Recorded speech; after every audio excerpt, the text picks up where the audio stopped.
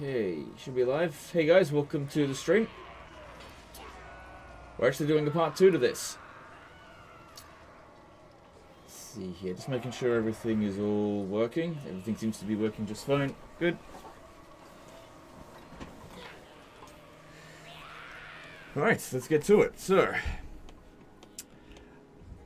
there's definitely a big steep incline in the difficulty since the patch 5.2, that's for sure. So, Wurzag, like, we've mostly beaten him, but he sent a lot of armies at us very recently, so that's, and we've crushed them. But we've also got Skarsnik to deal with as well. If we have a look, yeah, we can't negotiate with Skarsnik, can't get out of that war. And they are extremely strong, and I'm mostly concerned that Karak will get captured. It looks like they've gotten it to tier 3. It would be good to confederate it soon. So if we have a look at how far we need to go for that, I need to get an additional 2,500-ish grudges settled. So there's quite a bit here that we could potentially do this turn. Quite a bit, yeah. Okay, there's also the remnants of this army. We can't leave that behind. We just got to figure out what order we're going to do things in. So we've got this army over here, and I believe that, yeah, this is ready. So we can start globally recruiting.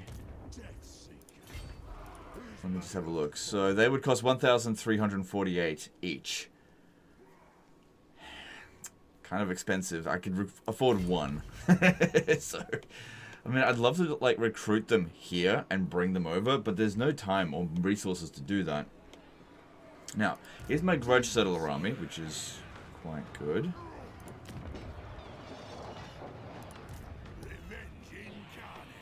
Yeah, we have to sally out with this army if we want to deal with this. So that auto resolve is completely unacceptable. Yeah. Oh, hang on, hang on. This army isn't supporting. Is that important? Let me just think about that. Because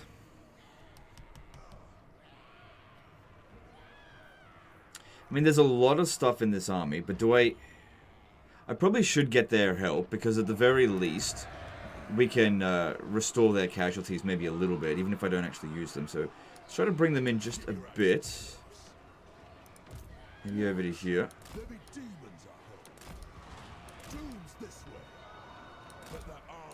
Come on, get in there. Oh, shit. That's not what I meant to do. Whoops. Okay. It's alright.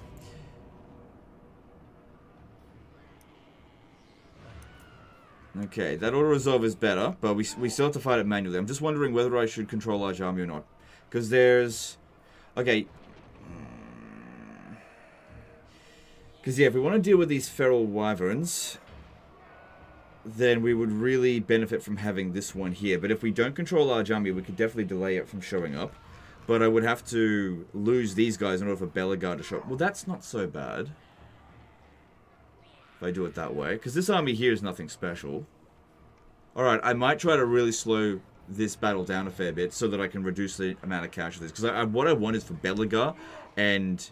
Oh, that reminds me as well. Can we get another Iron Warden tankard? Not yet. Still got enough movement to get back over here. I might just use this too anyway. Whitesland did a £10 super chat. Hi Legend, I missed the stream yesterday. I hope you and family are happy. How's the new patch in Dwarfs? So far so good, yeah. Definitely an increase in difficulty, for sure. Alright, so what do we got here for... Yeah, we were trying to get down to here. Reduce upkeep cost a little bit and research rate, which is really good. It's really good to get replenishment rate, but given the situation with the greenskins, I'm actually now thinking Lightning Strike may be pretty damn useful. Alright, who's got the Iron Warden tankard? You do. I think it's better it goes on a Thane. Let's give it to you instead, because yeah, I've only got 2.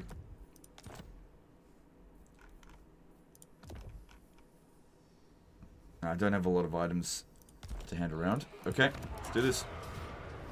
Alright, so don't control large army and fight it manually.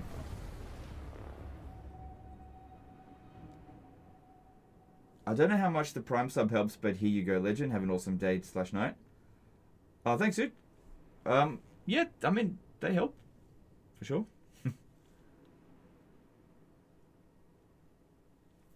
Hey, Legend, you're going to make those campaign overview guides a lot of things have changed? Well, I would have to replay a lot of campaigns, so... if I was going to do them, I would need to... You'd need to give me a bit of time. So we'll wait and see. Alright, I need to... Okay, hang on. 1 minute 25... Alright, okay, how am I going to do this? Yeah, that's fine. Just don't do anything. All we have to do is hold on. I want these guys here to come in from here. It doesn't bother me that they come in really late. That doesn't bother me. And move this over to this. Actually, set that up over here. Yeah, okay. And move this... I'll move that back a bit. Okay. Because obviously we want Belegar to show up. How are you coping with streaming at night with baby and stuff? It varies from stream to stream. Sometimes it was a good decision, sometimes it wasn't. So, baby most of the time sleeps very well at night. Most of the time. But in the nights that she doesn't, you know, my wife could have really used a hand. I'm not there, obviously.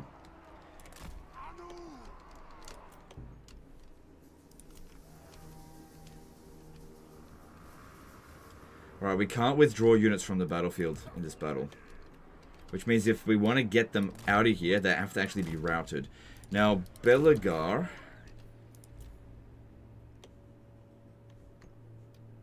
should just be able to basically beat the entire army basically by himself. The whole enemy army. Because he is just so bloody strong. And this is a relatively weak army. Because yeah, one thing we want to try to do here is actually use this army to recover our casualties. Oh shit, they're actually going over this way.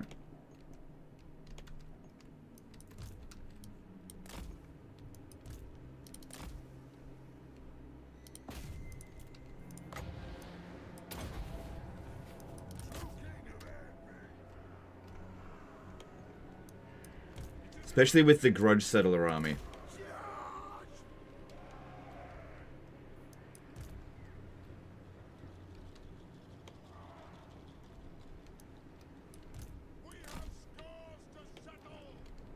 Would you consider Corona a hard campaign for a noob? I can't seem to make the campaign work. No, probably not. Sorry.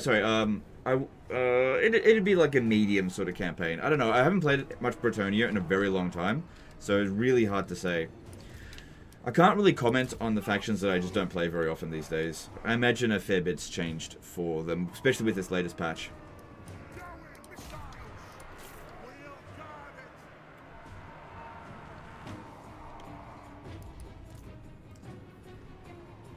That's it. Nothing for Belegar to watch out for there. Just need him to grind them down. That's fine. I think Bretonnia is hard for a noob. Maybe. But I can't comment on what would be hard or easy for a noob. It's just... I don't know. Like, I don't find Bretonnia particularly hard, but I know other people do. Yo, Vendrus posted about the AI update. I saw the post that he did. I did see it. I don't know. I don't 100% agree with him, but I see where he's coming from. A lot of people don't like the AI getting like ridiculous cheats, but instead want the AI to be smarter. And I really do get where they're coming from with this kind of stuff, but I also think that it is way easier, obviously, for CA to give the AI... Why aren't you doing that? Way easier for CA to give the AI cheats than it is to give them more intelligence, I suppose. So this is kind of like a band-aid solution for the time being.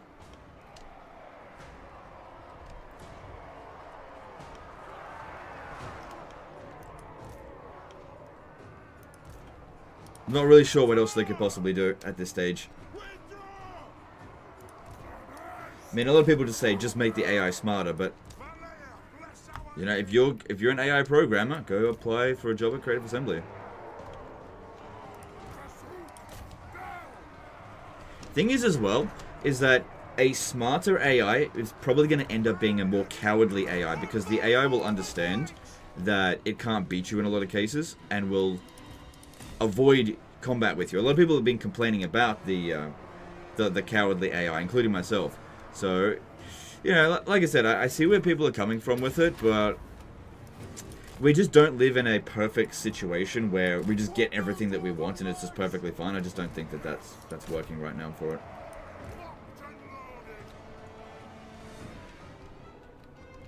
Hey Legend, I know you like to use regiments of renown for emergency, but the Echo Mines get 12 blasting charges in Belegar's army. Yeah, that's great. I don't really consider that a big deal though.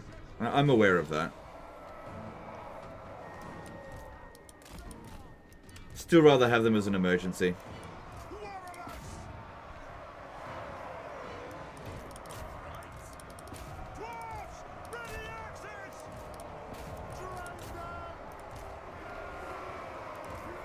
Oh no, I don't want you coming in yet. Maybe I should have just controlled large armies. Because I can't withdraw my units from the battlefield.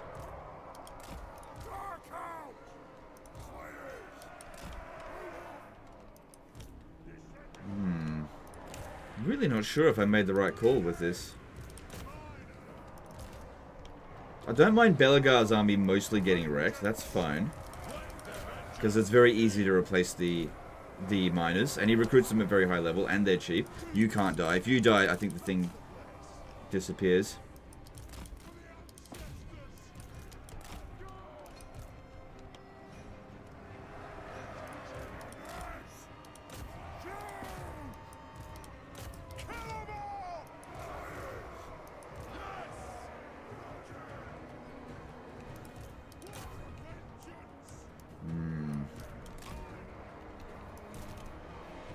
Yeah, I do want that one here to leave the battlefield.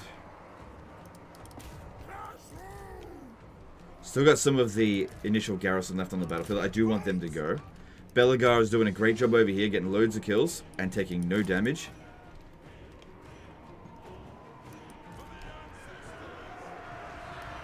We want these ones here to also leave the battlefield at some point. Right, so this one here, it's part of the garrison. Let that go up here and just get wrecked. That is totally fine.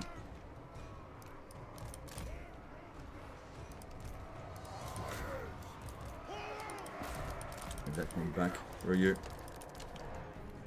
Yeah, we can't withdraw units in this kind of battle.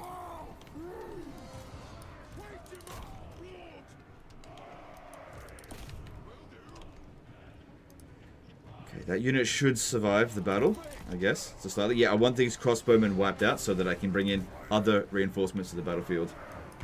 Good. That's it.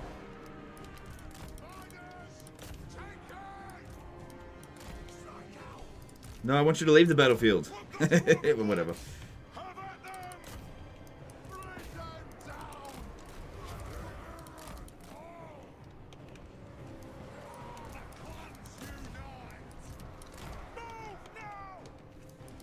Okay. Oh, this. Okay. Okay. We got some heroes coming in, so that's good. I guess.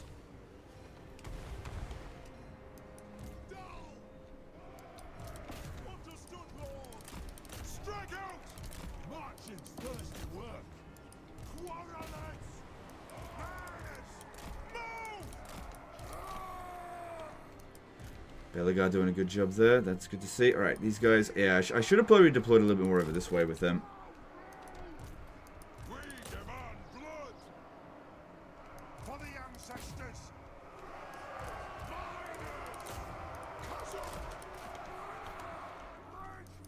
But yeah, Belegar's inflicting loads of casualties. Yeah, these ones here are going to get wiped out because they wouldn't rout. And again, we don't have the withdraw option.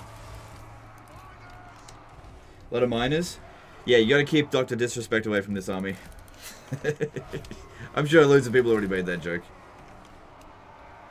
Oh my god, Legend. That's so old. Yeah.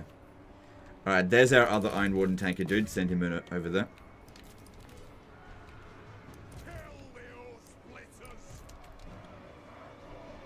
Oh, hang on. This... Yeah, it is actually wiped out. But yeah, they just got such high morale, can't rout.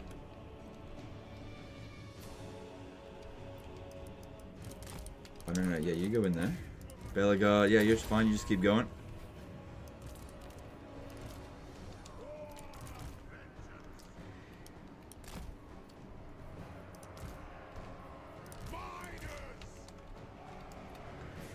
Yeah.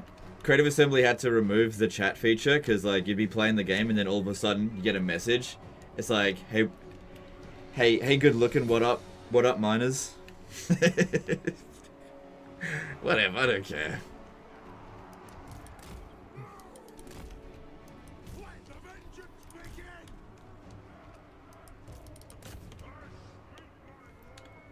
Alright, what have we got that's still part of the garrison? Nothing. Wish I could withdraw this unit from the battlefield. I want to bring in the Trollhammer torpedo, but obviously I can't.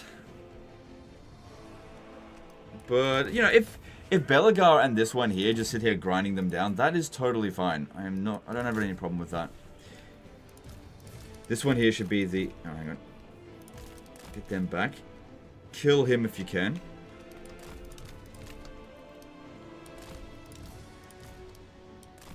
And yeah, send this one out to die, because it's good. Let's go one. Get back over here. Bring them up front. Put them in the forest. I might be able to use the Rune of Wrath and Ruin without them realizing I'm doing that.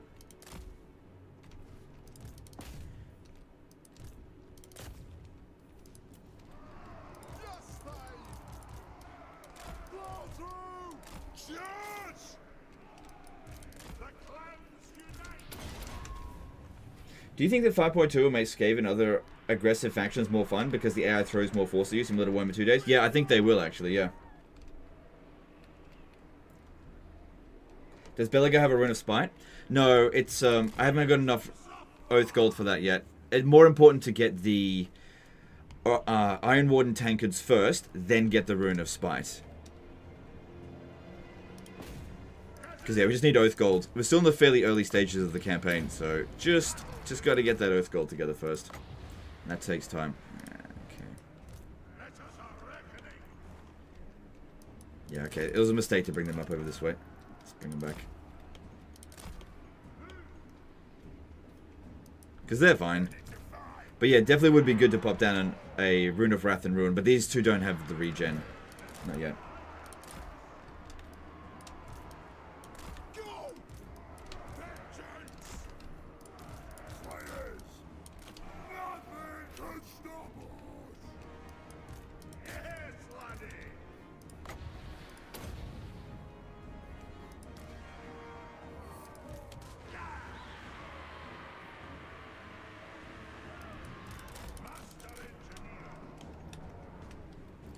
Belegar racking up loads of kills on them. Alright, most of the enemy forces have actually arrived on the battlefield now, so that's good. Now, when it comes to restocking, you should never restock miners with blasting charges, because the way that restock works is it restores a percentage of their ammunition. I think it's, actually, I don't know exactly, but it's not a whole lot. So when you restore ammo on miners with blasting charges, you don't get much ammo back.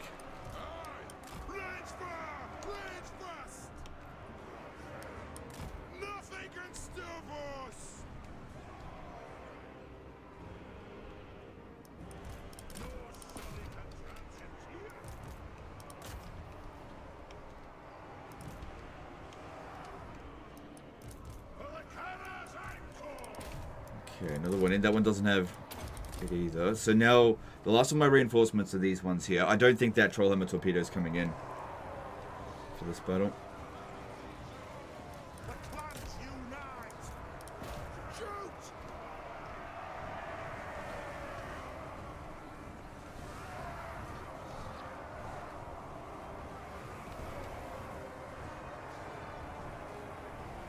Hang on a sec. Fair few questions here. Have you seen most of the Mayor's new video about Khorne? Yes, I have. Very interesting stuff there with Khorne. In case you haven't seen it, Venris has an interesting take on update 5.2 regarding AI cheats and the amount they receive now. Apparently, AI no longer have global recruitment in the files. They can instantly recruit globally. Yeah. It'd be interesting to see how fast they can actually recruit in a single turn. I think sometimes you should not worry about what's actually in the game files and actually have a look at how the game actually plays. So let's see about that before we start going all doom and gloom. I mean, at the end of the day, we're not in a disaster campaign situation. We're having a struggle, definitely, but you know, This is one of the hardest campaigns that you can play. It always has been. And we're doing okay. Here's the thing, I don't think Legendary difficulty should be a cakewalk. And that's what it has been the entire time for Warhammer 3. Yeah, if that one... Oh, they're not interested in Belegar? Okay.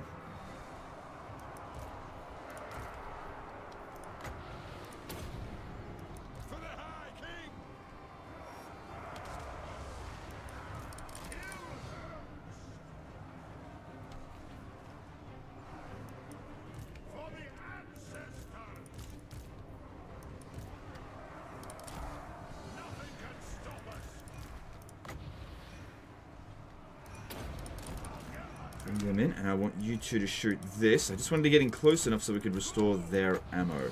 I would use that, but they keep putting us in melee.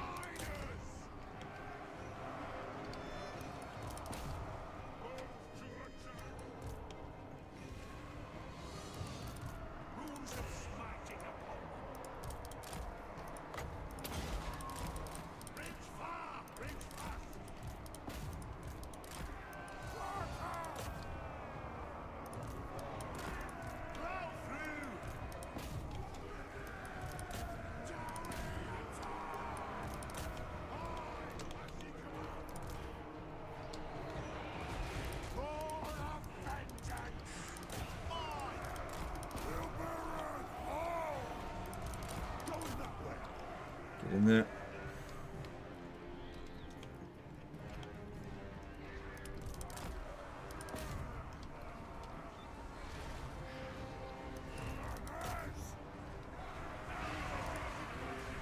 Okay, actually, be really great if... Okay, there's the army losses. I don't think this went as well as I had hoped.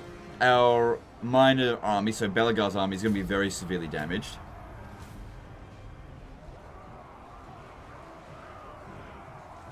Good, that's getting destroyed. But it's okay, he can recover really quickly. It'll be alright. Have you looked at different cults yet? I kind of feel like Slaanesh got really messed around while Zinch got all the best toys. What are your thoughts? I haven't looked at it yet.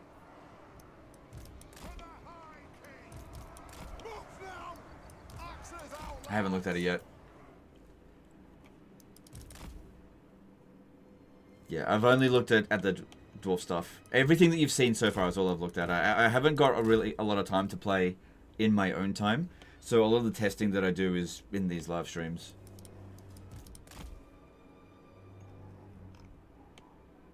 Alright, I'm gonna come around anything down.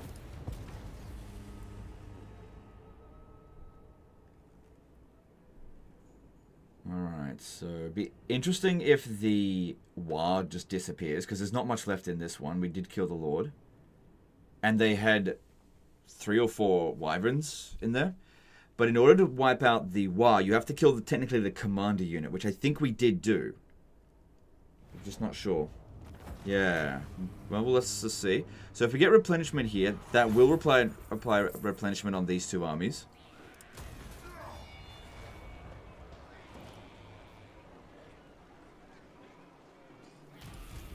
So Belegar did lose a minus of blasting charges, but it's super easy to replace them. It's not a big deal.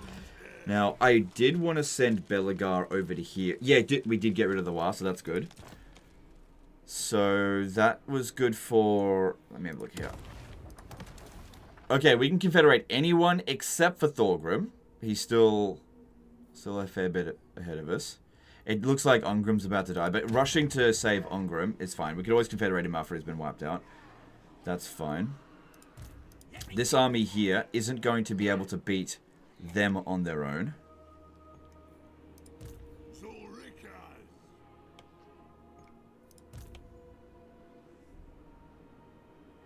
Another thing is that I kind of wanted to send this army over to Stone Mine Tower. If I attack this with Belegar, I might not be able to attack Doc Karaz. However, there's no siege attacker in this army, so even if they went back to Baragvar, they wouldn't win. Because, yeah, that amount of campaign movement range, 58 points, it does take a fair amount of movement going through here.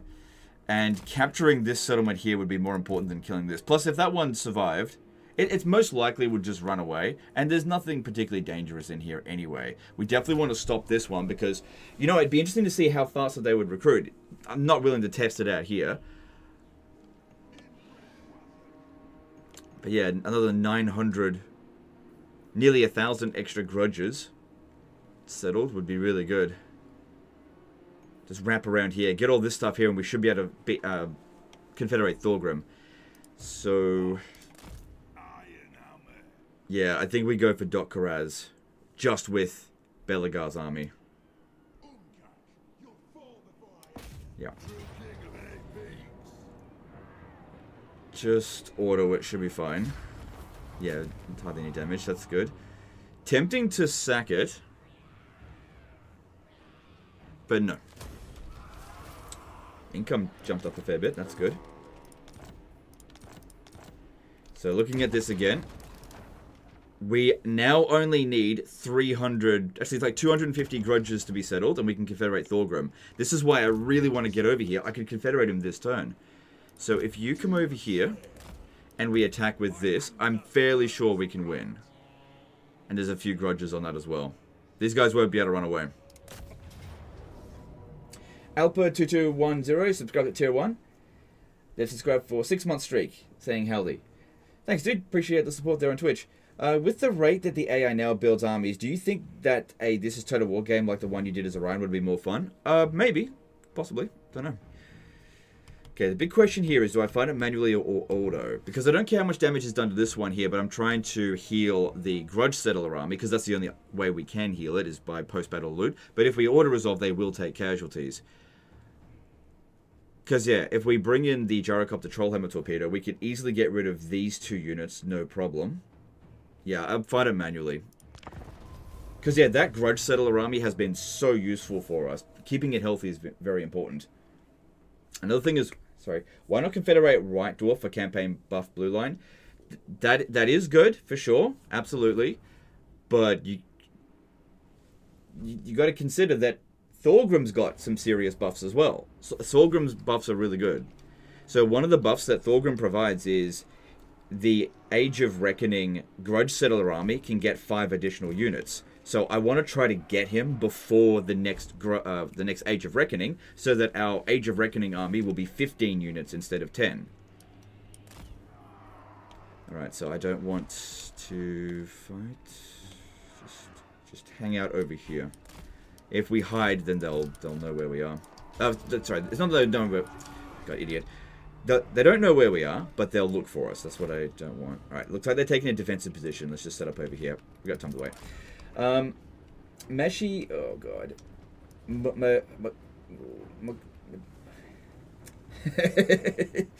Okay. Massage Bokads did a PLN 10 super chat. Hi, which dwarf campaign do you suggest for your first? I'd suggest Malachi McCason. Oh, hang on. For your first, probably Grombrundle, actually. Hard to say. All of the dwarf campaigns are kind of challenging in different ways. So, yeah, I'd maybe go Thorgrim first, actually. Scheming Sloth did a $5 super chat. How are you liking the recent updates? Do you think CEA can keep this momentum up on future updates and DLC? Thanks, super chat. I am so far really liking patch 5.2. I hope that they can keep up the momentum, and I'm definitely rooting for them to succeed, for sure. And I'm hearing good things. I'm hearing, like the next patch. So this is what I've heard. Again, rumors, don't base your life around them, right? Pinch of salt. But there will be a patch 5.3 before the DLC. And that patch 5.3 is going to be of a similar amount of content to what we got with 5.2. So, racial rework, racial updates, adding a bit of stuff, maybe a few units here and there. And, yeah, it's basically just a little bit to tide you over before the DLC. So, 5.3 should be coming out, again, just a speculation. Probably early October, if I had to guess.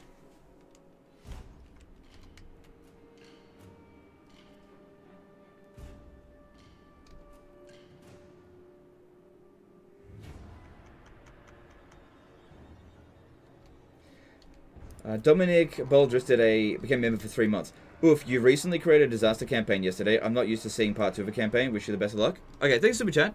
This was never a disaster campaign. Okay, it was never a disaster campaign. It's just that it was going way worse than what my usual campaigns go. That's all.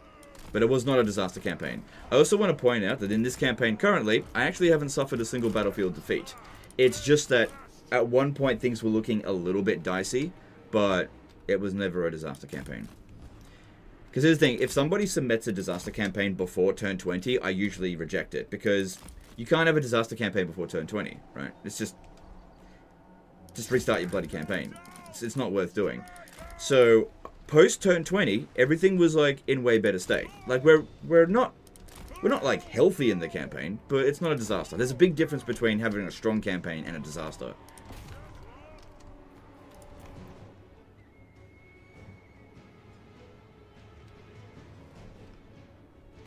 Also, another reason why we want to get Thorgrim is because his territories are close to ours, so we can confederate them and maybe save them. Whereas if I confederate Grombrindle, I'll probably have to sell all of his territory because there's no way I'll be able to hold it.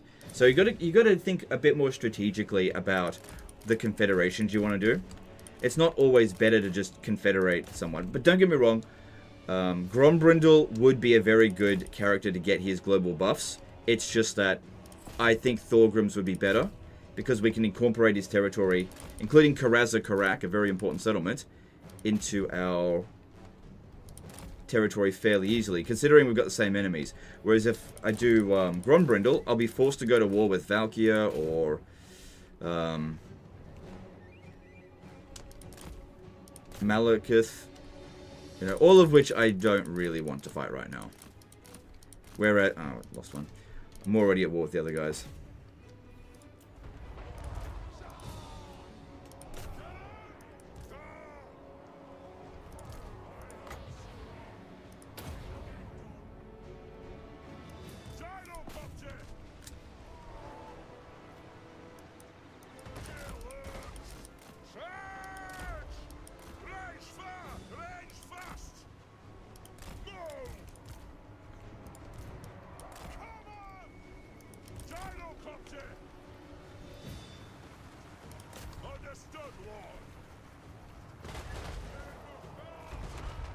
Come on, where that army loss is at.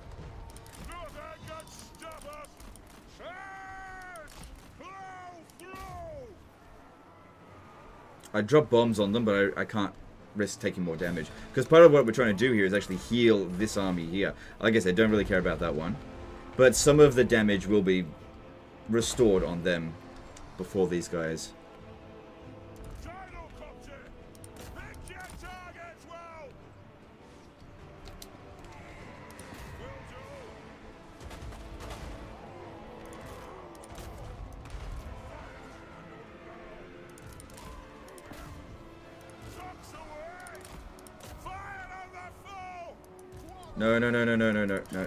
No. Don't want to be taking casualties with this one. Just move it back.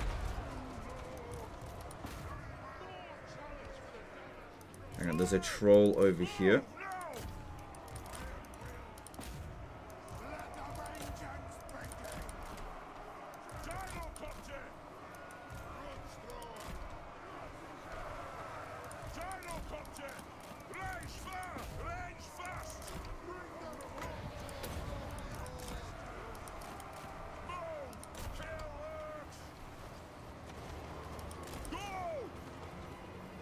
Okay, there's the army losses. Cool.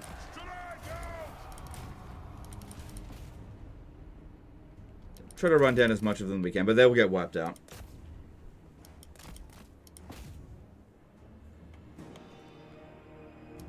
So I think Wurzag is pretty much in a position where he has no armies left now. So now we just need to roll over his territory as quickly as we can. Alright. From what I can there. I took one casualty on this one, but whatever that casualty is... oh, that's right, it was the Trollhammer Torpedo Gyrocopter. Hopefully we can restore it.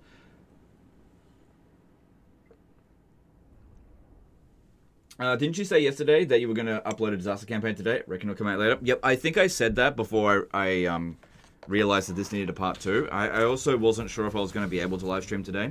I typically don't release a video and a live stream at the same time. So that video can go out any day. It'll go out probably tomorrow. I mean, unless I live stream again. But it depends. But I probably won't be able to live stream tomorrow. Just depends, because I don't really know day by day what's going to happen. I really can't plan these things in advance. I have to kind of keep things flexible.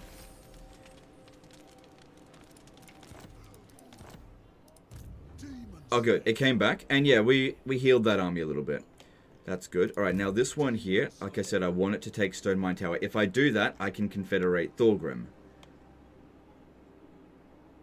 Which also means that I'm going to have to deal with whatever Crooked Moon has got here. Because if we have a look at that... Yeah. I mean, there could be friggin' 100 armies standing right there. And I could be about to just be walking straight into a goddamn trap. But at the same time... You know, what's the difference between Thorgrim losing it or me losing it? It is what it is. I won't be able to sell it anywhere because I can't negotiate with them. Yeah, most of his armies are gone now. But there would probably be at least one more remaining somewhere. Alright, let's go. We're going to sail out over here. We're going to land there. And auto should be fine. Yeah. Did you get any sleep since the last stream? Yeah, of course I did. I guarantee you that if I didn't get any sleep, I would not be live streaming right now. Oh, so I fixed my air conditioner remote. It just needed a new battery. Now it works. Perfect. Will you take Forest of Gloom? Yes, but it's not a priority unless these guys declare war on me. Right now, we deal with the enemies that we've got. We can deal with that whenever we want. It's just that, you know, uninhabitable climate, an enemy that's probably not going to declare war on us. Low priority to go and take him out at the moment. Okay, so if this one goes and stands at Barak Var, then shouldn't have to worry. Would have been nice if he could have caught up to Ruglash there. Alright, so we've now got enough to confederate Thorgrim. Let's do it.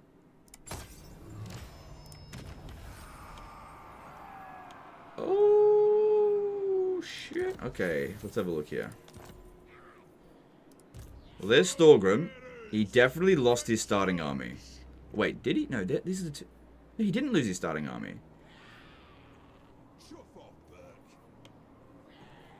No, he didn't. Yeah, there's Tom Phillipson. Okay, that's good. Also, if I'm not mistaken... Yeah, these are special grudge settlers. They actually don't take up a grudge settler capacity. Interesting ones, these ones. Because, yeah, Thorgrim can actually have a maximum of 10 grudge settlers.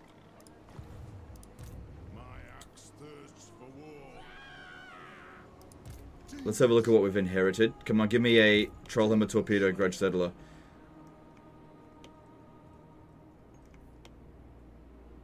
No armies down here. Alright, well, we've got some serious financial stuff we've got to figure out here.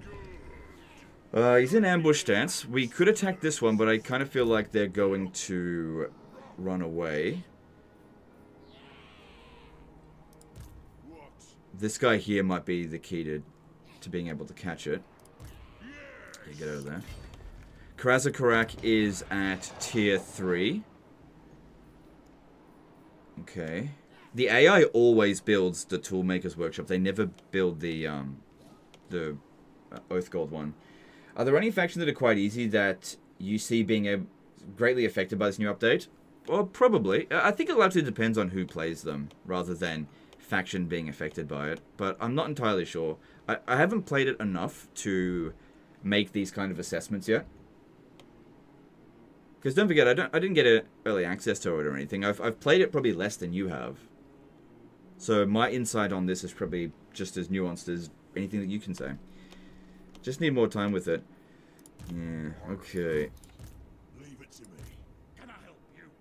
Alright, Force March. Hang on. These ones are low experience, but honestly, getting experience on these guys here is not essential. Belegar. True king of 8 peaks.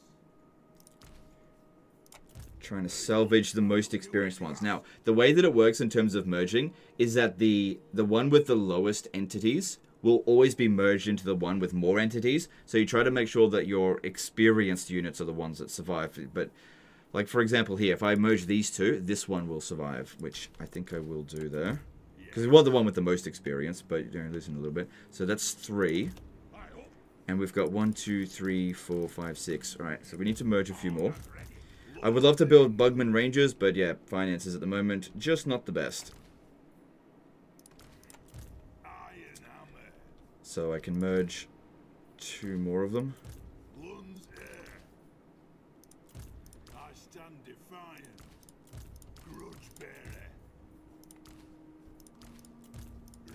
Alright, just disband that then.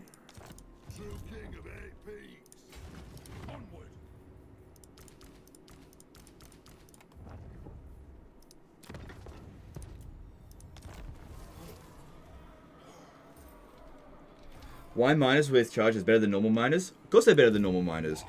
Their upkeep cost is only slightly higher, and they're really good at getting rid of low-tier infantry, so in the early stages of the campaign, it's a really good choice. Okay, so that helps our financial situation out a little bit, but obviously I've got to cut 7,000 worth of upkeep cost penalty off, or else we're yeah, financially screwed. So that one's causing a lot of raiding. So getting rid of that will not only cause us to lose troops, which in a way is good because we gotta merge all this stuff, but also we'll get 1,000, nearly 1,000 just by getting rid of that, plus loot money. All right, let me try something. This might work. Hang on. Okay, Thorgrim. Thorgrim's not very high level. I would probably want to respec him at some point, but right now would be a bad idea. So the one that I'm trying to get to is Age of, what's it called? High King. Age of Reckoning, Grudge Settler, Army Size, +5. Also, I don't think he's only done the Acts of Grimnir, so he's got 3 other quest battles, which means potentially 1,500 additional grudges that need to be settled, including Oath Gold, so that'll be good. So we definitely want to level him up. But yeah, we've only got a small amount of movement here. I'm worried that if I attack this army, that he'll run over to here, and I'll be caught out over this way. Whereas I'd much rather hit it in, like, this direction here, so that I can at least force march back into Karak.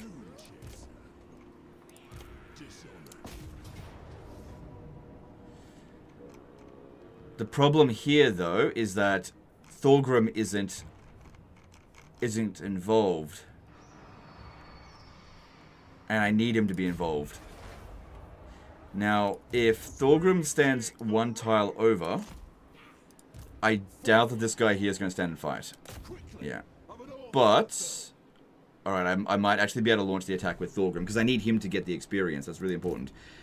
Oh, fuck. No. But he can still reinforce. Yeah, it just didn't have enough of it. Because this guy here can launch the attack now, so that's okay. But now this one can't show up. Send me to vengeance. Thronebearers, move. Aye, let us begin. This guy here needs to launch the attack. Well, we've got a gyrocopter, and we've got a gyro bomber there.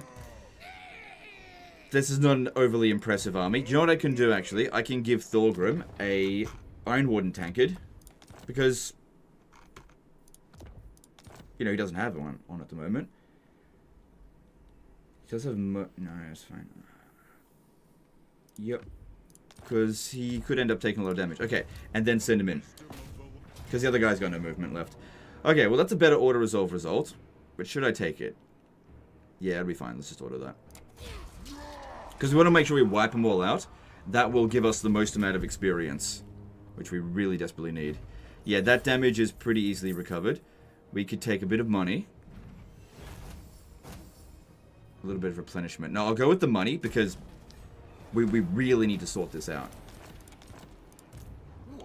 Now, Thorgrim needs to be sitting inside of Karak over the end turn. There is a decent sized garrison in here, so that gives us essentially a War army. Would not be able to penetrate that. One War army wouldn't. These guys wouldn't be able to get over here, so it's unlikely that they will launch the attack on Karak over the end turn. So what we want to do here is kind of consolidate all these forces. We don't want to lose any of the grudge settlers unless we, if we can avoid it. Rune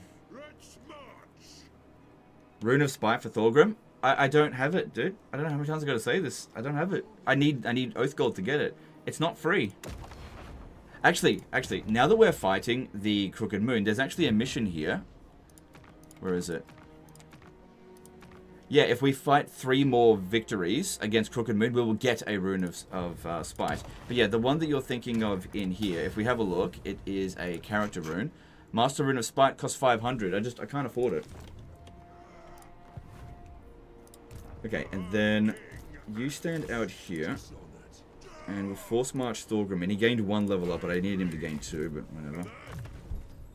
Because, yeah, that would be really helpful. Maybe best don't actually spend this point, because we've only got 7 turns. And I need to get this. And getting any of these right now I don't think is essential. Because, yeah, there's some really good stuff in here that we really need. Okay, so how are we going to do this? Why don't we transfer all of these forces into this army? Can't because there's too many grudge settlers. Okay, figure this out. Alright, well, Thorgrim doesn't technically have any grudge settlers. So, why don't we get rid of these miners here? Get rid of both of them, they're not useful. Transfer in both of those. Yep. Then I could transfer all of them into that army. And then I could get rid of this guy. Yep. Cool. That saves us a little bit of money, but we're still taking attrition. We've still got a bit to work with here. There's this army here, which they really put themselves in quite a terrible position. There is no way in hell that this army is going to be able to beat this one. But at the same time, if we have a look at how much movement they've got, they actually can't reach us. But what we could do is lure it down over this way. And if we want to protect Karak on... Depends on what we want to do with that. Does he have 8 peaks? We're close. We're getting there. We're getting close. There's also Iron Rock here. And there's Snazdrog.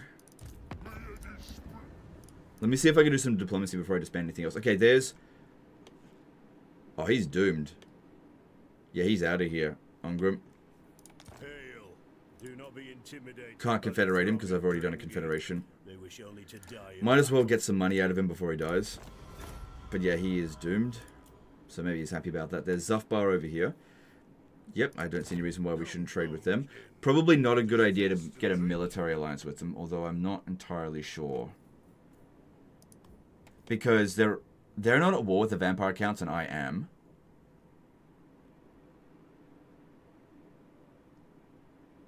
Well, let's just get this one here first. I can get some more money out of them. Yep. Then I can get that non-aggression... Sorry, what's it called? Military access and military alliance. Yeah, alright, I'll get the military alliance. And I don't care about bankrupting them because even if they go to negative $1 million treasury, that'll just get wiped over the end turn. Gives us a bit of line of sight over here. Carcassonne, we've got some deals with them. They're holding back Grom the Paunch, so alright, I will do that. They get more out of it than we do, but that's okay. Okay, that's all the diplomacy we need to do. Alright, we're not going to take attrition over this turn. So that's good. And that's with just 6 supply lines. I really need to get to Karak 8 Peaks. Some God of Guarding became a new member. Thanks, I appreciate that. How are you enjoying the new difficulty? Is it very noticeable? I think it's quite noticeable, and I'm enjoying it, for sure. Thanks for... You know, by the way, I found a funny little thing. I think the Dark Elven roads get converted to the trading outpost, while the income building gets converted to Toolmaker. This results in you getting both. Yeah, I've seen something like that happen before, yeah. Especially with the High Elves, they've got 2 economic buildings. Yeah, that's interesting. Alright, I won't be able to transfer all of these grudge settlers into this army. I'll be able to march on Pillars of Grugni. Okay, we've got a hell of a lot of... If we're going to march on the Pillars of Grugni, we probably need as many troops as we can possibly get.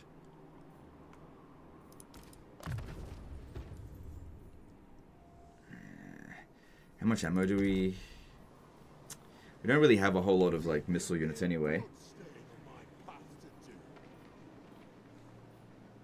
I found out that if you confederate with diplomacy and another one with grudges in the same time, pretty useful.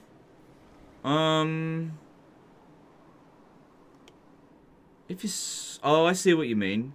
Yeah, right. Right, that wouldn't have applied in this situation, but yeah, okay, yeah, he really is gone. And how bad is he? Yeah, he's pretty strong. New hotfix just dropped with some crash-related issue. Maybe that was happened to you. Yeah, maybe.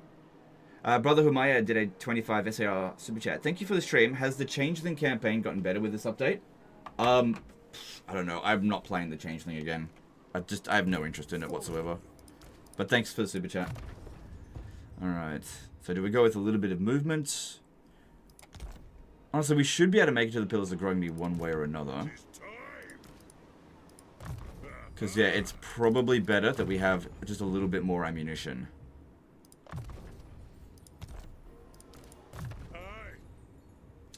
Some God of Guarding did $2 super chat. Thanks for the content for the past 8+ years. No, dude, my pleasure. Thank you for the super chat. Maybe getting Grudge against the Greens, against the Foul wouldn't be all that bad. Yeah, let's get that. Because we need to be buffed as much as possible when fighting them. Alright, so if we have a look at our grudges, we've got 2 out of 3, even though there's actually 4 in the army. So I can take one of these guys.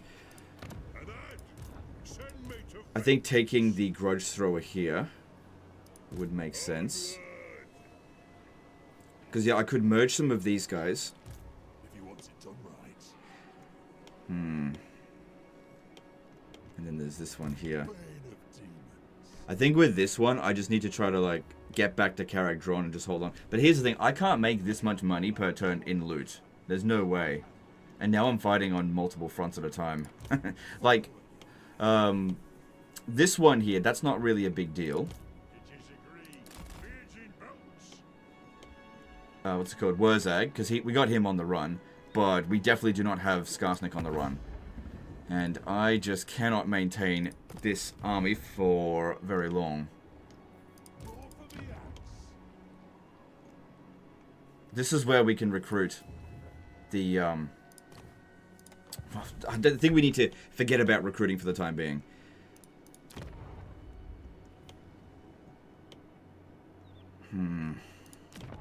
Is there redundant buildings somewhere that I can maybe demolish to just make some money?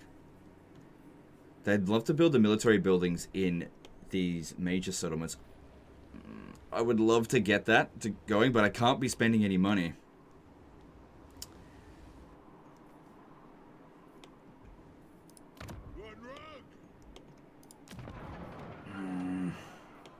Dwarf beer here means that I don't need it. The public order is actually not that great here. God, how are we gonna sort this out? Because yeah, I've got enough money to get through one turn. It takes more than a turn to get to Barak Duazbag from here. We've got some levels up to do. Yep, finish up your lightning strike. God damn, I need to reduce my upkeep cost every little bit. It's gonna count. Zach Wolf did a $20 super chat. Part 2. Let's fucking go. What a great thing to wake up to. Glad to have something to watch at work today. No, it's it. My pleasure. Yeah, I'm really enjoying this campaign. It's definitely a challenge for sure. I've got a lot of difficult decisions that have to be made. But yeah, appreciate the support. Okay. This one's essentially done everything that it needs to.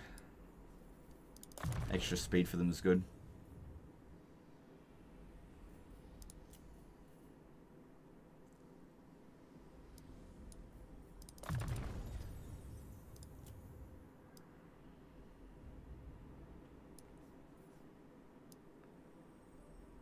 Yeah, stronger. And then Thorgrim's... No, I leveled him up. Who's got the other unassigned skill point? You do? Okay. Oh, no, you do.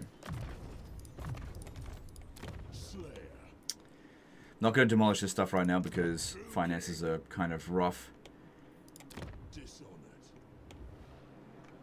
See, I don't want to disband this army here because I feel like I'm going to need it for attacking this. We're going to be outnumbered by like a full army. That being said, the quality's not on their side, but it's not like this is amazing either. And they might send this army to just stand there, and we don't have lightning strike on Thorgrim.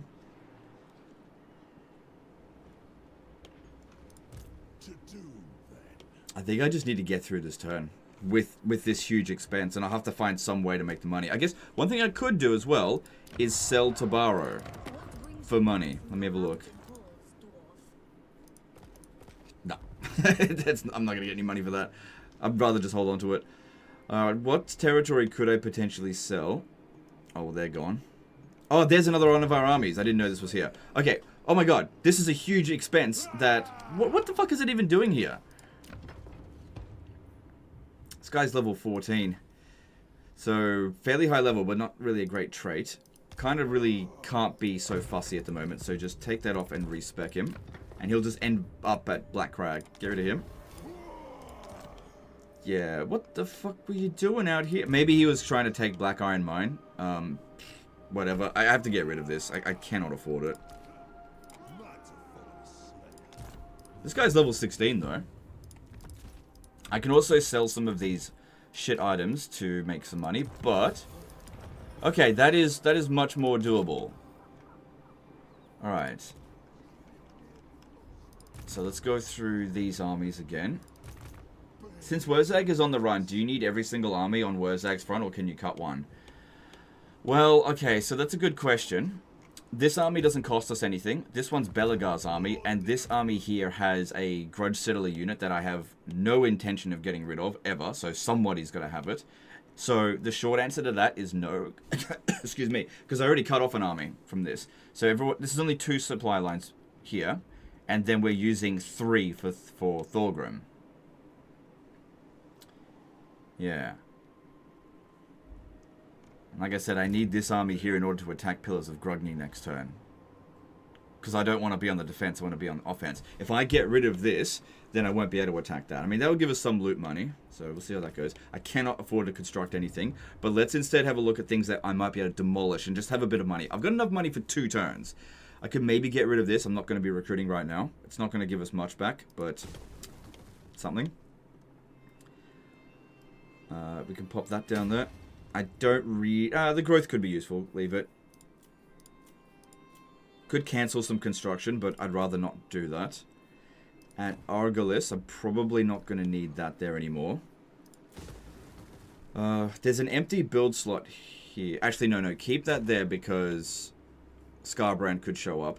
But even though we need to be saving as much money as possible, this is not an expensive building, so I feel like I can justify getting that. And I need Oath Gold, so that's fine.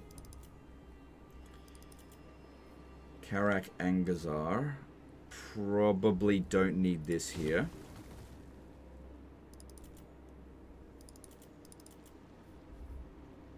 May need that. Keep that, I guess. Yeah, I'll need all of that. Alright. Well, we're just going to have to bleed through our money for the next few turns. I've got enough money to get through the next 2 turns. I mean, if we capture some more territory, that will be good for cash. Now, another thing that could happen is that they could send this army over here. No, they don't have a siege attacker. There's no way they can besiege it. And anyway, this is a very strong army. It's far more likely that they'll go over to Iron Rock with both of these forces, since that'll be where I'm not well defended. So I may need to recruit some regiments around here if I want to be able to defend it. But yeah, he doesn't look like he wants peace. Invest into borrow. Sorry, invest into borrow to L. What? To sell. Well, they don't have any money. This is the problem. That's all the money she's got. So even if I made it better, I would not be able to get more money than that. So it's not really worth it at this stage here. We just got to wait for her income or her treasury to increase, and then I can sell it. I don't even need to upgrade it any further. So you're not wrong, but we also just don't need to do that at all. And in the meantime, at least it's making me some money. There's also the Gotrek and Felix quest battle, but I don't think that Belegar is going to be able to handle that right this very second. This army here needs to really get down here and just smash this stuff. Is good territory. Then again, we'll be on the border with Skarbrand. Last time I saw Skarbrand, he was around over here. I need to send this one up here. Actually, let me have a look. He's not garrisoned in any of these settlements, and he's not sailing out that way. If we have a look at him, he's weakened. I guess he's just distracted. He's fighting on multiple fronts. Maybe we don't need to worry about Scarbrand. Alright. Alright. Well, I guess we will see how that goes. Let's move on.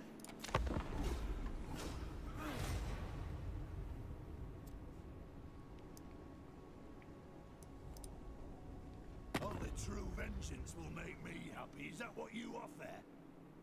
Wow, okay.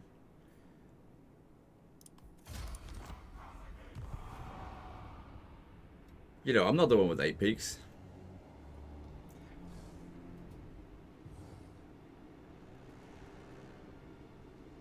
Next turn I meant sell to borrow. There's no money. They don't have any money. They haven't had any money for the past few turns. I can't sell it to someone who has no money. I can get 2 grand out of it, but that's not really worth it, I think. Okay, they're gonna do this.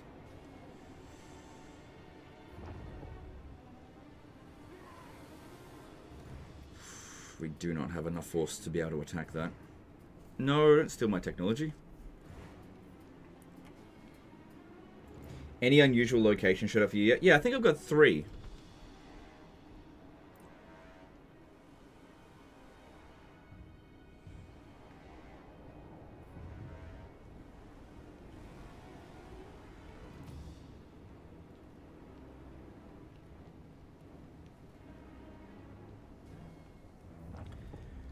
Now, I'm not particularly close to Clan Moors, so I'm not... I shouldn't need to be shitting my pants about that too much right now, but obviously I'm very much stretched thin.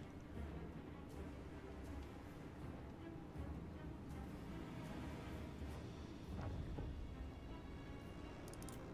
damn it, okay. It's all good. Alright, so... Okay.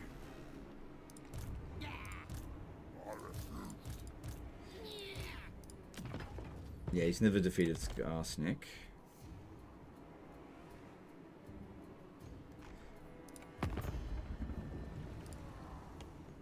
Alright, Clanmore's not that strong. Alright, so they're actually fairly close to us. They have territory at Belegar Ironhammer. There's no army there. There is an army here, though. So they could end up at Black Crag very soon. Or the Iron Rock. This guy can't make it over there.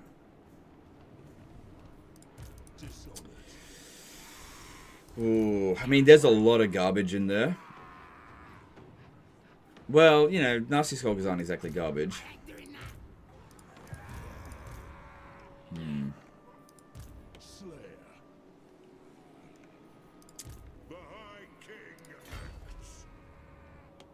Another thing that we could potentially do is actually besiege the Pillars of Grogny with one army and attack this one here with the other one. But if they back off, then that may be for nothing. They'll have to fight 4 full fucking stacks.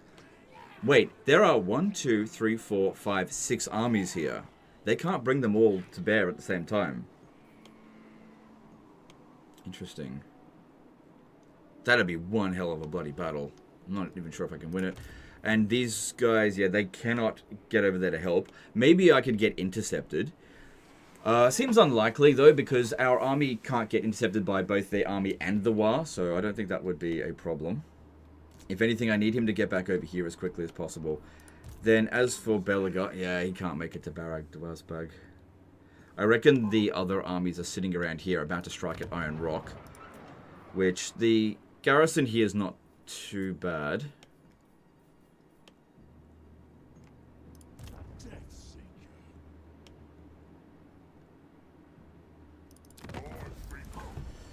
This army here is not fantastic by any means, but I'm going to have to be aggressive. We just need to get over here and bash these guys up as much as we can. So just going right into the blind right there. Just hope there's not too much in the way. So there is an army recruiting. Hopefully they move over to here. Because, yeah, we can get a lot of value out of this one. I might be able to justify recruiting one more miner, but it's not really a whole lot of value. I wish I could have made it over here. Our research rate is now at 105%, because they stole some of our technology, I believe. Yeah, 20%. I wonder if the War makes greenskins overperform and become dominant in their regions with all these free armies. Maybe. No Cookies did a €5 super chat. Just finished watching the VOD from yesterday. Super excited to see a part 2 of this. Love your content. Thanks, dude. Appreciate that. Alright. Oh, boy. Oh, hang on. Uh-oh. Uh-oh. This guy doesn't have enough movement to actually be able to launch an attack. So, I actually... The only thing he could potentially do is reinforce. That's the best he could do. That would be a minor settlement siege.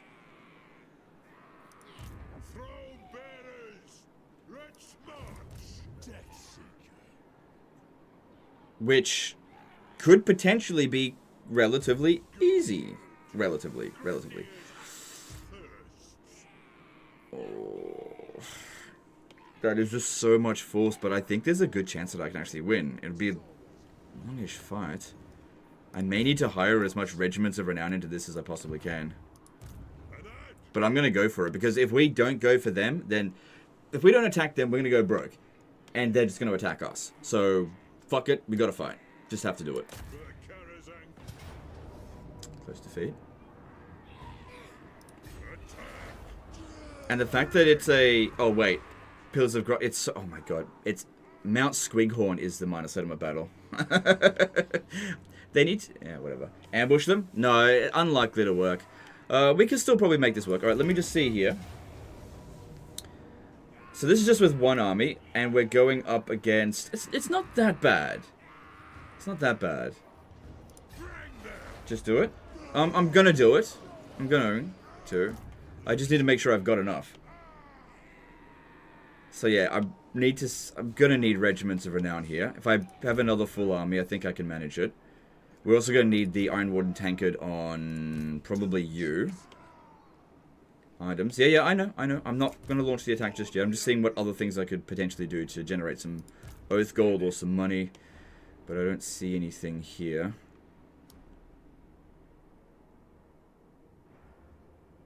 On to vengeance. Clan Verms.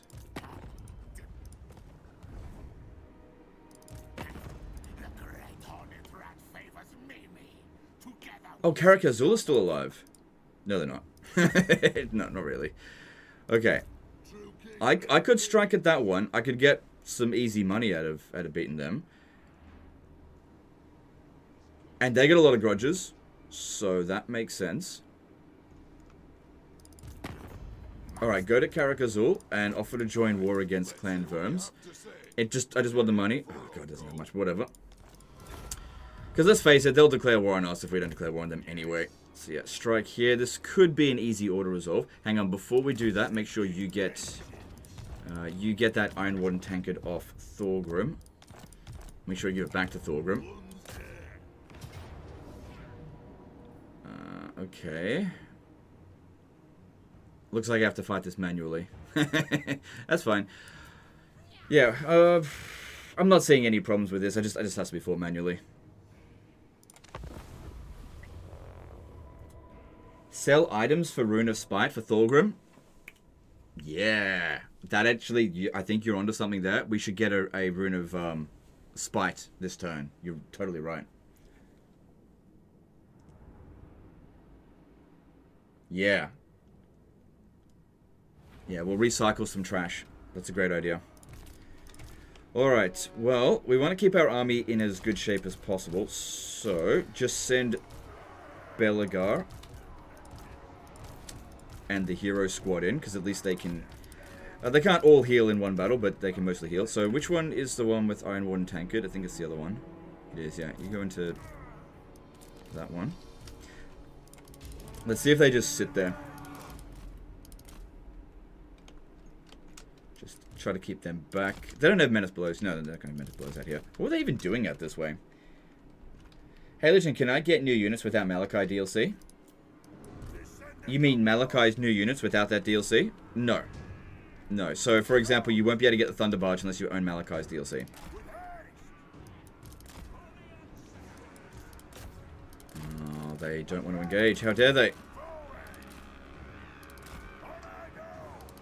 don't want to fight clan rats. I want to get rid of the dangerous units that are going to cause trouble on them. Alright, I want to move these guys more over this way. Just stay away from them.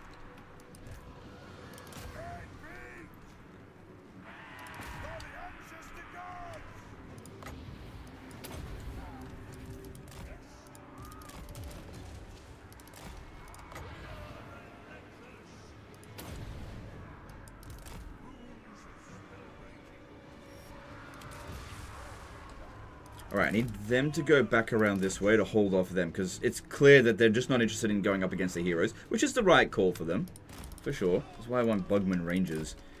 Just be able to stalk all my armies and just, if I want to, just have them deal with it. But can't recruit them yet. It's on my to-do list. Maybe we'll get there today. We'll see.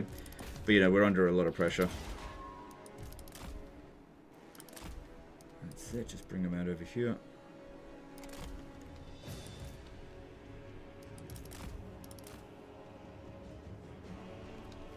It's good that we've caught them in force march, so they get wiped out no matter what. Assuming we win, which I think that's a safe assumption.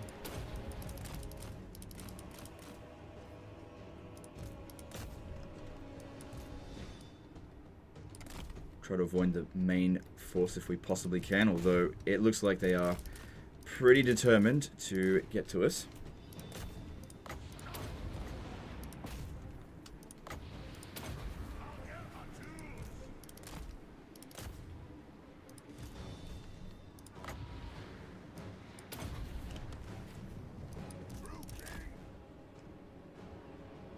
No, you've got to stop the warp fire throws. That's super important.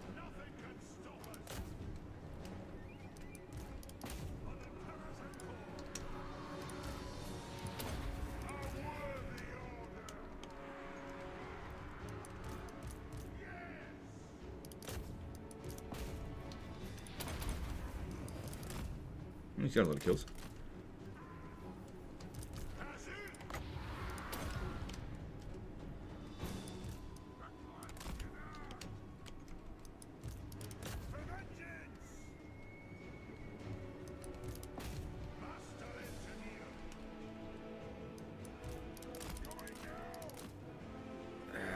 I need to kill that assassin, but I also can't let these warp fire throwers get over here because they'll outrange us. This is good here.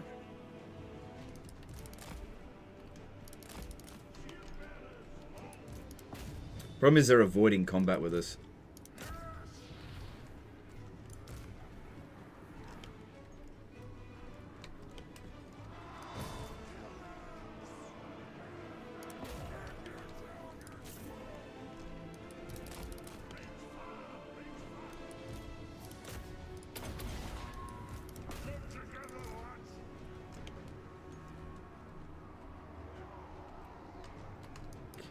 Tell them to stop shooting.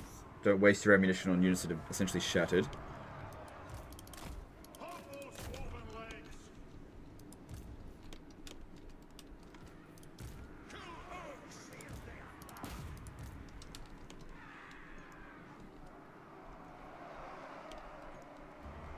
That assassin's not going to do very much to us. I don't think we need to worry too much. Right, don't worry about that. Get back over here.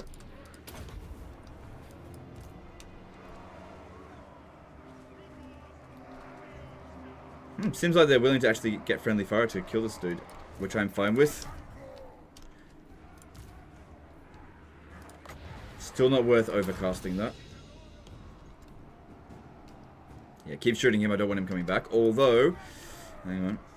Definitely don't want this one coming in here.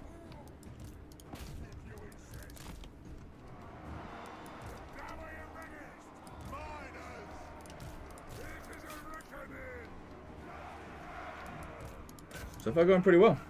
Some idiot subscribed with Prime. This is go for 4 months, going in 1 month streak. Thanks, dude. Appreciate the subscription on Twitch. Appreciate it. Yep, good. Yeah, definitely don't want those guys getting too close. Yeah, I thought that they would rally. Alright, I need these two over here to get ready to shoot them away. You're suffering too much. Next time we fight a battle, you get the Iron Warden tankard.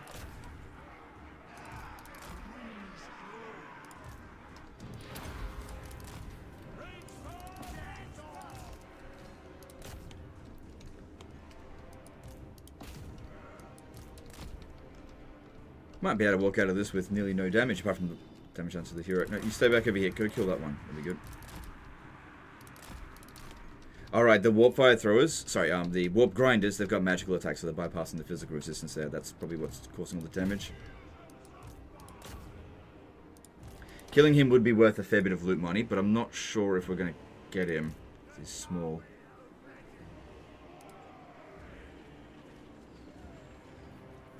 Yeah, I need 2 more volleys to get that one. Probably not going to happen.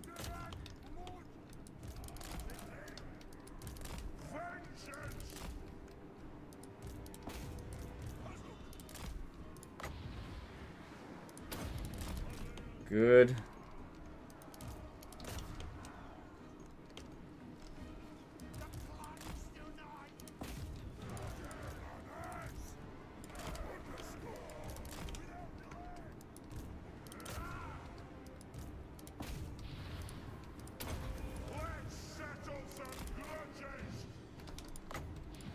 At least that's got decent range.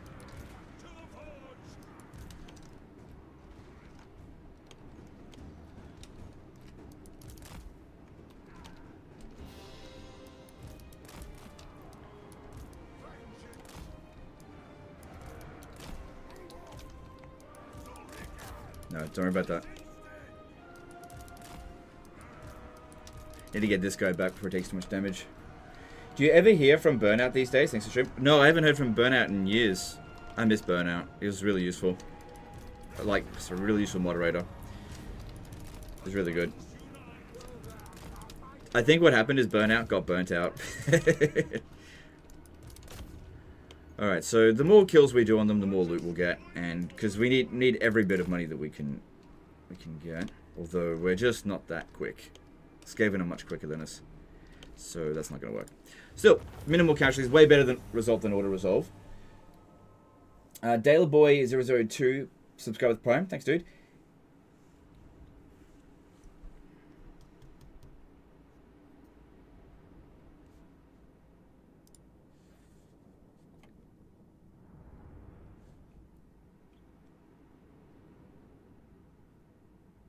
By the way, what are your thoughts on the Magma Forge Deeps building? I haven't built a deep yet. We're getting to it. I'm going to build one at Skaven Blight soon, but I haven't done it yet.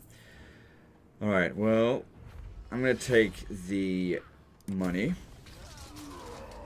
And whatever Clan Verms was planning is kaput.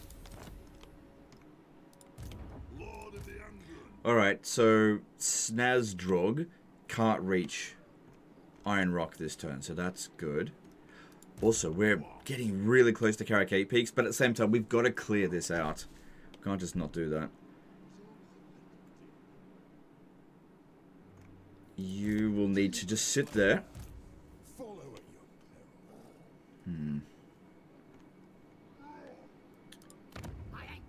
Got some defenses there.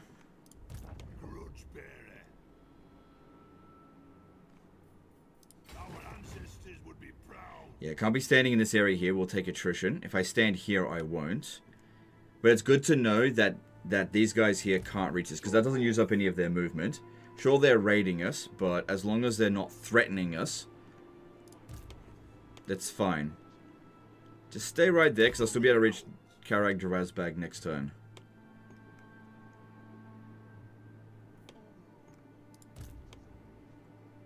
In fact, maybe bring this one by forced march over to here, so that if I need to, Belegar can go to Drazbag and this one can go to Iron Rock or Black Crack, because there's also going to be Skaven over here. I'm going to need to recruit a hero here, a Thane, just to keep an eye on the Skaven out this way. Oh god. Shit. I've got enough money to get through this turn. Alright, yeah, so force march to here. They'll be able to reinforce each other if they got attacked, so that's okay. Doc Karaz is safe. This guy might want to try to get back over here to prevent me from capturing this. I really want to get some gyrocopters in this army, but I just got no money. Alright. And we have to spend a lot of money on this. Because, yeah, Thorgrim can't win this on his own. And, okay, we've got to do some stuff. So going to the forge here, I need 50 extra... Alright, yeah, definitely recycle these 2 pieces of crap. And I have to recycle something else, but I have to unequip something. So let's have a look at what we've got. Dragon Helm, probably not that helpful. What else have we got in here? That's a piece of crap.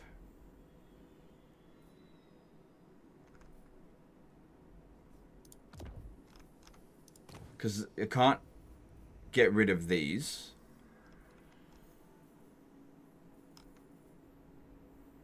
That could actually be useful for you in this coming fight.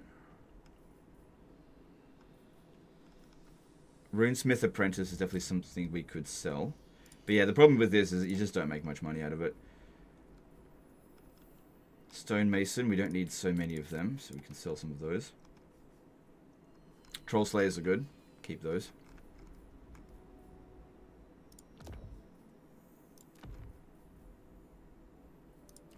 Yeah, you're going to need this, and maybe you're going to need this. Kasper Kuzak became a member for 19 months. Hi, Legend. What is better? Resolve as many grudges as possible after hitting 100%, or slowing down and getting them in the next Age of Reckoning? There's pros and cons to both, dude. Thanks for, it's, you know, I appreciate the membership, I really do, but neither is right or wrong. And we'll get that because I don't. Because yeah, there's loads of things you got to take into consideration, right? Like, what if you're getting really under stress by a lot of enemies that have grudges? Do you just not fight them? No, you just keep fighting them. So there's a lot of things you have to take into consideration, and one thing that you shouldn't do is base your entire campaign around one mechanic. So try to keep a balance among all of the things like growth, economy, making sure your military is decent, and making sure you're doing the Age of Reckoning thing. If you're focused entirely on just one thing, other things may be like fall apart, which may eventually mean that the thing that you're focusing on will fall apart. So you've got to pay attention to all the aspects of the campaign. And as I've said so many times before, try so hard to avoid these blanket decision making where it's like, should I focus on this or this? Look at the situation and think about it, because there is no right or wrong answer. It depends on the situation. Ilan Yazchekal did a 15 shekel super chat. Hey Legend, wouldn't spamming Steam gyros be optimal here? I did it in Legendary Malachi campaign. Now I could order everything. Boring but strong. Absolutely. I just can't afford them. I do want them. Absolutely. If I recruit any of them, like if I showed you here, no, I can't go back. Yeah, they cost me more than $1,000 to recruit right now. You only need 80%. 100. Oh, to get to this though, I don't know. Kush Jindal did a 40 rupee super chat. Next faction Australia based petition for Legend. No, but thanks for super chat. I don't really know what you mean though. Okay, so I need to recruit regiments of renown here. I could also grab this hammerer, because that should go into Thorgrim's army. I'm just trying to plan out... Oh, hang on. We were in the middle of doing something. I got distracted. Okay, get rid of the dragon helm. That's crap. And now we've got enough to get... I did want to get more Iron Warden tankards, but in this situation here, the Master Rune of Spite probably going to provide more value for us. Yeah. So, we want to put on Thorgrim, the Master Rune of Spite, and then also grab that Iron Warden tankard. Now, the other Iron Warden tankard probably shouldn't go to him, because he's not great in melee. This guy here is. So, I imagine that we'll need him to do the best he possibly can. I need him to have some equipment so he doesn't die straight away. The brass, no, put that on the other one. You have this. He needs that. I don't have any other talismans and I can't afford others.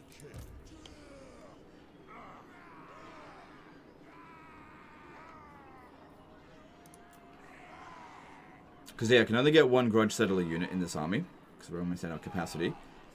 Hammerers. That'll give us good auto resolve power. And what are we up against? What are we up against? Not that many missiles. Actually, let me just check this again.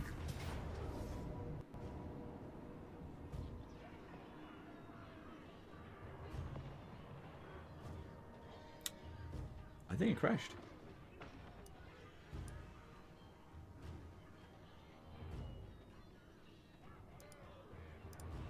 Just hang on a sec, guys.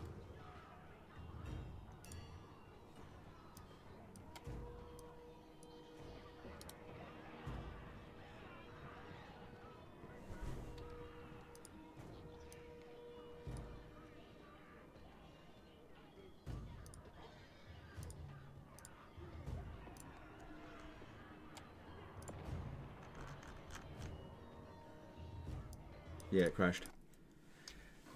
I think I salvaged the save file though, because if it crashes on you while it's saving, you can sometimes corrupt your save file. But I think I salvaged it by just basically grabbing it and taking it out of the folder really quickly. There's an update as well, so I gotta do the update. So, hopefully this won't take too long. It's only a hotfix. So that was great. Thanks for the crash. Okay, whatever. So just got to get through this update now, because I can't get back into it until we've done that. Update queued. So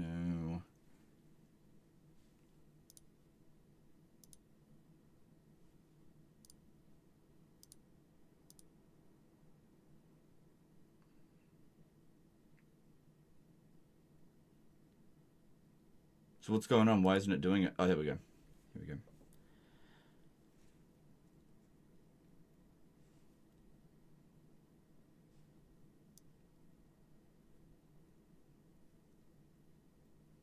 Yeah, now's a good time to ask questions, that's for sure.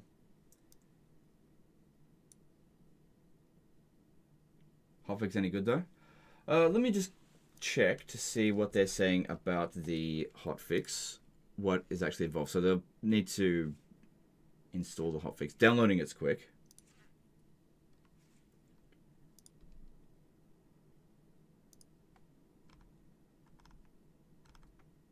So 5.2.1 just rolled out. Let me have a look. What does it change?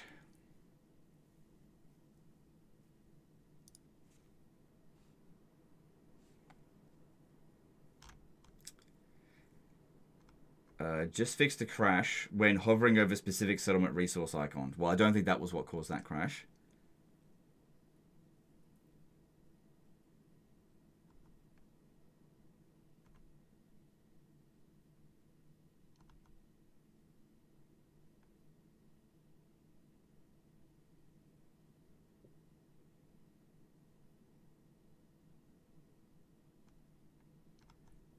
Not seeing anything particularly... There we go. It's all done. See, it's only quick.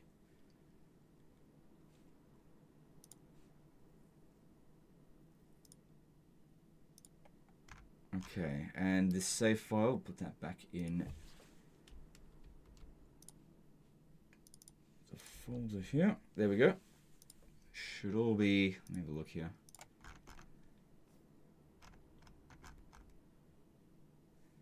Yeah, there's two save files.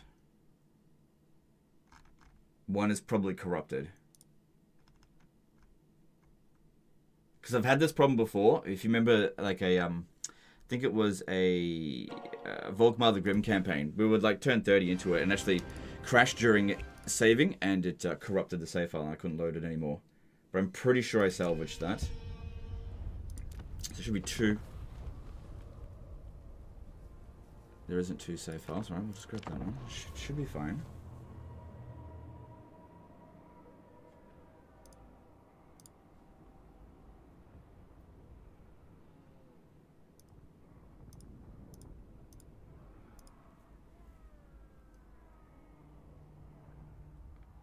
Do you sort Pharaoh into Total War games I don't play or complete trash? I can't sort Pharaoh into either of those categories because I never bought it. I don't own Total War Pharaoh.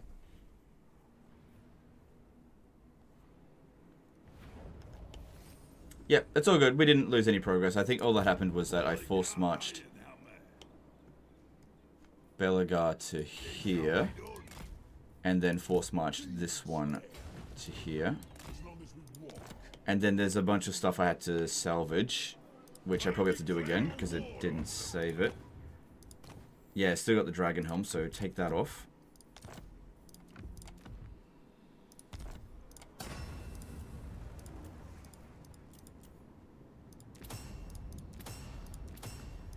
Just scraped on by. DB99 did a $3 super chat, locked and loaded. Thanks, do appreciate that. Oh, hang on. Daniel Kuchera did a 50 CZK super chat. Hi, we all know sieges are boring and broken in Warhammer 3. How would you go about fixing it? First thing I do is just get rid of butt letters. And truth be told, I don't really think about it that much. So it's not my job to fix them. And I don't have a solution. I just don't have a solution. It's not my job. Resident did a $5 super chat. Your game crashed because you would dare not to focus exclusively on clearing the Book of Grudges. Okay, thanks super chat. Appreciate it. All right, let's grab the Master Rune of Spite.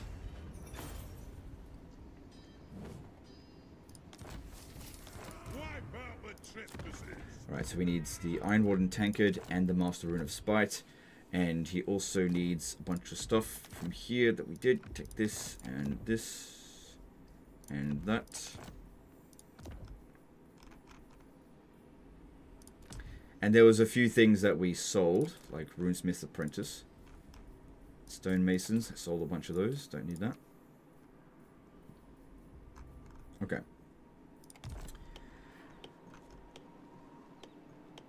Yep. And then we were looking at, hang on, let me just save it again, what they've got and planning out how we're going to go about this, which is really bloody important.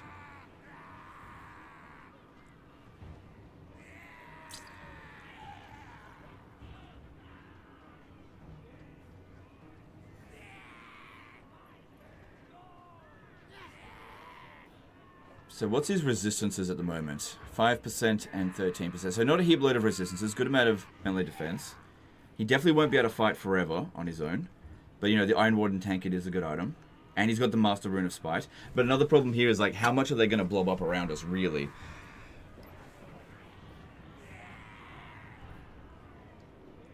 The extra armor-piercing weapon damage should go to whichever unit I think has the highest melee attack. Let's put it on that one.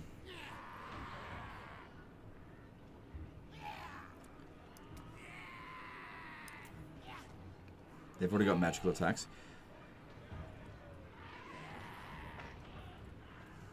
Yep, that makes sense, I think. Yep, because I don't think they've got any flame resistance.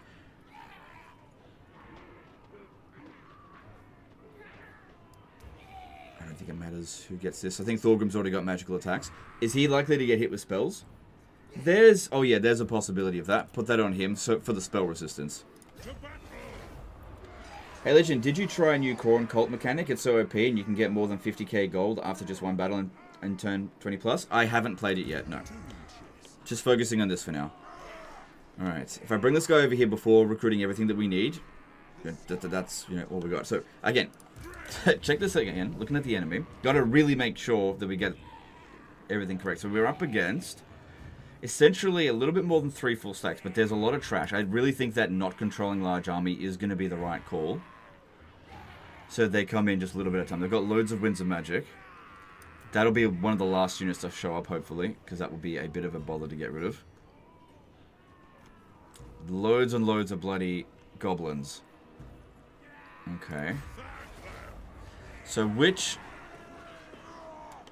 units are going to be the most useful for us? Iron Drake's Grudge Settlers are good. But again, I can only get one of them. Wait, can you... If I disband a unit, I can pick up another... I can pick up that one for him. Okay. Why don't we merge some of these?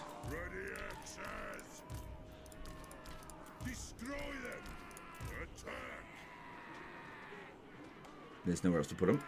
Okay, merge that. And then I can actually grab the Hammerer unit. Because that's what his Doomstack is, Hammerers. Yep. And I could potentially give this guy here the Iron Drake.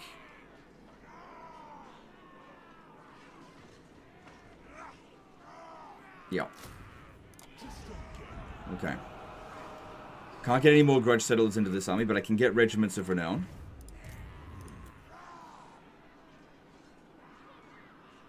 This one makes sense.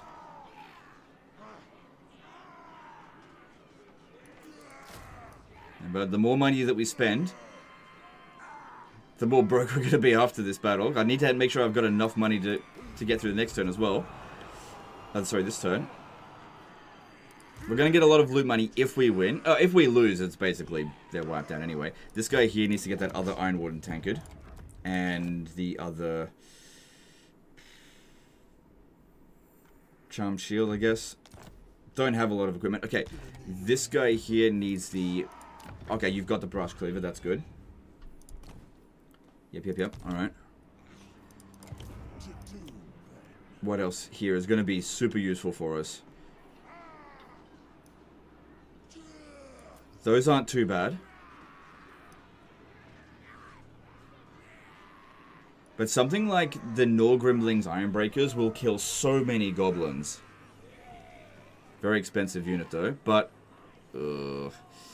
13 units. Alright, I think I've actually got enough. It's still probably going to be a rough fight, but I think we've got enough here. Alright, you just stand right there. Okay, we cannot auto-resolve this. It's not acceptable because if we do that, this is not all their forces. We have to fight it manually. Now, the next question is, do we control large army? I'll be able to withdraw units that are really worn out, so that should be fine. Okay, yeah, let's do that. Let's fight this. We're going to grind them down.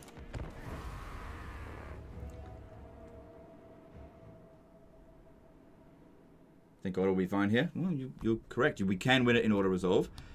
But I think we can do a much better job manually. Given the army that we've got versus what they've got, I think I can do a better job. Easy fight.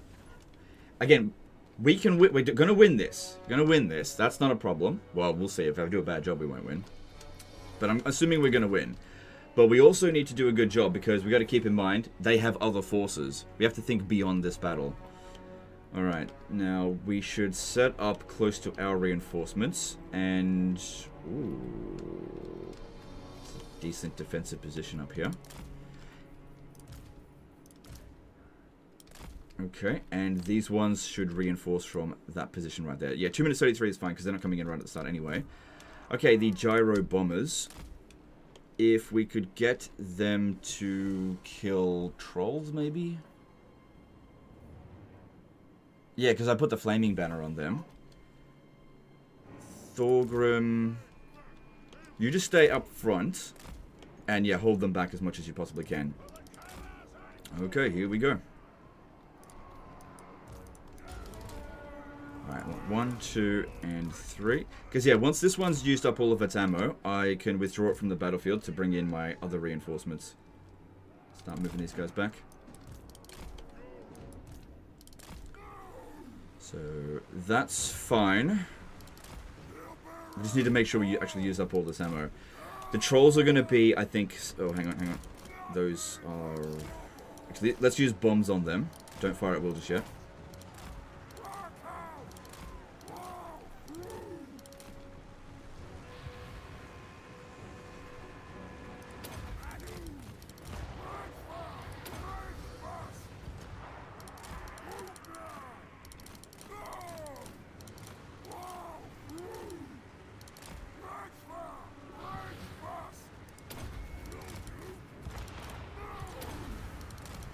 Yeah, well, at least they're using up a lot of their magic. This is going to slow us down a hell of a lot, I think. Well, actually, they didn't use that ability, so that's good.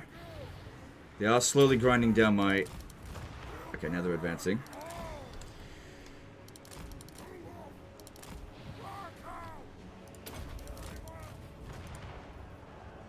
Yeah, they've put 2 points into that. They always do. The AI loves to use Spirit Leech, so they always put 2 points into that.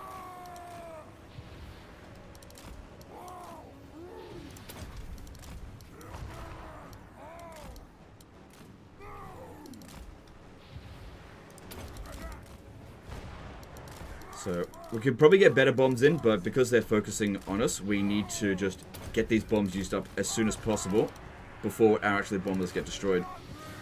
Dave Frags did a £10 super chat. Hi, Legend. Nice to see our mentor live. Take some more monies. Alright, thanks, dude. Appreciate that. I appreciate the monies. Go right into the diaper fund. Okay. So, 17,000 damage on already. I would love to kill this one here, but it'll just regenerate, and I just don't know if that'll be worth it. I'm going to fire at will. No. And honestly, just shoot at anything.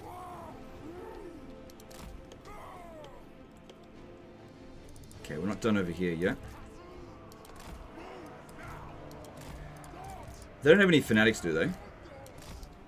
Probably something we should have checked.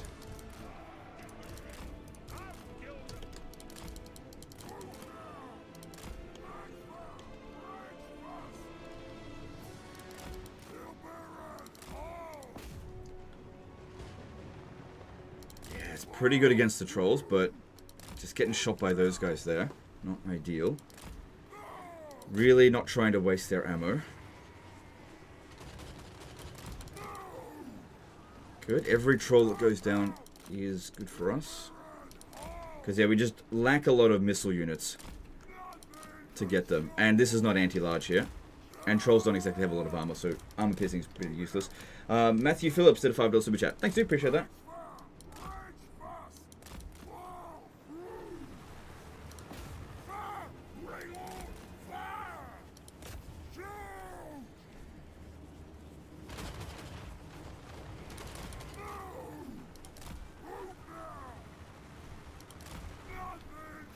Nothing to consider as well is that this one here, having only killed 125, there's just so many enemies that we've got to deal with in this battle. We really can't justify only killing our worth. We've got to go way overboard with it. Also, this is a unit that we can restore its ammunition, but I can't heal it, so I'm not sure if I should. Yeah, I don't think we're going to get that chance. It's likely that one of them is going to die at some point soon, because they just keep overcasting Spirit Leech. I think that's costing them 7 or 8 winds of magic. At least she doesn't have life leeching there, so that's good. I've got to get rid of this one here so it stops shooting at me.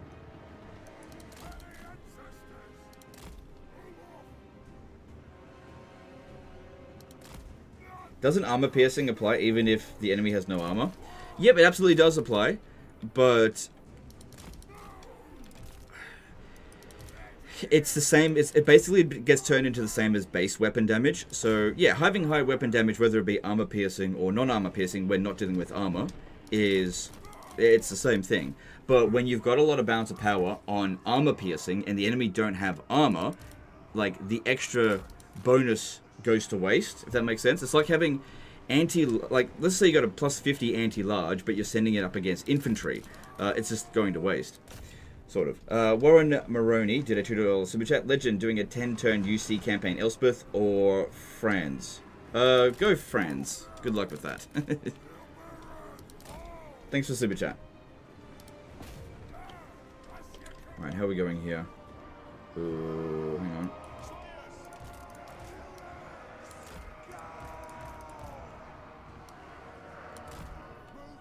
Yeah, these ones here provide Guardian as well in an area. Thorgrim's effect.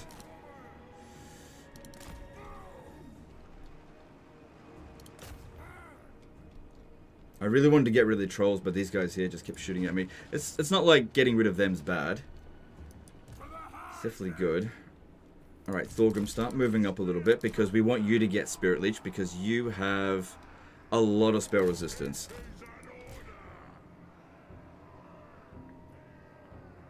Okay, these are quite dangerous because they're anti-infantry. See, anti-infantry and armor piercing here, that is a high value unit against them. Even if they're not going to win in an engagement, that's a high value unit for them. Because they've got a type advantage.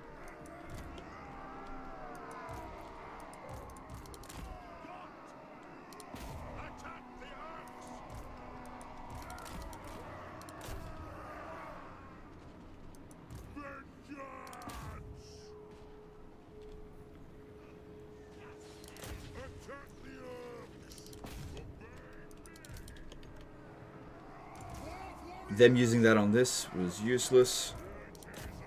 Good. This one's here. Don't shoot just yet.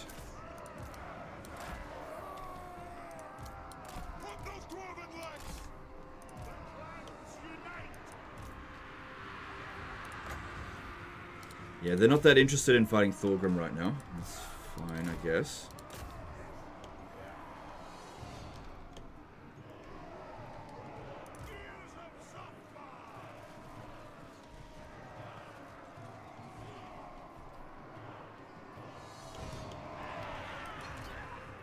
Right, yeah, Thorgrim is not invincible because he's a big target, and we're going to have to move him back over here. The Ironborn tank is definitely providing value for us there, but not infinite value. He'll eventually run out of healing. Let's move him back. He's held them back a little bit, but not enough, I think. Alright, slow them down. They've got stone trolls there. Maybe a good idea to start shooting them with the flaming attacks.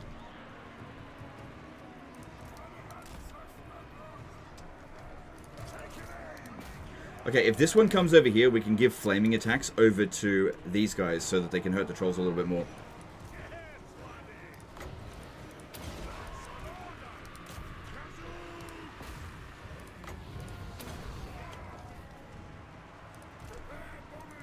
Good, yep, now they've got flaming attacks. Nice. Right, these ones here. If you're going to shoot anything, shoot the nasty skulkers. Absolutely. Good. Didn't hit our own units too much. That's good. Good, good. No, no, no, don't charge in.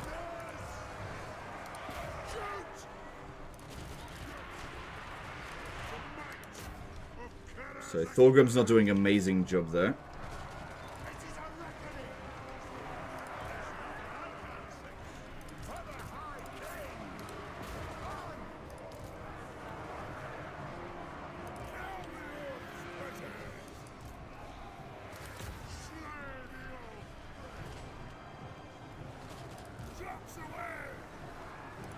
Alright, send them in now. Send in the Slayers, because there's a lot of trolls. Get them in there. Get them in.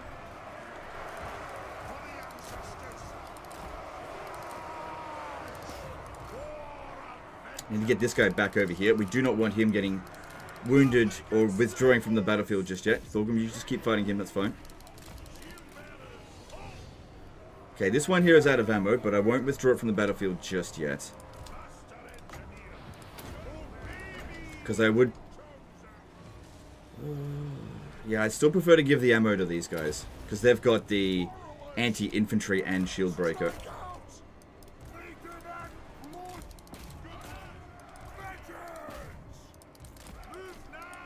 Okay, bit of damage, not too bad.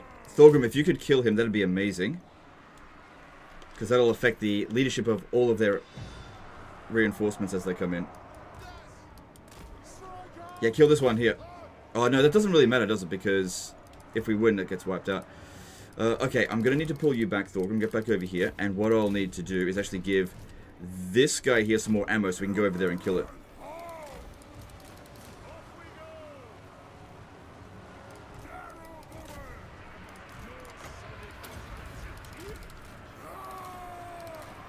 He came back.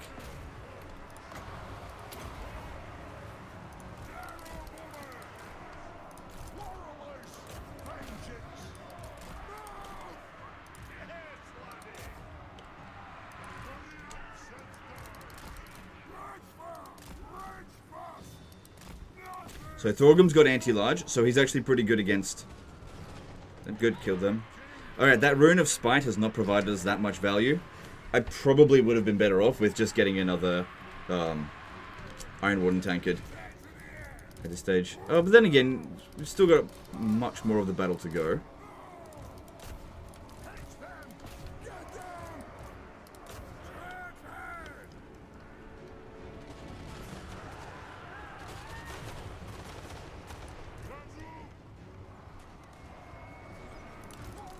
Stop, stop, stop. We're shooting our guys in the back. Stop it.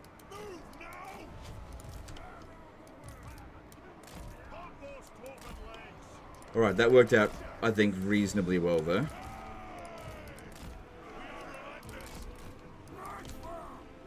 And then there'll be a shitload of reinforcements coming in through here, so we can use you to sort of scout ahead a little bit. Oh no, they got, like, garrison troops coming in through there. Don't fire it well. Because I got a tiny little bit of ammo. Go for the most dangerous of their troops. And then I think I might withdraw it so I can start bringing in my other units. Because like I said, I'm not going to restore that one's ammo with the...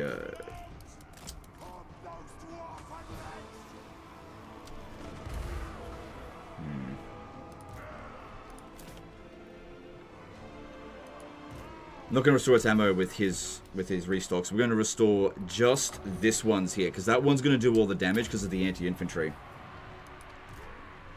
Hogan's hairline did a $10 super chat.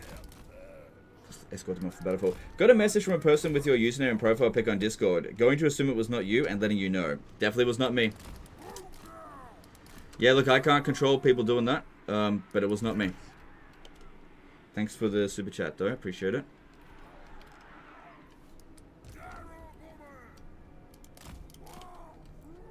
Yeah, they're just bringing in the reinforcements. Let's probably the garrison stuff first. So Thorgrim, yeah, he's now dishing out some decent damage. But definitely not like infinite amount of value. Okay, we got another Lord coming in here. Another fucking spellcaster. Great. There's a spellcaster in amongst them. Are these goblins doing much damage to them? These... Oh, these basic bitch goblins now have anti-large. I need to get Thorgrim back over here. Shit.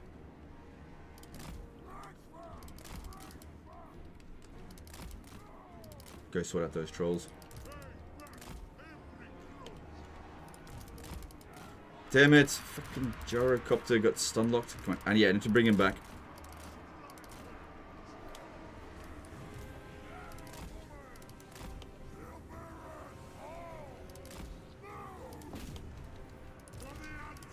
Yeah, so the goblin with spears are now more dangerous, especially to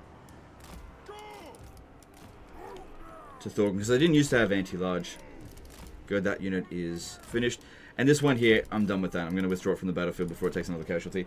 Arno Cannot Connect did a €5 super chat. Hey Legend, thanks for all the years of fun content. Your streams especially have kept me company during difficult time. Greetings from Greece. No, it's my pleasure to have been able to provide you with company. Appreciate that. Thank you for the super chat. Right, let's move back a little bit because they're going to get some of their shots blocked by the terrain here. Oh, what the fuck? What, you withdrawing that way? Whatever. Just get off the battlefield. Alright, so... Yeah, that Rune of Spite, it's definitely dishing out some value for us. Come on, get moving. Get moving, Thorgrim. Alright, this guy here has also got a Iron Warden tankard. So it is completely fine for him to go into melee for a bit.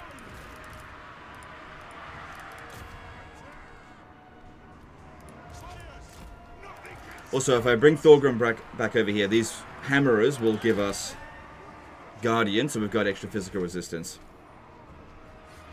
Now, as for our ammunition here, it doesn't really make sense to shoot it at trash, although I would not say that nasty skulkers are trash. It's actually the perfect unit to shoot because low armor.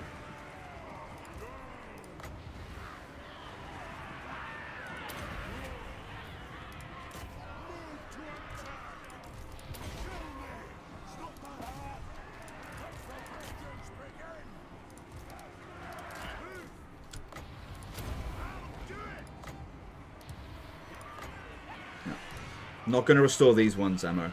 Only this one.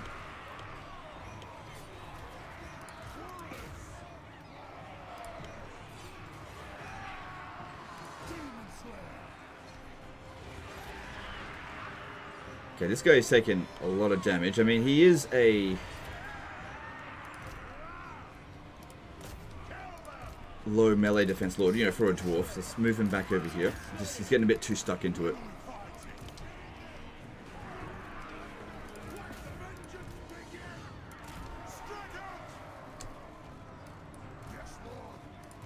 Okay, I need to move these guys up over here. They've got to shoot at those goblin archers.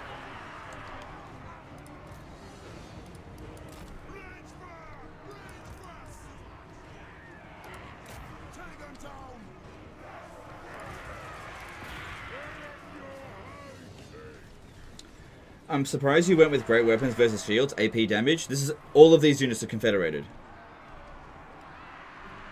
I didn't recruit any of this stuff. Actually, I recruited some of the regiments of renown and things. But yeah, this is a Confederation army. I normally don't recruit regular dwarf warriors. I would have actually gone... Sorry, great weapons. I would have gone with the regular variants, personally. Because yeah, they would be better here because we're not going up against a lot of armor. And the shields would provide us with a lot more value. Alright. Reluctant to just withdraw them from the battlefield because they can fight in melee a little bit. But then we're just going to take casualties and not be able to counterattack. So let's just get them off the battlefield. Bring in some of our reinforcements. Next units to come in are just more melee infantry.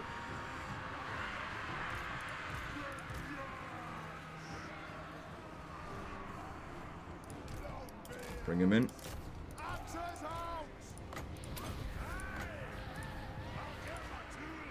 Getting some decent value with him, even if it's just for the buffs. Yeah, because he's got the Banner of the Lost Holds. We want that to apply to everyone here. The dwarves actually have some pretty good banners. Looks like you're not going to need the Regiments of Renown.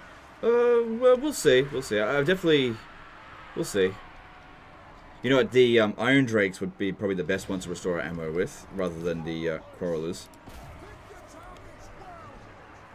Maybe I shouldn't restore that one's ammo any further. We should save it for the other one.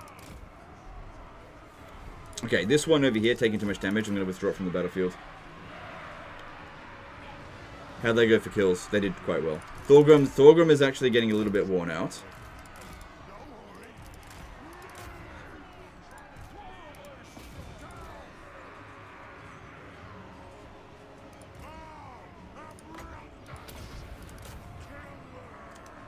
So yeah, that Ironborn Tankard gave us a lot of extra value. He's done now 40,000 damage, so that's good.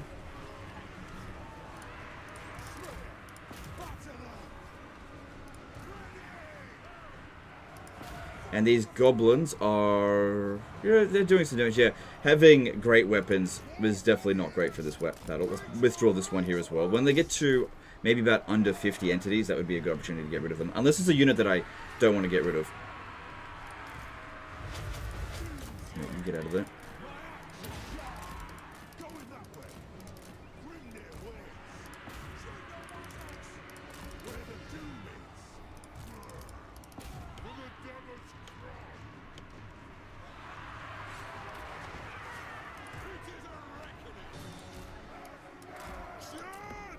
Because yeah, we've still got plenty of reinforcements to come in. I think we're making good timing with this. So there's still a lot of enemies left to come in. I think all these guys will show up on this battlefield. I think they're running low on magic, which is good. Why do you keep... Are you fucking stuck or something? What's going on with you?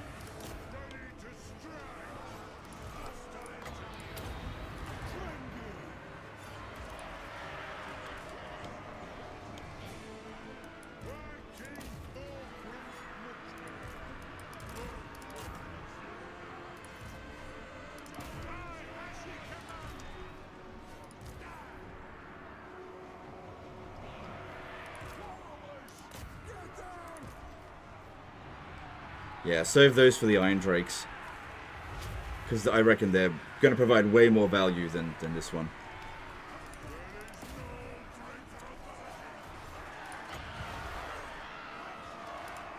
Okay, let's get these two now and try to kill some of these heroes.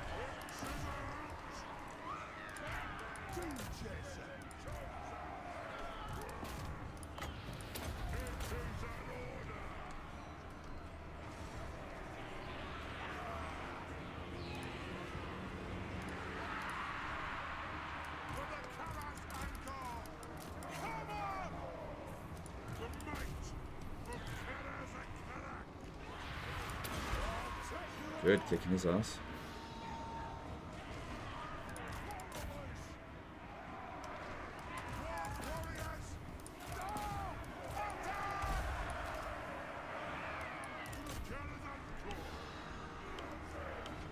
Alright, I think the garrison has now been fully defeated. There's still quite a lot of enemies though.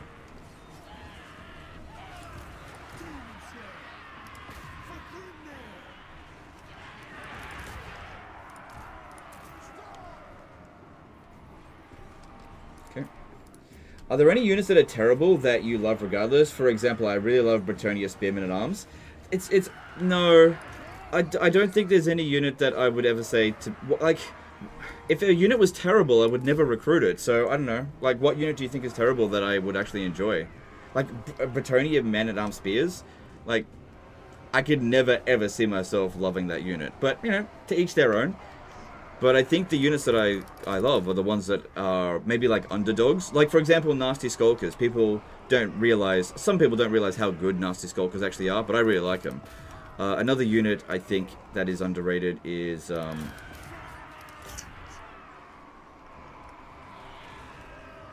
Actually, I don't know. You know what? I will actually give you one more extra ammo.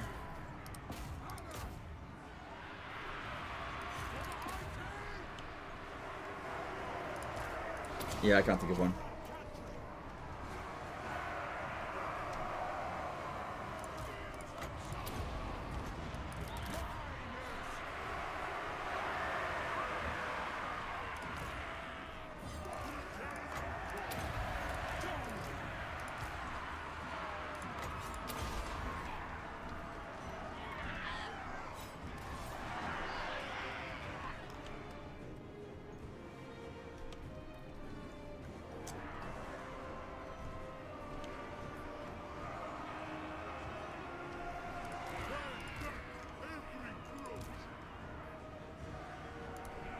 So yeah, looking at the nasty skulkers, they, for the most part, they're not getting that much damage in on us. That's good. They just come at us a little bit at a time, and we get to charge downhill on them. The terrain has been very favorable for us in this battle, so that's quite good. Right, I really want to get rid of these damn heroes, though. I gotta keep casting spells every now and again. Although they should have used up most of their winds of magic by now, I think. Alright. Now, I don't want to just lose balance of power and withdraw units just so I can bring in some better units just yet. But I definitely would like to bring them in at some point. I could withdraw Thorgrim from the battlefield if he gets too low on health. Could do that. Same thing with him. It's not going to affect our morale that bad, I don't think.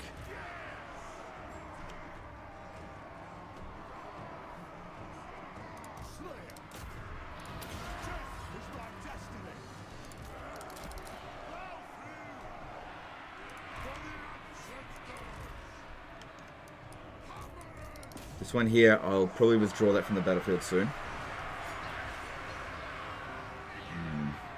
Alright, if we're going to be fighting goblin archers, we should be fighting in the forest. They're going to fight like crap in there, so let's go.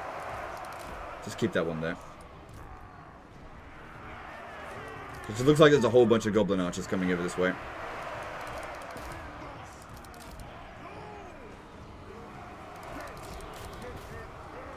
Alright, you... no, not yet, not yet.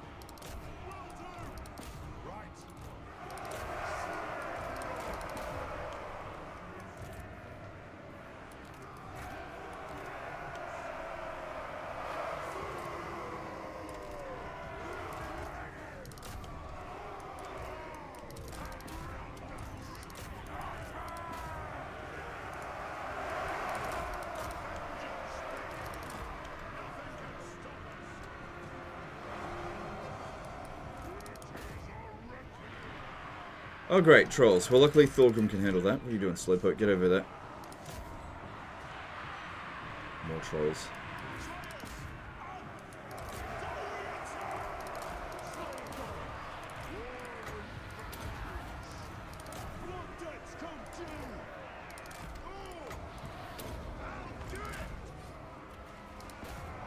Don't bother shooting. We're not going to hit anything in this kind of forest. Yeah, quite a few trolls here. Alright, this unit is pretty badly damaged. I'm going to pull that out.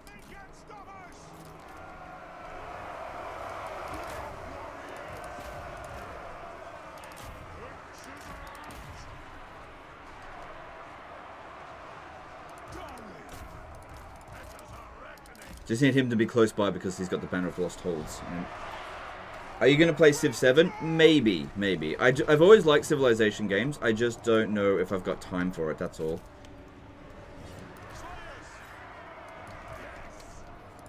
But we'll see. It's not a definite yes, not a definite no.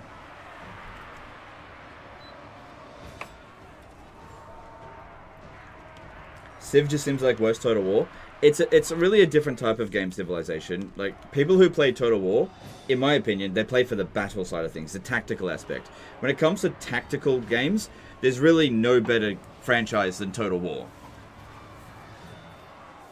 When it comes to actual strategy side of things, Total War is actually usually very lacking. They're definitely trying a lot more in recent times to be better on the strategic level, especially with this latest patch, but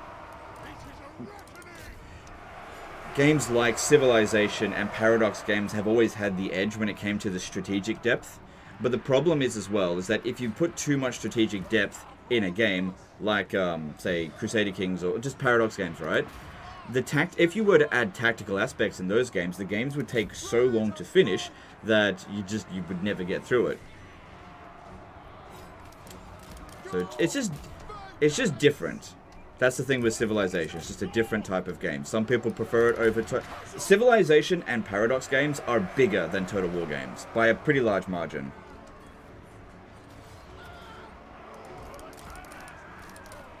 But I definitely prefer Total War over Civilization. That's my preference. Alright, this one here. Still a few trolls left I need it to kill.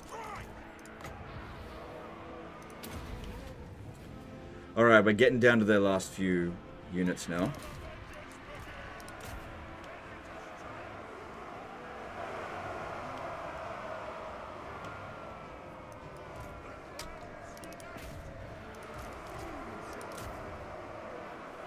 This guy's got a lot of kills. Thorgrim's done very well. Get in there, Thorgrim.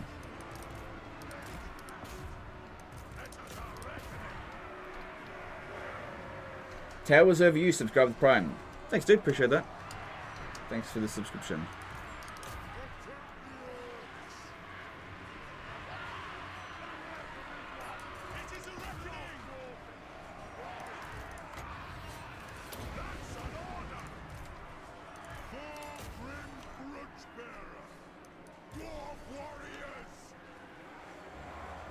I don't think we're actually that far off the army losses.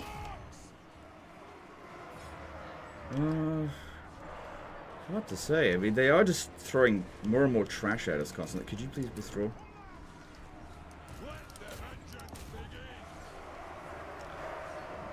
Don't want to be drawn out too far out this way. Bilbo Baggins, subscribe with Prime. Thanks, dude. Appreciate the support there on Twitch.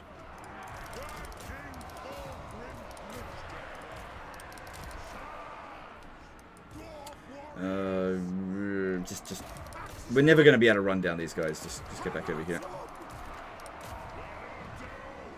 Yeah, I think we got quite a fair bit of value out of the Rune of Spite, for sure. But I do question whether or not the Iron Warden Tankard on this guy here could have been useful as well. He's just reached his maximum regen. Where is he? Oh, what the fuck is he doing out here? Yeah, you could run them down.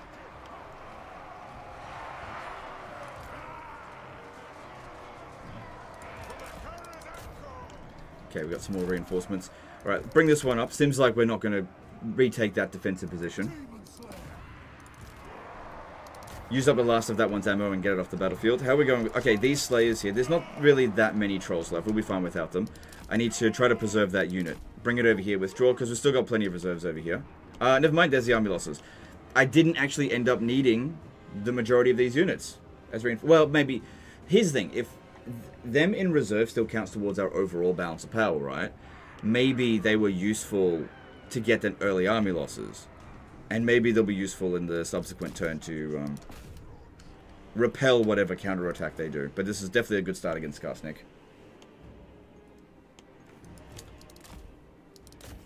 Yeah, the Doom Dive is just going to leave the battlefield instantly. So we've won the battle, but we've hardly won the war, because there's just so many problems we've got to deal with. I'm not going to be able to run down anything here. Karak, okay. Alright, but we didn't take very much damage. That's what I was really careful with that battle. Still got a Pyrrhic victory, though. It's a bit weird. I mean, we really didn't take that much damage.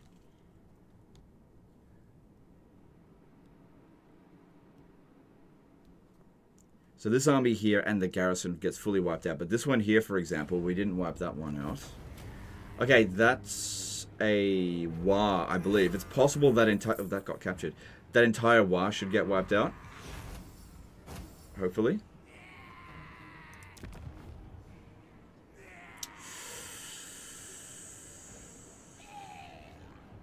I would love to sack it, but if I do that, I'm not sure if I'm going to have enough movement to occupy it. We do get a good amount of Oath Gold every turn. Good. Push it that way. Oh, I can actually still attack this guy. Oh, no, wait, no, he's moving. He's moving. Okay, that's great. And yeah, we got rid of the Wa. Okay, wow, that was basically 2 full stacks. Completely eliminated there. All right. And Thorgrim got 2 levels up, so we go Ancient Bloodline, Growth, and... Yeah, remember how you were saying, well, someone was saying, why not go with Grombrindle? Come on. Public order and growth and corruption, all provinces. High King decrees, +1.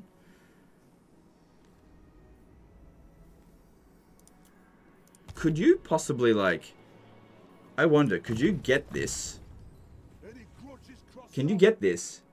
Spend it, then respec him? Unlimited? Maybe? I don't know. That's...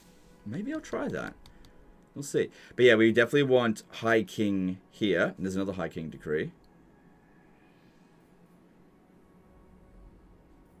Although, we've got 6 turns until the next Age of Reckoning. So it's not going to really do anything until then. And I would be very surprised if we didn't gain another rank up between now and then. Because it could be good to get more hero capacity for Master Engineers. Just thinking. Oath Gold from buildings plus 10% when on map. That could be good. Reduce upkeep cost for... All of this stuff here is really good. That'll save us a lot of cash, which is good. Well, hang on. We don't have that many Longbeards and Hammers in the army. It's mostly Dwarf Warriors. But yeah, I think I'll go with that for the Oath Gold. I know there's research rate there as well, but I don't think that's going to shave a single turn off that. We'll get that eventually. Just got to spend it on something. Good. More ammunition for you.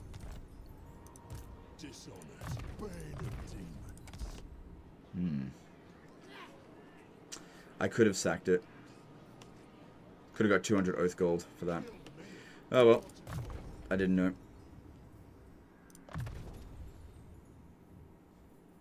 Actually, with you, I want you to be a better fighter. Alright, we've got enough money to get through the next turn, and there's this one here. There's a lot of military presence in this area. I think we should send one of these guys over here to go and scout. And then this guy, I'm not sure. If I move up this way, I'm just going to get caught. But let's see, which one do we not need in the army? We've got Thungi there. That's actually really good. Then we've got this one, Valea. Hardy. All of that's actually quite good. Alright, let's take out this one from the army. And send him to scout up ahead here. Okay. It would take them quite a while to get over here, so if I was to move into this position here, should be okay. But at the same time, we've got enemies down here. Like, we should probably send him down here to go and defend this area. I think Thorgrim and this guy's got it for the time being. No one's going to... Yeah, no one's going to intercept us, I don't think. And didn't I recruit a hero here? Or maybe the crash happened and it didn't. Right, because I was going to get a thing. Yeah, I didn't recruit the Grogny dude here. I need him to go and scout. Right, yeah. Yeah, I need this one to go and look after this. I probably need to put defenses at Black Crag. I'd be very surprised if we didn't come under attack here.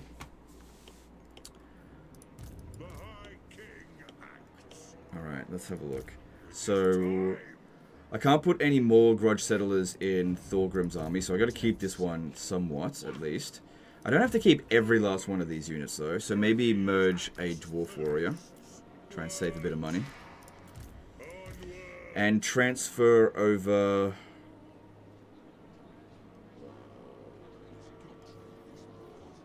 maybe the Gyrocopters. Just for now. Yeah. Alright. Alright. I do not think we are going to... Oh, do you know what they could potentially do, actually? They could besiege the settlement with one army and attack this guy here with the other. However, both of their armies are so weak that I just don't think that they would attempt it. Yeah, because we would win. The other way to stop them from doing that is to stand outside the settlement, but that would reduce our replenishment, which I really do need. Isn't Black Crag's trade building very profitable? Maybe worth starting that upgrade to reduce some of the heavy gold loss soon?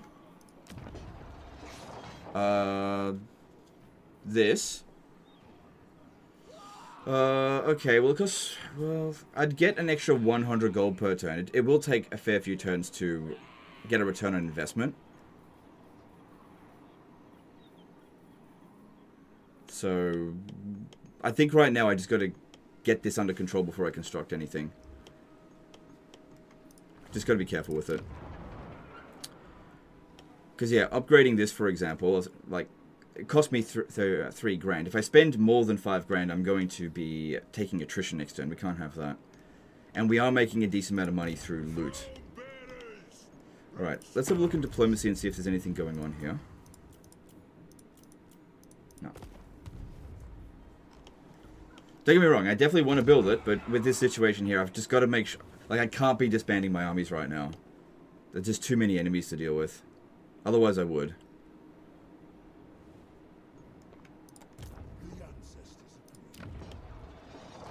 Oh, did you mean this one here?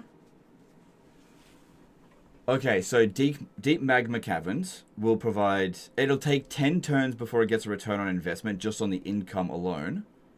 Provide garrison, and also carved obsidian production.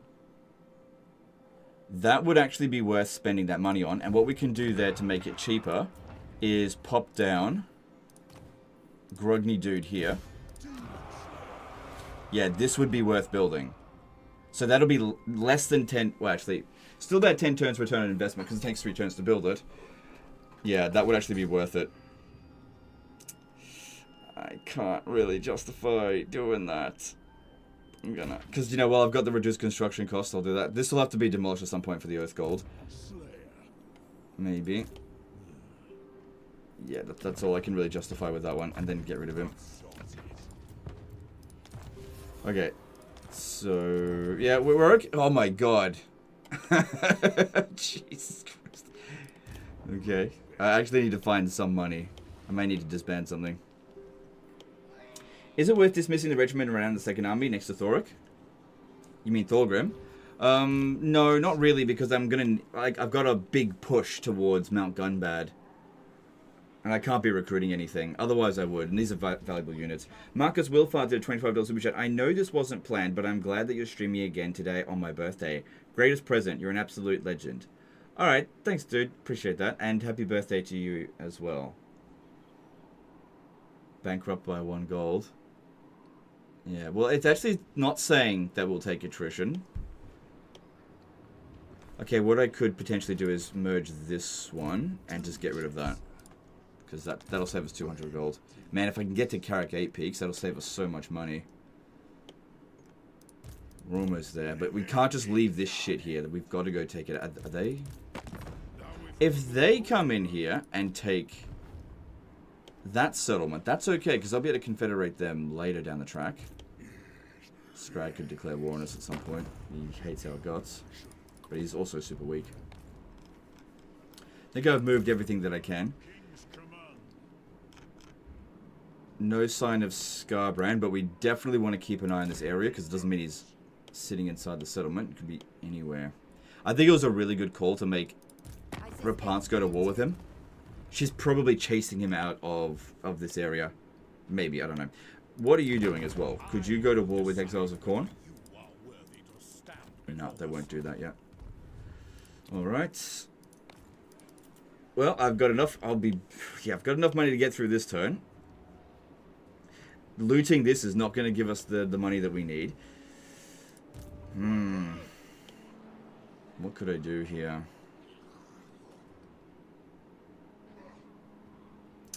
Shit. Fuck. How are we going to get... Because, yeah, I got one more turn, and then something's got to have to be disbanded. Like, this entire army. If I get rid of this entire army, then I wouldn't have to... I'd actually be in the green, because there's also supply line to consider as well. But I need some defenses down here. I need these guys to protect it. Do I have any, like, really shit units that I should just get rid of? Let me have a look. These ones. But I actually do need them in this army, because they're actually making a push.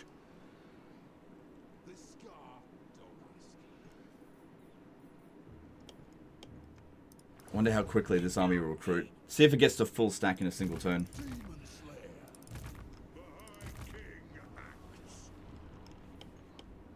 It might be wise for me to just sack the city and not progress too far in.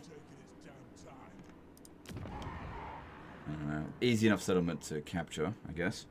Join Cathay's wars? There's some good thinking. Alright, let's have a look. Cathay.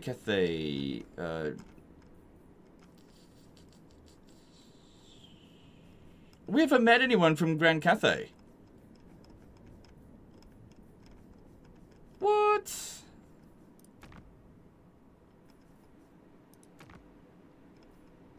I could use this one here to go to war with Middenland, because I could probably get out of that war immediately. So what you do here is you go to war with Middenland for money, because they're not going to attack us. And then you immediately just go look at peace. And then, yeah, I figured as much. Oh, man, that is just a fucking scam right there. No reliability loss. Karak, Kedrin. Yeah, I can't save them. Let's have a look what else shenanigans we can do. We do not want to go to war with Grom. We'll never get out of it. And as soon as we go to war... Oh, look at Karak Ziflin. They're hanging on. We haven't met them, though.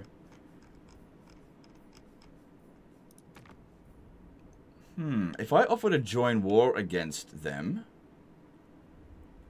They'll probably peace out with us immediately.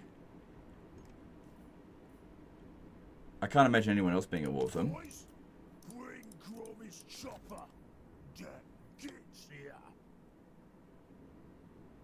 This might work. Yep. Oh, wait, no. They don't want peace. Okay. It's weird. It's weird. It says that they do, but they actually don't. That's okay. Us being at war with Karak Ziflin is fine.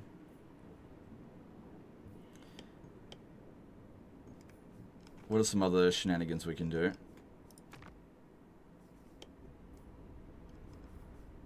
Knights of Calador. No, don't do anything there. Leave them alone. Spirit of the Jungle. Only at war with us. Could you imagine if Nakai makes his way all the way over here to declare war on us? That'd be hilarious. I'll have to fight Clan Rictus at some point, I imagine. Yeah, this, okay, I don't see anything else that really needs to be done here. Just shenanigans. If I'm going to declare war on the Deceivers, I want to make sure I can attack that army straight away. Although they usually get wiped out by somebody else, I just don't want to risk it, getting bloody stalked by those guys. Alright, well, I made a little bit of money from that.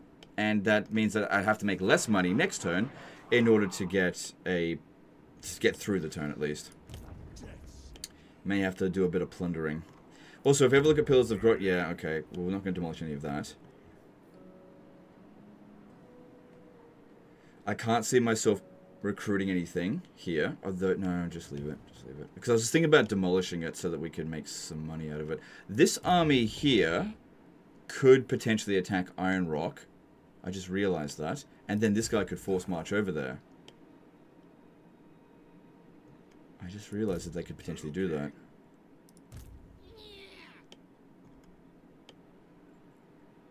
Yeah. Haven't blocked that one off.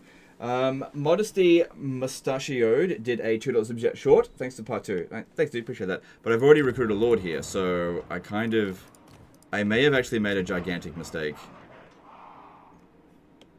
I guess it largely depends if they feel like they can win against these 9 units. Because yeah, having an additional guy there would have made a big difference, and I just realized that they could potentially do that. Yeah. Attack with this one, then force march that guy over here. But they're not going to get that replenishment until the beginning of next turn. And if they attack, we'll have a lot of melee infantry, which is not great. Honestly, we would probably lose that. I don't think this, because we're outnumbered, and they've got good units. I didn't realize that. And I can't recruit a lord there because I've already done it. I can't get Belegar over there. It's too far away. Sell it? I can't sell it. Who am I going to sell it to? I can't sell it to them.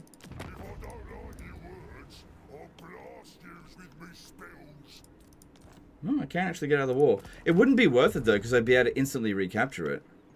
But the problem here is that I've invested into this province.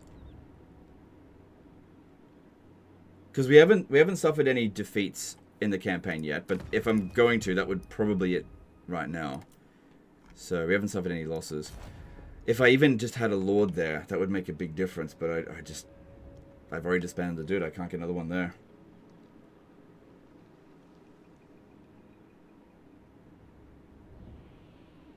Because, yeah, I can't win that with just 2 units of Quarrelers. There's just no way. Disband some crab lord? I can't.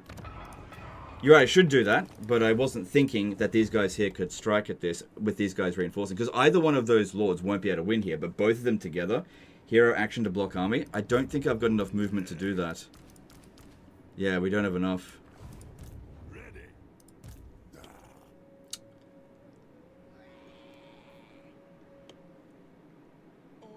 Movement bug? Just cut your losses? Yeah, I think we're just going to have to accept that this settlement here is probably going to fall, so just cancel these. At least we'll have the money. That is probably going to get captured over the end turn. I'll do my best to hold them back, but I don't think I can. If they decide to make the attack. They might not. Alright, let's move on to the next turn. You can win that battle? I really doubt it. I really doubt it. They have got much better units. Yeah. Our garrison's not very good, but we'll see. Going back to war with the Disciples of War. Okay. Guess he wants to go to Barak Var. Nope. Okay, well, we've got that war. That was a very short peace treaty. I don't really have a problem with it, but I don't really have any armies to send over there. Anyway, he sent his army over that way, so not so bad. Who knows? If they do attack, maybe we'll win an auto resolve. We'll just have to wait and see.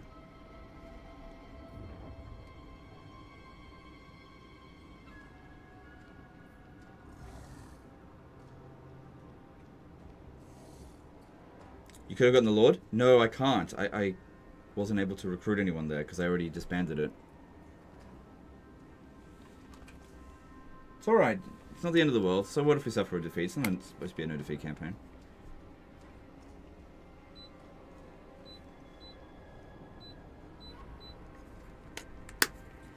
Savage Orcs are no joke. Yeah, you're forgetting as well that Quarrelers, like base level Quarrelers, can't just take on entire armies by themselves.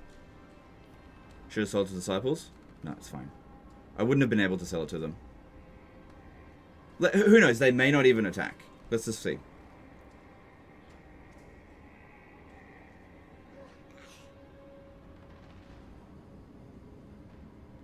Did Sterling drag me into war just before getting confederated? It would seem so, yeah, because they've been...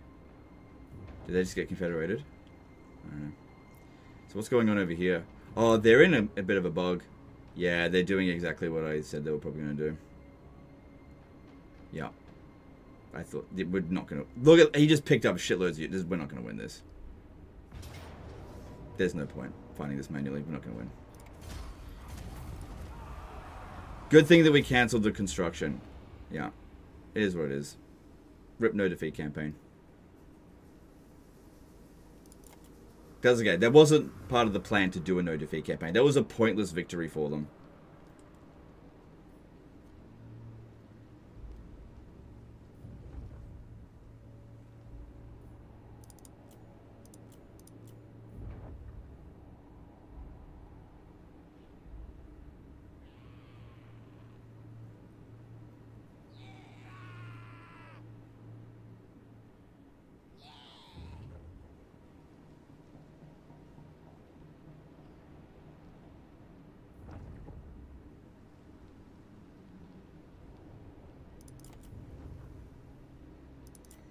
Yeah, that'll give us more grudges, that's right. Good quest battle for Thorgrim. Alright, well we got through the turn. Our finances are a little bit worse, because obviously this settlement's not in as good shape. Yeah, I would have needed to recruit a lot of regiments of renown there in order to be able to win that battle. Okay, well, it looks like I can't actually make it over here to attack them, so they're probably going to attack it again. Unless... Oh, hang on. No, hang on. I actually might be able to do something here. I might be able to kill this army. Not that one. There's a little trick I can do. Yep. So, alright, here's what we do. We send this one by force march to just right there. Then recruit a... Oh, I can't. It doesn't matter. They're not going to attack us. They're not going to attack us now. Because they took a lot of damage in that auto-resolve.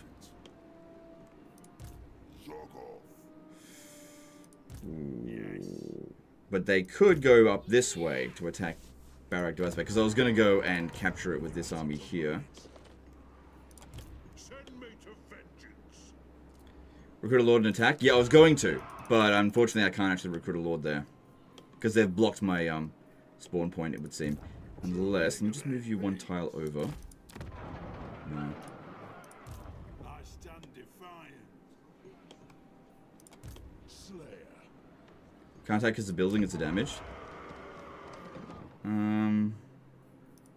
Okay, if you say so. Alright, this one just jumps... No, force march to Black Karak to defend it.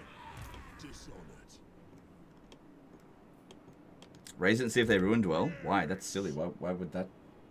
That's not going to do anything for us. Alright.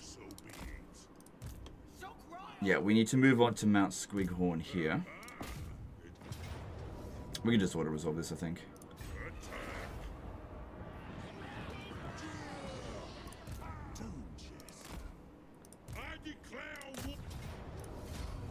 Yeah, that's fine. Tempting to sack it for the Oath Gold, but we're getting like 200 Oath Gold per turn passively, and I don't want to smash up the settlement too much.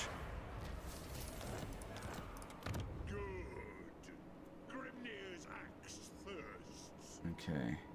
I've still got enough money to get through another turn of this. The Certified Gaming Accountant did a $5 super chat. Worth eventually having hammerers in Thorgrim's army because of the buffs and upkeep reductions? Yeah, I usually do that. Yeah, I think so. Thanks, super chat.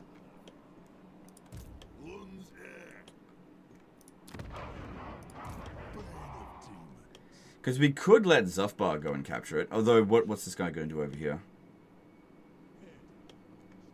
1,000 grudges on there. Having more grudges will allow us to confederate one of these guys really quickly. Soon after. Like maybe, let's have a look at this. Yeah, we've almost got enough to get Grombrindle, because he's got some good global bonuses.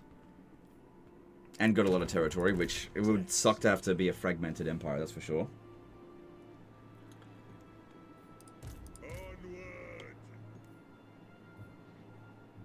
I wonder if I should have had this guy launch the attack. Although I do need Thorgrim to get the High King.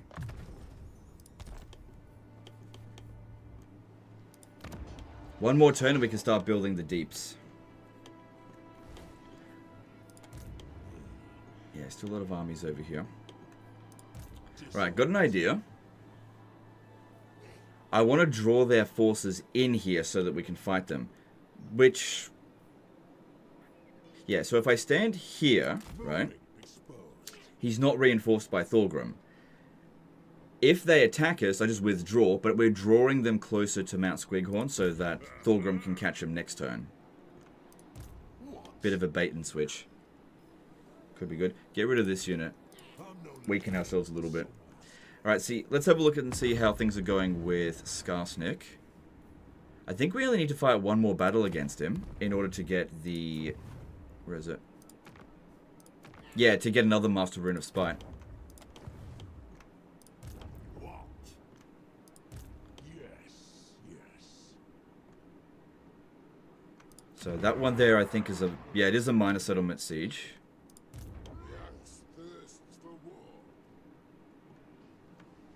And then there's these guys over here, which we need to sort out. So yeah, they went up this way, and... Sterland. Okay, could you help us out with this?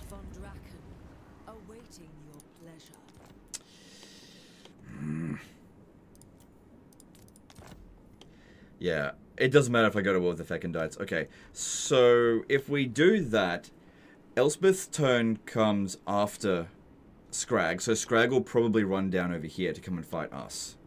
Not stay there and fight them. Couldn't you confederate Grombrindle, then sell his territory to Malekith for more money? I could do that, but that's... I don't really want to do that. We'll see, we'll see. Plus I'll get a little bit of money out of it.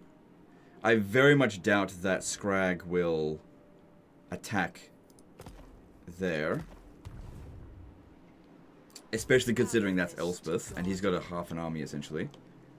What about you? And what can the Dowie do for you on this fine Nope, day? there's no way to get him to do it. Unless I could sell him a region, and then just confederate him. Aye. Let's hear what you have to say. We'll hear it before oath gold. Could do that. Could sell Zufbar, Barak, Var, and then just confederate them later. So that they go... I mean, they'll lose. But that just means more grudges. Because this army on its own probably isn't going to get there in time. He'll be coming back here this turn. They're not going to attack us over the next turn. We've got a little bit of time. You could save your grudges to confederate Ungrim and save it. Who cares about saving it? He's only got Grom Peak. Who cares? Doesn't matter. You can confederate him after he's dead. Ungrim is not a high value legendary lord. We do not need him. I usually confederate Ungrim last. He's not high value. Alright. Yeah, I'll do this battle here. Yeah, I wouldn't be able to win against that with just this. I would have to send another army in. Then they've got this one here. They're not recruiting that fast. So Venra said that the AI can recruit an entire army in one turn, but that's not what we're seeing here. Then again, they did use a lot of global recruitment on this guy. That's why he had such a big boost in his army strength. What the fuck happened to my movement? I can't attack Bitterstone Mine now. They robbed me of my movement. Okay. Thanks. Maybe go into ambush stance just there. Maybe I can lure that one over here. I don't know. I need to get some wins or else we're going to go broke. So, Barak Dawazbag. If I attack this, I can win. But if we're really badly damaged, then they're just going to attack this way. And this guy might be able to force march over there. See, that's what they're doing right now. They're going back to being cowards. They're just looking for easy targets to hit.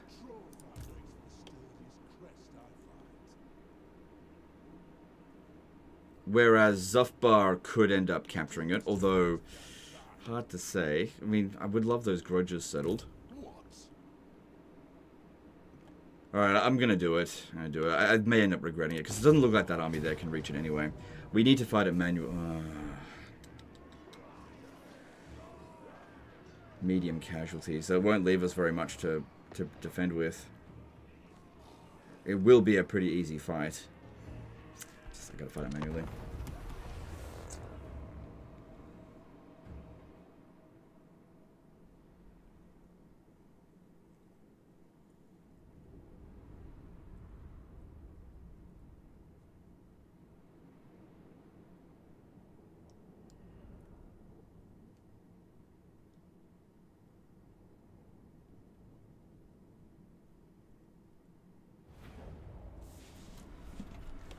Okay, let's move back to here.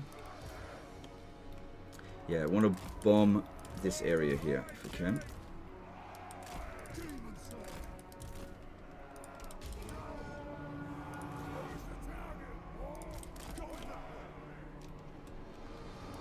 Alright, there's no large units, so this one here would be best off taking out towers in this general area here. Just let that bomb what it can. I don't know if the Grudge Settler Grudge Throwers are actually better.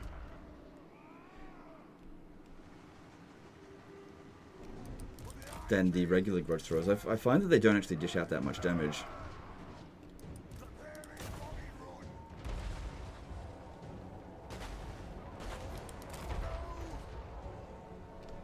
They're doing alright.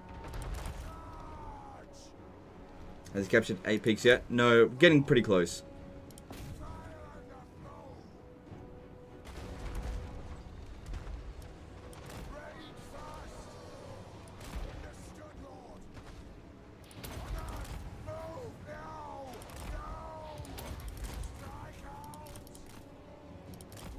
So the most dangerous units, I think, are the Savage Orc Arrowboys. That's what we should be focusing on.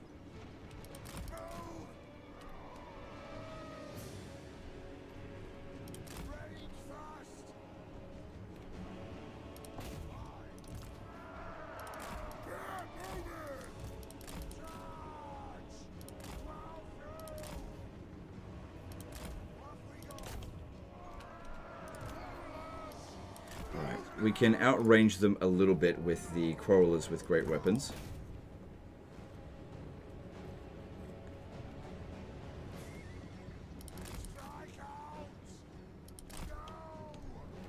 Right, there's a tower over here that'll have to be destroyed.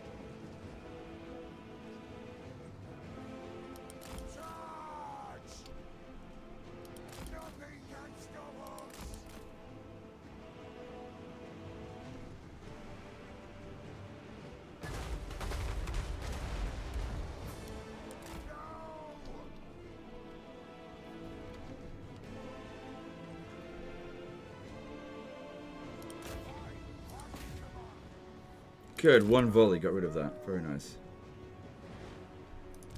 Let's see if we can bomb over here. Hit them. So far we haven't taken any casualties, which is nice. And yeah, you get a bit of damage here and there, that's what we can really do. That'll need to be destroyed as well, so don't use up all your ammo on this stuff here.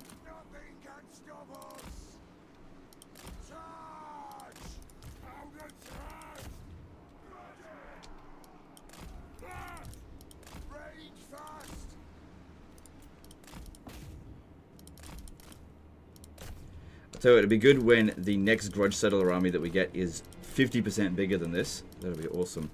And then we get it as a full stack, but there's a very late game technology that we have to research. We're not going to get that in time for the next Nolan Grom.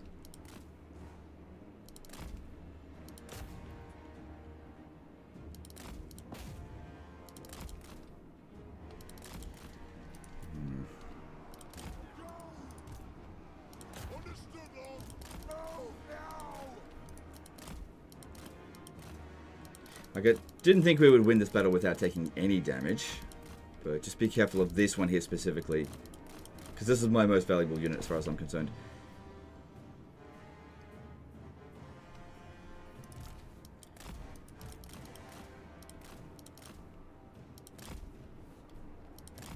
I think I need to destroy this barricade as well, because if we come close to that area, they are really going to shoot the shit out of us.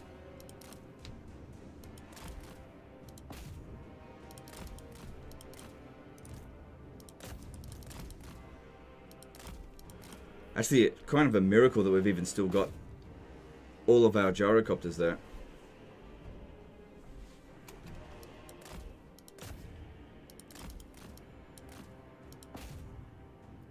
Come on, get rid of that barricade. No, don't get shot. Come on, just a little bit more damage to that barricade. One more shot, you can do it. Because yeah, that gives them a bit of a kill zone. Alright, a couple more kills on just anything.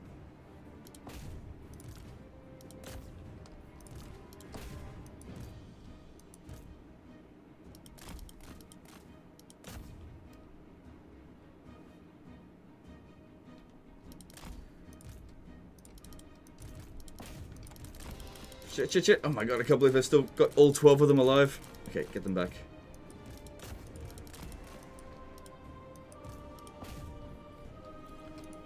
Okay.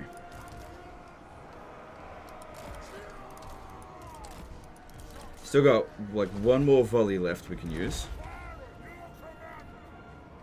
So yeah, it's done a decent amount of damage. There's not that many kills.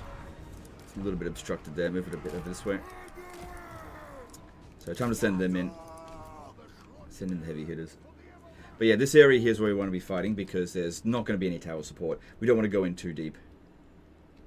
Good. Kicking their ass. Only going to take minimal casualties, I think.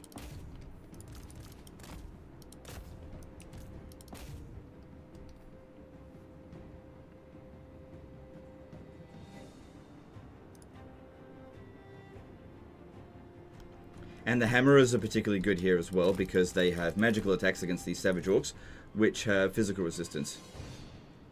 Are you trying to hit Hit that one over there if you can.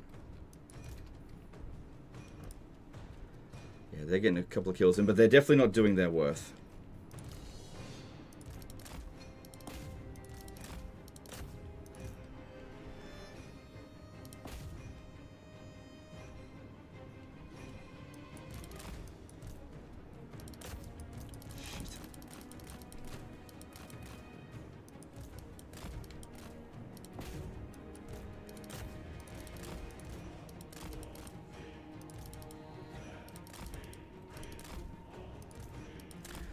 Oh boy, I'm not going to have much of a grudge settler armor after this.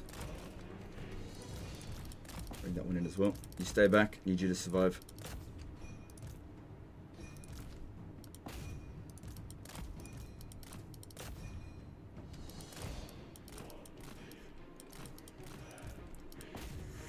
Careful, don't hit our own units. Would suck.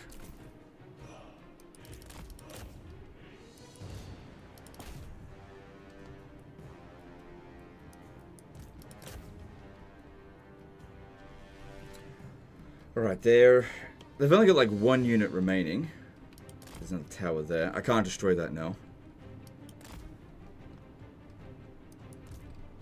Any chance we could hit that from here? Nope.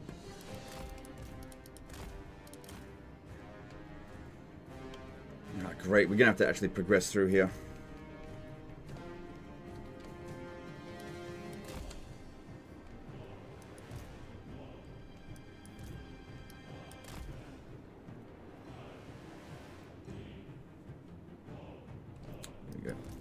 Need to just capture this, get rid of... Oh, no, that's fine. Damn it, taking casualties. Oh, they had a few more than I thought. But I think we're still going to end the battle in fewer casualties than we would have if we had auto-resolved. Because, hang on, can I get you around? I need you to get rid of these damn Savage Orc Arrow boys. Because they're kind of obstructed at the moment, so they're not really shooting. Just pin them down so they stop shooting completely. Come on, attack that. And Slayer's in as well. There's the army losses, cool. Yeah, bit of casualties. We should be able to repel a small force if it counterattacks us. I don't think that's a Pyrrhic victory. Well, none of them died, so that's the main thing. Is the campaign more challenging and or fun for the AI changes in 5.2? I think yes, but I think it's being heavily debated about whether or not it's more fun. Some people say yes, some people say no. So, but it's definitely more challenging one way or another.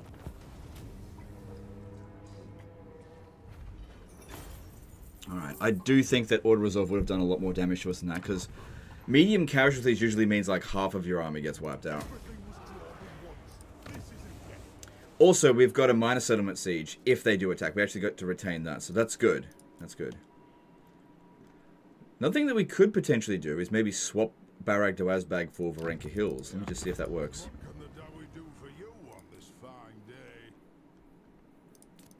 Couldn't do that, actually. And we could make a decent amount of money that will... but that then puts me on the border with them. Hang on. So, hang on. Scrag won't be able to show up over here, but he'll be able to recruit heaps, and it's only a small garrison, so that would actually be very silly. I could just outright sell it to them. It's not going to make any major difference, but I could maybe get him to go to war with the Disciples of the Mort. No, I can't do that. I'd have to sell Barak Var for that. I don't think it's worth doing that. Because, yeah, if we have a look at this army here, we can see that it actually can't reach, even in Force March, unless it goes in the underway stance, but I don't think it'll be able to reach that far anyway. Yeah, I think they're far more likely to just try to get away from this now. Or maybe jump over here to get to Karak Dron, just to hit minor stuff as much as it can. Alright, we've got enough money for 2 turns. Need to keep an eye out over here for the Skaven, because they're probably on their way. I saw a larger army over here last turn, so it must have made its way over here, maybe. That's why this guy's here to defend it. Can't be bothered to... Not that I can't be bothered. I can't be spending money to repair this, because our finances are so bad. We just need our military right now. Although I think I can justify spending a little bit of money on something like this that's cheap. That's going to get us a return on investment very quickly. Plus Oath Gold. Same thing over here. It's a little bit more expensive there, but I think it's worth it. Salt, relatively cheap. Yeah, we'll get that return on investment real quick.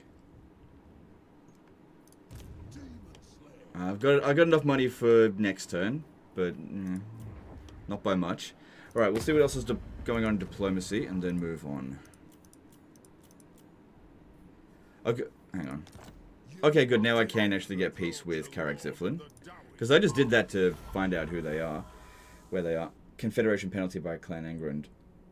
All right, maybe I shouldn't have joined war at that time. Could have waited. It's fine. It's fine. No big deal. He's actually at war with Corone. I could use this to go to war with Corone, and Corone will probably end up liking me. And maybe I better get out of that war pretty easily. I mean, he's not going to send armies down this way, surely.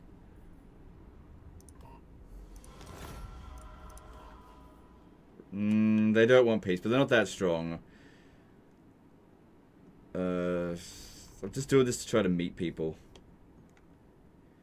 I could probably peace out with him if... Okay, we can wait. We can wait. So are the deeps worth the investment? I haven't checked it out yet. I'm working towards it.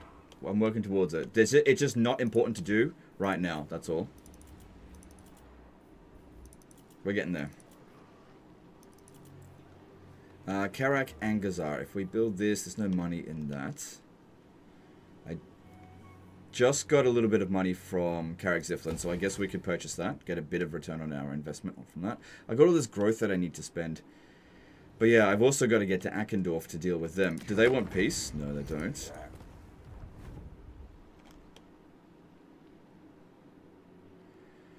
Yeah, I am wondering if I should just sell Barak Var, because it's only a tier 2 settlement.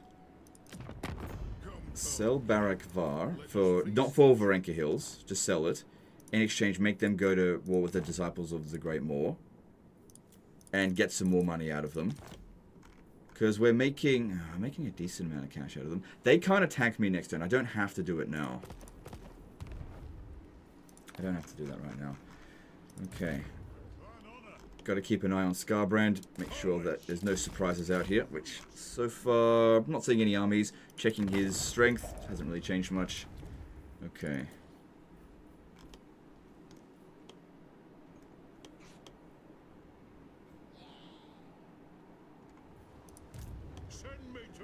Another thing that we could do is Thorgrim's quest battle here for the Armor of Skaldor. Thing is, I'm not super fond of the army that he's currently got, and we could certainly use some replenishment. So I think we should wait there. Maybe do it next turn if we have to. Okay. Maybe even send him over this way to check out this way.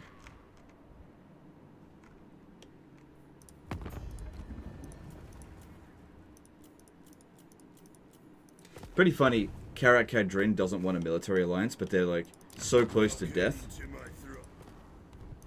Whatever. Let me see how much money he would give me to go to war with Azag. Because as soon as Azag is done with them, he's going to declare war on us. But I've got a military alliance with Zufbar. So they also have to go with war with him. I mean, don't get me wrong, they'll win that instantly. It's just interesting. Okay, moving on. I can't really do anything else here.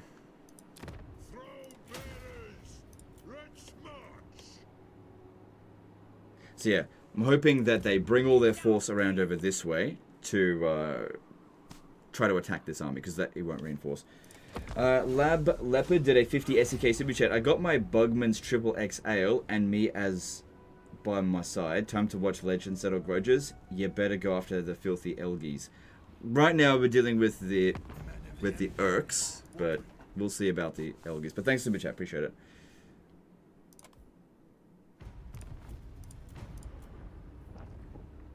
Alright, I didn't see what Scrag got up to. And they are taking the bait. This is exactly what I wanted them to do. Bring... I mean...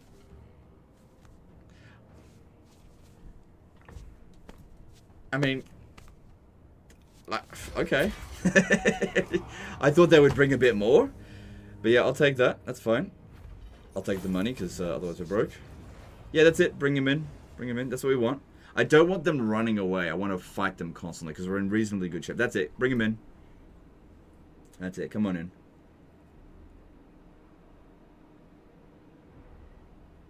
Yeah, there's Skarsnik. Okay, Ungrim is gone.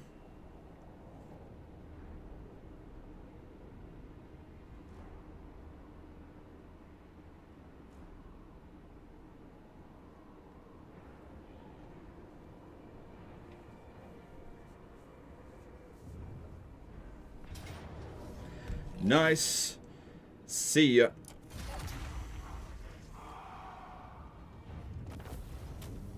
Very nice. Alright, I think replenishment... Oh, we took a bit of damage on the ranges. Yeah, I really need cash. I'll take that. Yeah, he came back over here. I kind of feel like I need to send Belegar to go sort out Scrag before we worry about finishing off Azag, because at least Azag is kind of not that much of a threat right now.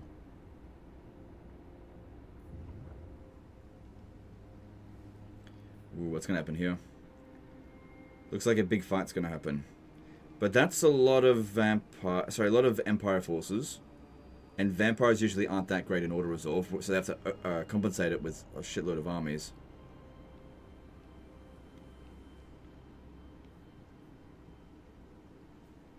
Why are all the heroes at the last? I don't know. So who's going to win that?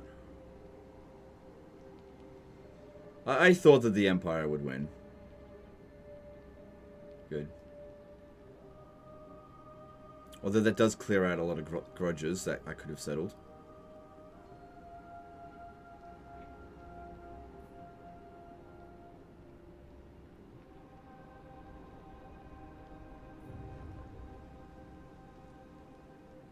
Eight peaks is just one turn away? No, it isn't.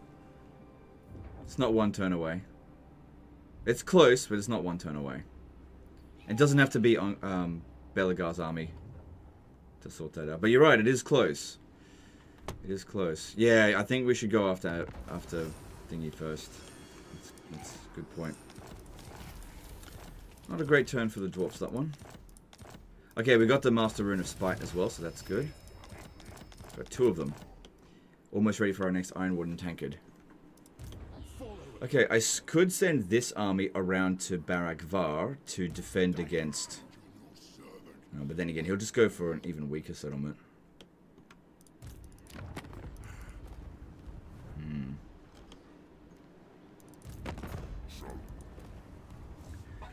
So yeah, he's going to be declaring war on me pretty soon. Good. Okay, we're in another position here where we can strike at them. That's good.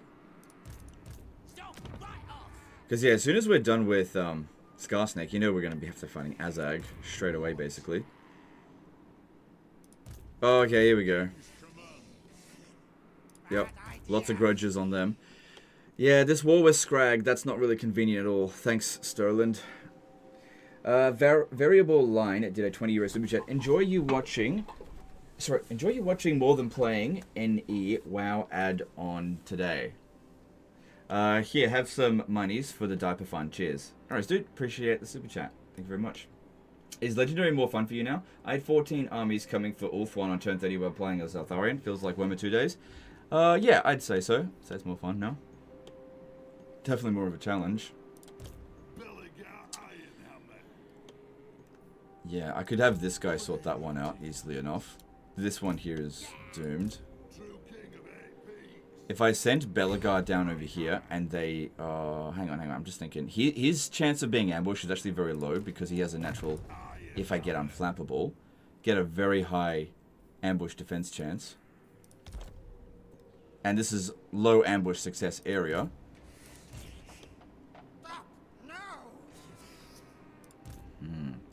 But there's 2 armies, and they seem like mixed quality. Got this army over here as well. Plus, we don't know what happened to Skarsnik out here. I need to go and check.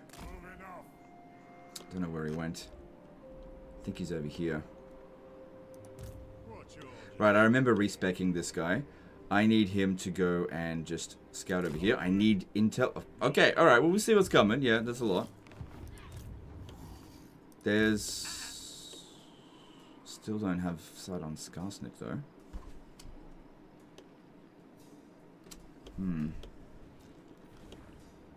lot of bloody armies. So our strength ranking is 11. And Crooked Moon's still number 1.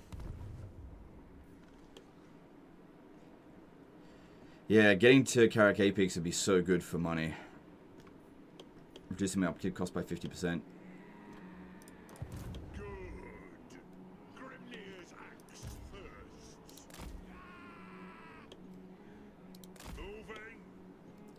But still, a lot of grudges here that can be settled. Let's have a look. We're not too far off from being able to confederate someone else. We've almost got enough to be able to confederate Grombrindle. We've actually almost got enough to be able to confederate any of them once the timer is down.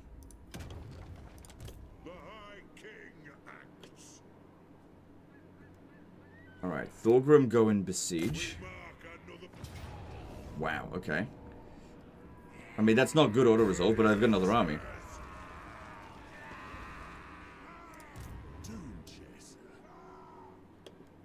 Hang on.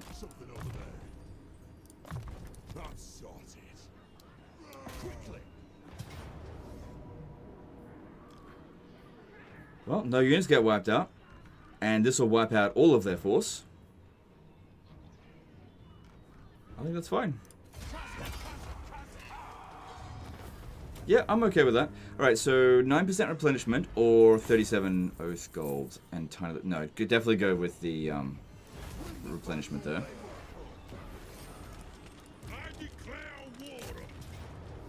Okay, do any units get wiped out? Because if they don't... Okay, losing 1 unit of Dwarf Warriors with Great Weapons is totally acceptable. To save shitloads of time. Do it. Do it. Good. Sorted it. Got a whole bunch of money and...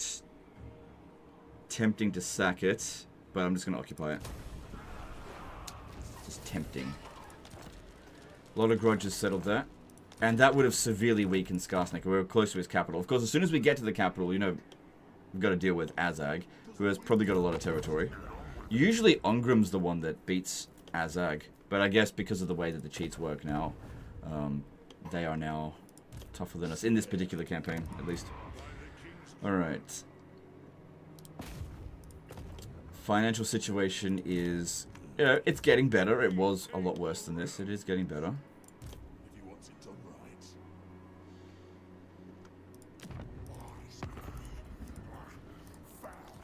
I really don't want to give them any territory, but I can't justify sending anyone to... I'm not giving them that. I can't justify being at war with them. Because it's just as far to go back to take Akendorf as it is to go to Karak Apex. And Karak Apex, well, it would be harder to get there just because of all the enemies. We've got to deal with them one way or another. Whereas I just don't feel like I need to deal with them. Let me just see again. Maybe I will make this happen after all. Oh, now it's not as good.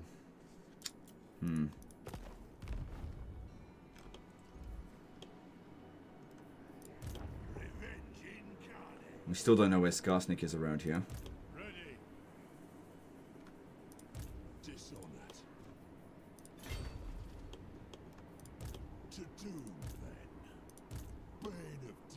Could probably send this army here, even its damage stage, to take World's Edge Archway by itself. However, when we capture that, we have to be aware that immediately we're going to get declared war on by Tretch. Probably. Although, Tretch is actually kind of weak. Compared to us, so maybe he wouldn't declare war on us straight away. And his armies, they don't... Like, the closest one seems to be at Crookback Mountain, but I'm not entirely sure. Because obviously it would be really good to get to Mount Gunbag very quickly. Tier 3 is very good for that. We are also able now to build the underway building here that I want to... Oh, okay, I'll have to build it next turn. But it's available then. But I'll need 8,100, which I will not have.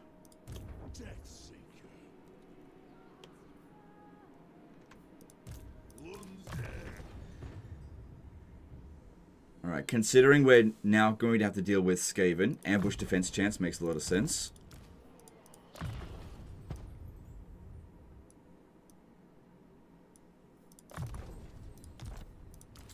Should just use this.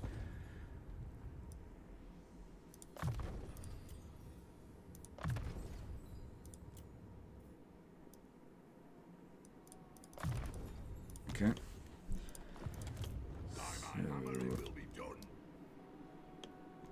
Because, yeah, we're not going to be able to get much more use out of this army. And I'm almost certain he's going to come around over here. I just really don't want to give him Barak Var. I really, really don't want to.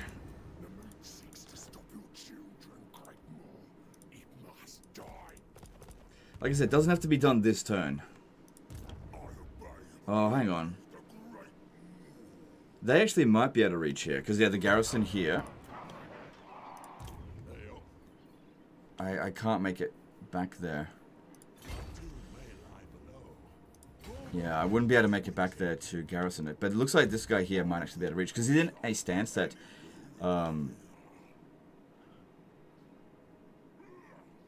he's also recruiting.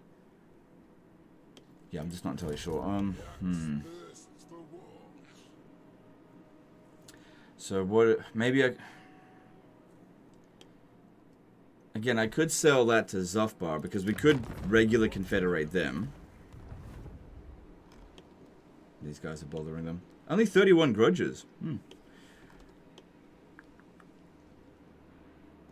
Just can't go in all directions, but I have to go to Karak 8 Peaks. I really want to attack this, but I've got a strong suspicion that they have more armies down this way. And there's a decent chance of ambush. It's only rank 14, it's not too bad. I could go down here and encamp stance, and they would... I don't know. Problem is, I just don't know what's down here. If we have a look up here, there's no army there, but I just can't see any further down this way. Could move this army over to here as well. They don't seem to be able to reach here. That's actually costing me a fair bit of money by them raiding. Also, looking at the high place, yeah, that's fine. I'll get you up over here. I don't think I'll recruit anything, but let's just see.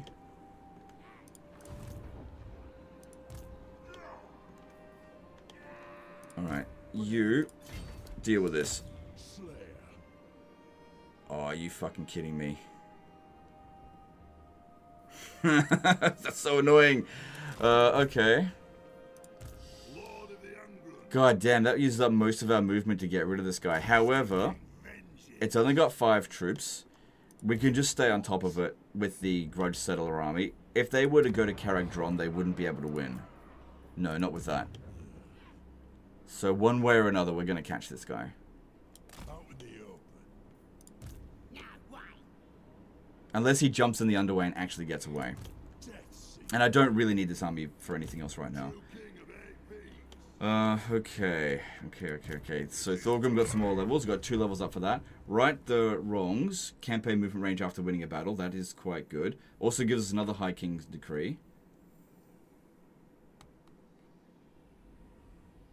Don't think that's essential right this moment because there's no armies in this area. Research rate, hero capacity for master engineers. That would be good. And elite enforcers. Also very good. And this will reduce the upkeep cost of his army slightly, which will save us some money. Now, do we have any...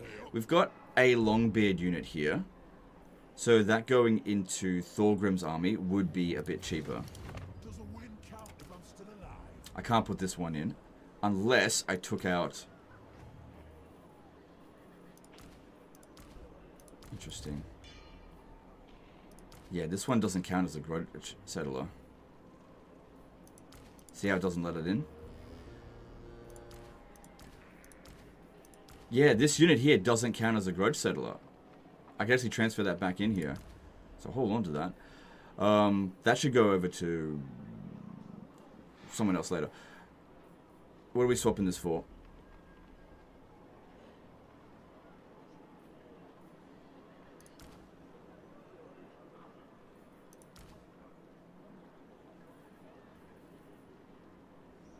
Because, yeah, he doesn't need this one here. I guess just the Dwarf Warriors? Yep, I guess so. Onward. Sure, that should have... I don't know if that saved us any money. Well, we'll see. I really don't know if I made any difference there. More means to kill. Hang on, got another level up. Another few levels up. Not bad. Thanks for the brilliant content. I'm playing Elspeth and I've got 97 out of 100 Empire territories, but can't see any more that I haven't got yet. Are there any territories anywhere on the map that count as Empire? Yes. Laurelorn Forest and Griffinwood count as 3 Imperial Authority. So you probably don't have either one of those. You've got one of them, but probably not both. If I had to guess, you don't own Laurelorn Forest. It's actually considered part of the Empire. Okay, alright. At least this area here is kind of okay at the moment. Ready? Kind of. Okay, that's good. This bit here is the iffy one. Then again, the AI have been... Oh, hang on. If we have a look here, we can see that Queek's army is considered weaker than ours, but not by a huge degree. If I was to strike at Toxer here, there is a decent chance that they will at least stand and fight. There's no Skaven... Actually, let me just check that. There is not much Skaven corruption. Belegar Ironhammer. But that being said as well, we're not quite at full strength. Also, since Belegar's going to be fighting again real soon, probably a good idea to give him the stuff that he needs.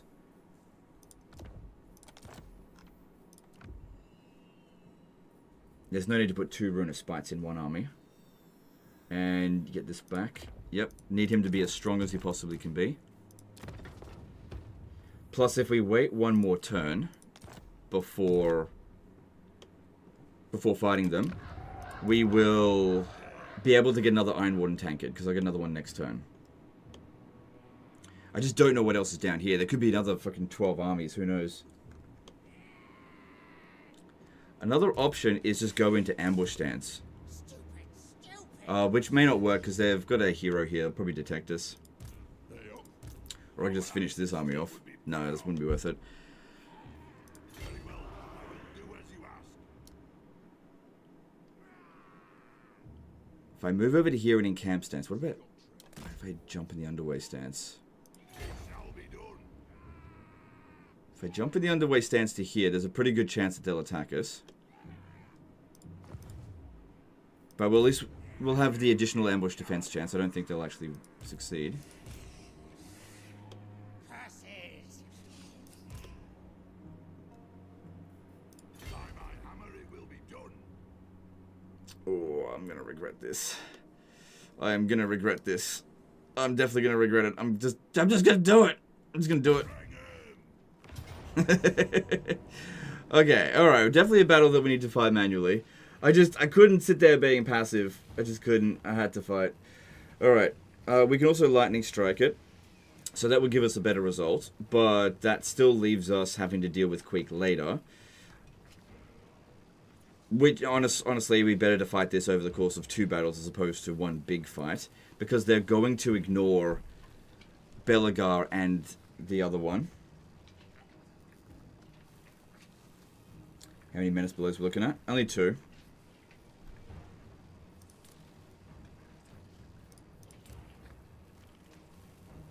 Because, yeah, this army here is dog shit.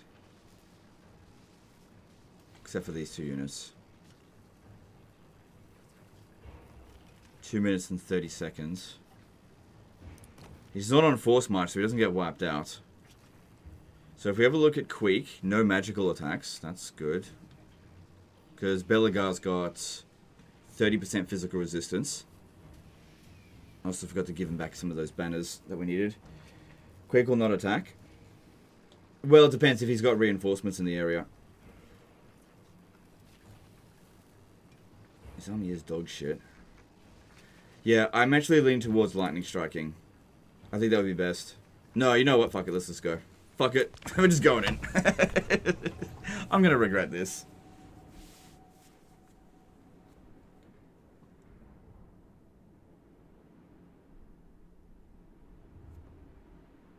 Hundred magic is tough against Skaven. You know what? I think maybe I'm like destined to make stupid decisions when fighting against Skaven, because I did this kind of shit against Ikit Claw, and it kind of backfired.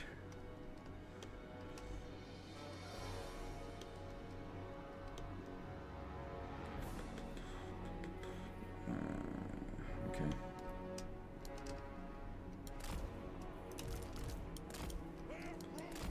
Okay, you guys stand back there. All right, you there. Which one is the... Okay, that's the Iron Warden tanker dude. You can... Yeah, you can take a separate control group.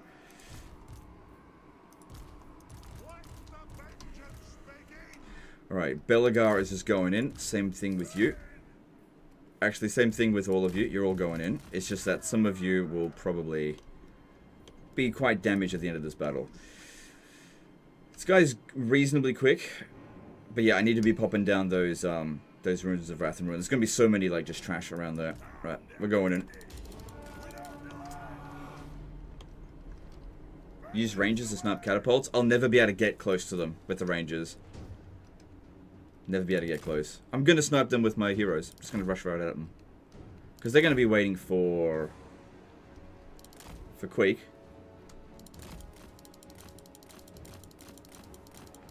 Let's go, that's it. Let's go, let's go, let's go, let's go.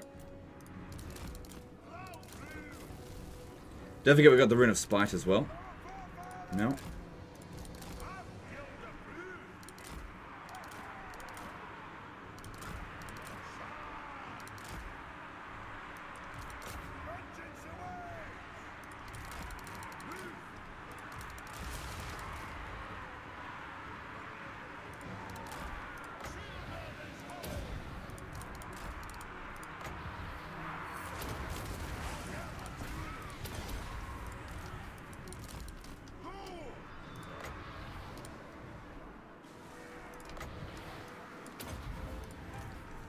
Maybe should have put the Iron Warden tanker on him, but I'm just not sure. Because, yeah, this guy is super useful.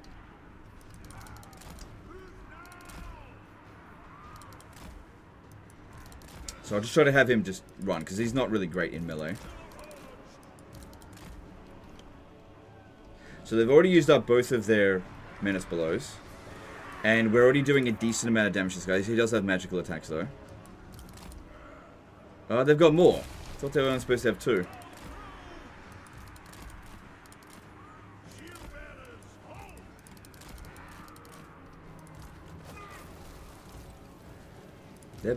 They're all doing just fine. Actually, oh yeah, because you're fighting that lord. Yeah, kill him, kill him. Oh, no, no, no, no.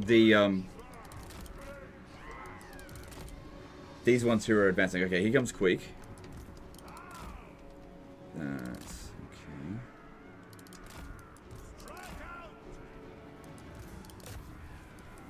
Alright, Belegar, you're gonna have to fight Queek. Your stats are not actually great again. Because he's got a lot of anti-infantry, hasn't he?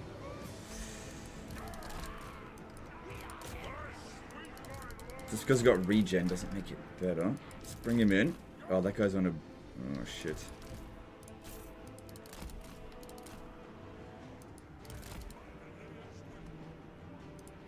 That's a summon, so we don't want to cast it on that.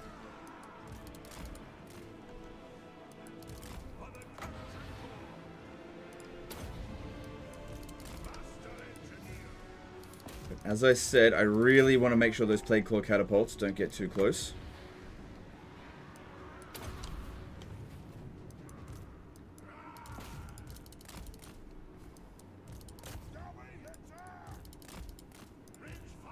I want you guys to go fight this one here. You should be able to beat him easily enough.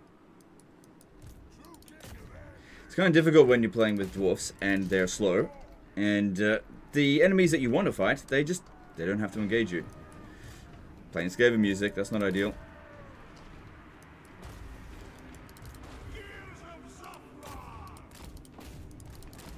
We do a lot of damage with the Grudge Raker. Get in there.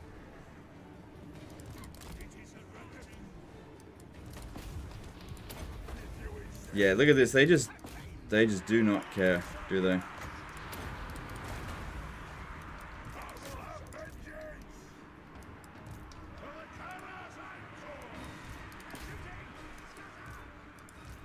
They're doing very nicely. Probably not against Queek though. Can't get them out of that. Luckily, Queek doesn't have magical attacks. Does have anti-infantry though. Okay, I want you to kill this hero here. Yep.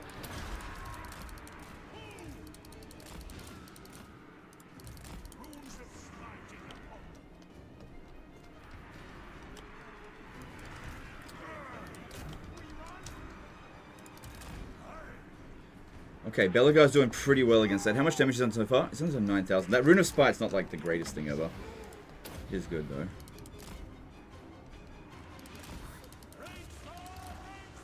Ooh, what did so much damage to him? Is it these friggin' wolf rats? Oh, because they're magical attacks. Oh shit.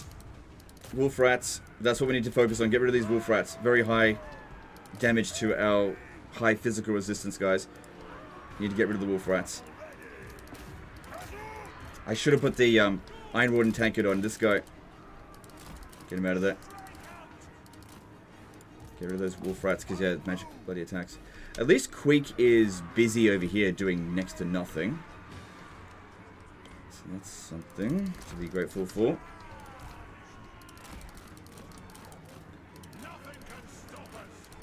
Okay, but it's not terrible. It's not terrible. Where are the other artillery pieces? Or did they drop them? Stormvermin with halberds. You get moving. Oh good, they did actually drop the artillery there. And these guys, yeah, they're doing just fine against Queek. I mean, they're not doing loads of damage, but they are doing... holding him back. That's the main thing there. Yeah, they're really going after our runesmiths, which makes sense. This is one of our highest damage dealing units. He's done more damage than Belegar because of the Rune of Wrath and Ruin and all these stupid blobs.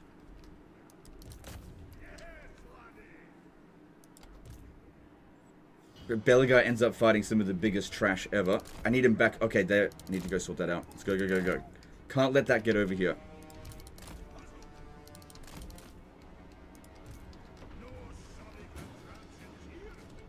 Alright, I'm going to bring him over here to go and bomb that stuff because these guys are stuck there. Yeah, that's it. Bomb your own units. Awesome, awesome, awesome. I don't feel like it's too bad at the moment. Okay, I want to try to fall back a little bit further because our leadership is going to be much better than theirs. They do have a wizard with a lot of winds of magic, and I don't think they've been using any of it so far. I think it's a Law of Ruin. Yeah, it is. At least Queek is busy over here. Not doing very much. Okay, we've got to stop that one. Belegar, you've got to hurry up and get over here. Got to try to kill this guy. Really important. Okay, I got an idea. I'm going to move a dwarf miner up here so that maybe this guy here will start casting at him and maybe I can dodge it a little bit. Come on, gotta move, gotta move.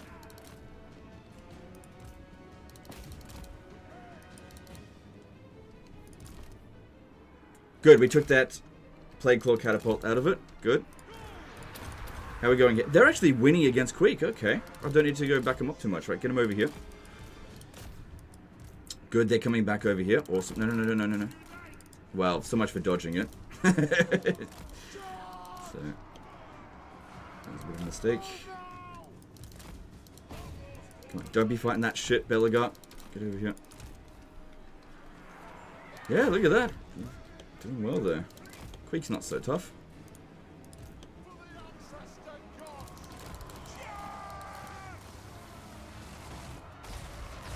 Okay, good. That one was mostly dodged. That's good. Because, yeah, we're going to have to dodge a lot of them if we want to waste all their ammo. Which we're just not going to be able to do. Good. We're stopping these Plague Claw Catapults because they're going to do a monstrous amount of damage to us. Feel pretty good about this so far.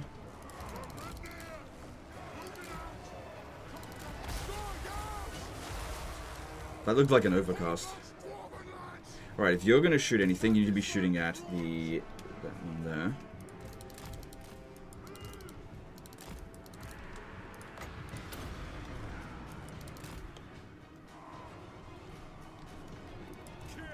This one here. Good, the blasting charges are doing well for us. I'm totally fine with them using that on him, as long as it actually does some damage on them. Playing our music again. Looking good. Looking good. I think we're doing well.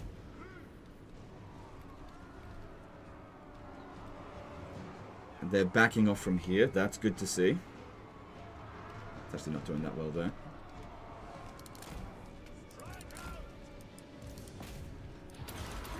Okay, that just had a lot of damage done to you. You need to focus on Queek a bit more. If we could wound Queek, that'd be great. Really, really good. At least this one here is the one that's regenerating.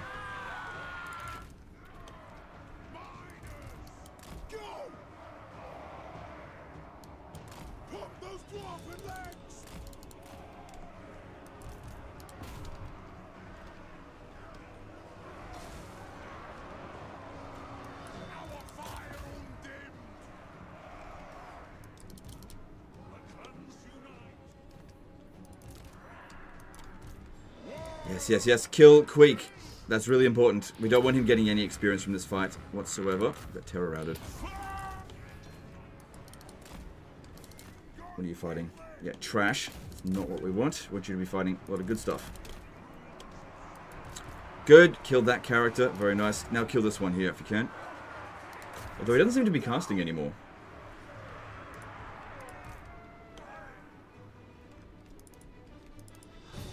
Yes, we got rid of Queek. Queek is down. Good stuff. So no experience for Queek. Ah, shit.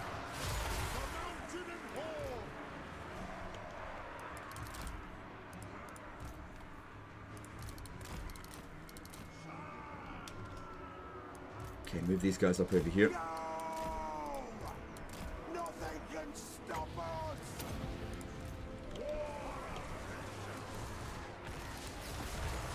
Just shoot into that then.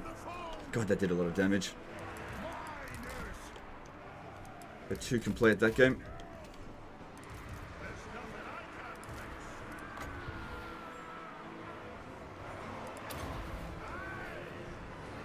They can't use that unless they're not in melee.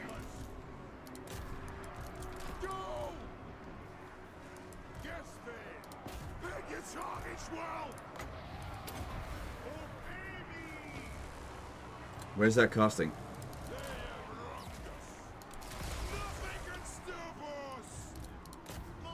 Alright, looks like we've army lost them. Cool. That wasn't too bad. The damage done to our army is not that severe. Compared to what we were going up against. Yeah, if you could kill this guy here, that'd be awesome. He's only got a little bit of health left.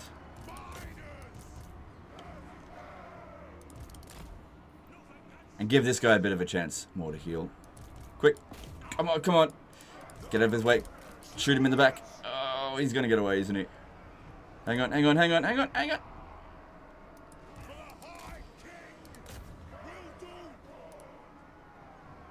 Yeah, he's going to get away. He's just too close to the edge there. It's alright, because otherwise they just would have recruited a new lord that had more experience anyway. Sorry, less experience, but more health. So if he comes back and fights us, he'll have...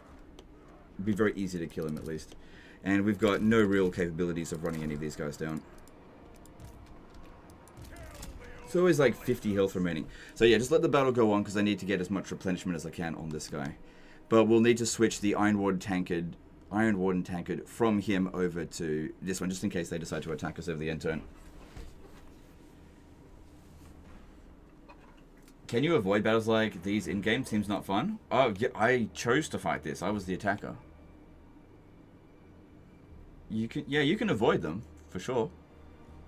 But if you... I mean, it depends. There's sometimes situations where, you know, they've got you cornered. I've seen that happen before.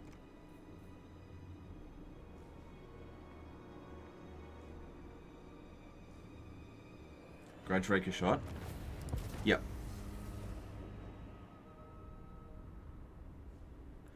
Cool. Alright, the amount of damage there, not too bad. And we can probably replenish some of our casualties with the post-battle loot options.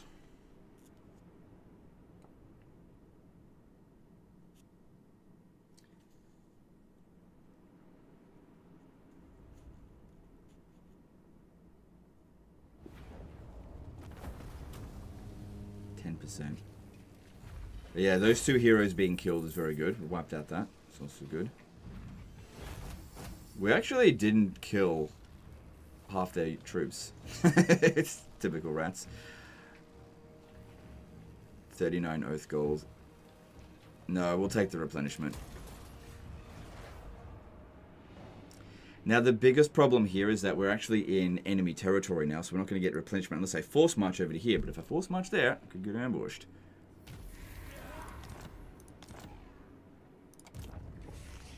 But it doesn't really look like they've got that much. Oh, hang on. No, that'll give me a bit of extra movement when I go into force march stance. Like I said, this guy needs to take that Iron Warden tankard. Not from Belegar, but from him. Just in case we get attacked over the end turn. If I go with Unflappable, I can get an additional 20% ambush defense chance.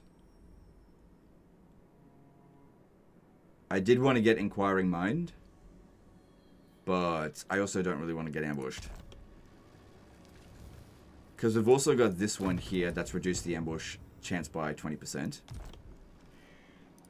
So pretty good chance of not getting ambushed so far.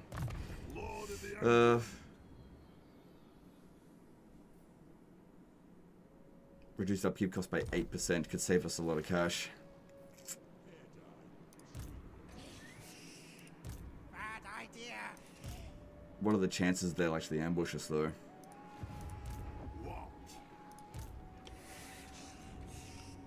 Think the side again. Because I definitely want to go back into my own territory by force march. I think we've done enough damage not to worry about it. I think we can justify risking getting ambushed. Because it's only an extra 20%. We've already got at least 40% ambush defense chance. It's not particularly high chance there. And that'll only give them an extra 25%. Yeah. Yeah, alright. Just stand right there. I should be able to reach Karak 8 peaks next turn. But of course Skarsnik could show up, who knows. And I'm going to reduce upkeep cost and get some more research right there. So that saved us a few hundred. I could also bring this guy over here to... I have to force march. But then again, we've got this over here that needs to be dealt with. So there are fuckloads of armies coming. Well, they can't reach here this turn. I also might need to actually use Belegar to help out here. Because if they push enough of their armies over here, we're not going to be able to stop them at Black Crag. Alright, push back over this way a little bit. Hopefully they just run off, skulk away. Give us some more time to deal with them. The Thanes give ambush defense chance as well. Oh yeah, okay, so that's like 60%. Alright, we're good, we're good. Yeah, thanks for that. I didn't see that one there. Alright, we've got...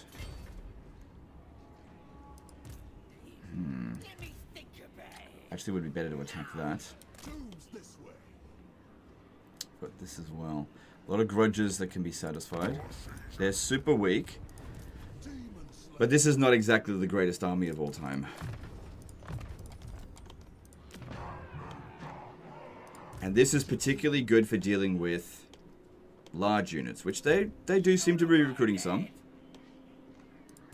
I'll have to fight this manually. I'm going to occupy it. Or should I go for Ekrund? Have a look at Ekrund's garrison. Just can't reach there, that's all. And they're going to recruit another bloody 4 or 5 units in there. And this guy doesn't exactly have unlimited ammo.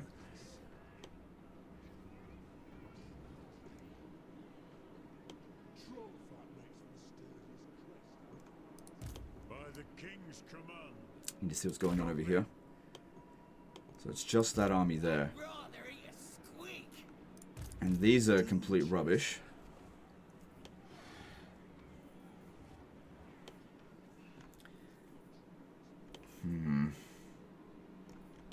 Yeah, it's not even turn 30. Every turn takes a long time because there's so many tough decisions I got to make. I'd love to go and attack this over here as well, but I can't afford another army, obviously. Really want to capture it. But I know that the distance between Ekrund and Bitterstone Mine is more than a turn. So if I capture it, this guy won't be able to attack us. I think it's 1 turn between Bitterstone Mine and Dragonhorn Mines. I really want to recruit some gyrocopters into this army. If I was to do that, I mean, I've got some cash, so I could get...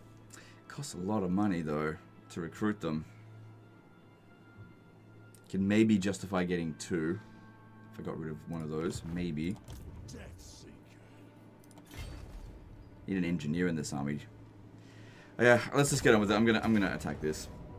We've got to be making some progress. Maybe I should get out of this war with Wurzag soon, just so I can redirect some of my effort elsewhere. I'm just stretched so thin.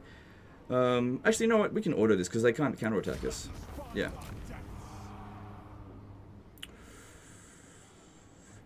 Nah.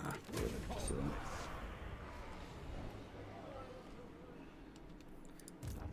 The Ekron Grudge. Use a hero action to... Alright, okay. So this guy here might be able to do Assault Garrison on that. 50-50 chance. I don't think it's really worth it. It's only 2,500 gold. It's not a big win. Okay, so we get a bit of extra ammo for them. That's good. So now they've got 24 shots. I really don't think... Yeah, they can't actually reach Ekron next turn, but I'll be able to reach... that's iffy. Maybe I'll be able to reach Dragonhorn Mines. Maybe. Bit of stone mine. It's got a barracks there. Get rid of that. Yeah, just get rid of it. I need the money. Because, okay, how much am I getting back from that? 1,200. Alright, I reckon I can justify recruiting 2 gyrocopters into this army. Just 2. Alright. Just 2. Yeah, regular gyrocopters. That'll give us a lot more capabilities. I'd love to get a master engineer over there. Let me just check. Grimnir, that's a good trait. Take a while to get there, though. And it's going to cost more money. Well, you know, our finances, we're managing. It's sort of. Plus, it'll take him ages to get there, but it just is what it is. Okay. And then this one over here. More units would definitely help against all this. But Belegar Ironhammer does have lightning strike, so maybe I don't need to worry about that if he's able to launch the attack. Plus, most of this is probably just a lot of trolls. I do have enough money to get through the turn. Yeah. Can't be justifying repairing or building anything right now. Alright, let's see what else there is for money. Do you like the new difficulty so far? Yeah, I'm really on my toes on this campaign. Nothing I can do in diplomacy, I think. Actually, let me just check again. Check with those that like us first and see what wars we could maybe join for cash.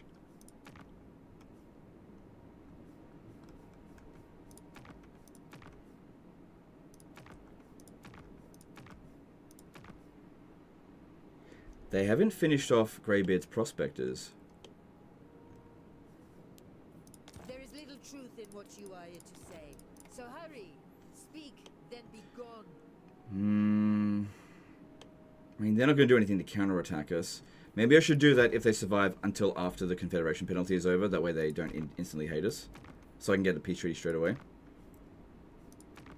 You correct Skiing did a $5 super chat. Hey Legend, always great to see you stream. Dwarfs are my favorite faction. Could you please rename Black Crag to Karak Draz? Cheers. Yep, I'll do that in just a moment. Sure. Thanks for super chat. Disciples of Hashut are at war with the Goramandi tribe, which are up this way. They usually get wiped out, so I guess I could do that. Nope, they don't want me to. Can't negotiate with these guys. They'll probably declare war on us over the end turn. Just leave them alone. Creeping Death, just ignore them. Nope. Nope. Okay, there's nothing here in diplomacy that we can do. And then we've got to come up with something to deal with Scrag. Because, yeah, he's going to head towards these settlements here soon. I don't want to be at war with him. If it means selling him Barak Va... Oh, yeah, because he might be able to reach there this turn. Because I've only got 11 units. I hate having to do this, but I can't justify going after him. Small amount of money. Like, I'd rather this. Sell them Barakvar for more money. Not as much money, actually. I could probably swap it for Varenka Hills. Yeah. And then get him to go to war with the Disciples of More. Yeah. So that at least we've got somebody fighting against them as well. And I could probably swap it back with someone. Because obviously that settlement's closer to them. Just sell it back, straight back to Zufbar. I mean, it'll get hit, but it'll buy us some time. That's all I'm doing. I gotta buy time. What else could I do with this? Can get him to go to war with Crooked Moon, maybe? Nope. Sylvania? No, that'd be a bit mistake. Don't worry about anything else. Alright, do that. Okay, then we've got Varenka Hills, which is actually not worth very much at all. Let me see if I can sell... Oh, wow.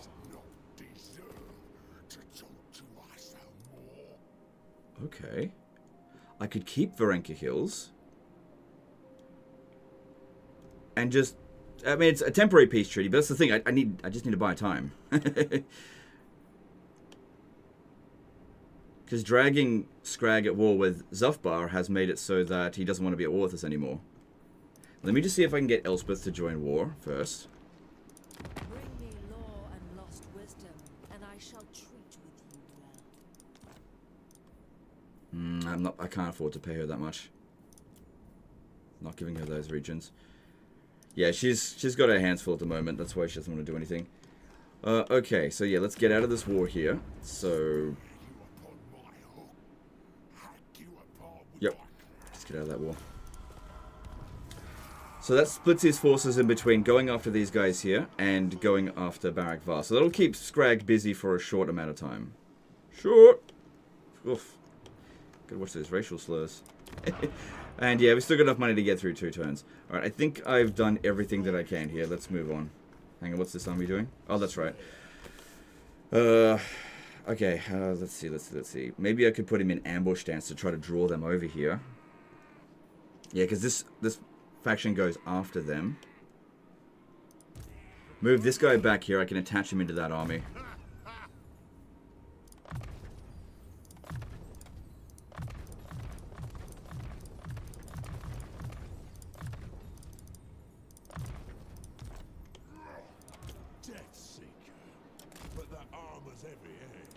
Yeah, going to ambush stance there. So trying to draw all of these armies over this way so that we can dogpile on them.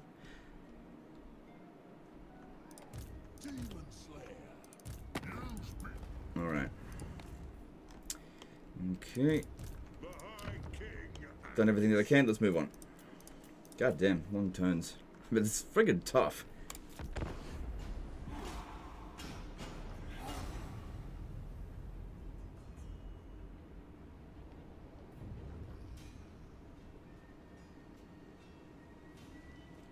So Zufbar's probably not very happy with me for doing that, but at the same time, swapping settlements makes him very happy, so whatever.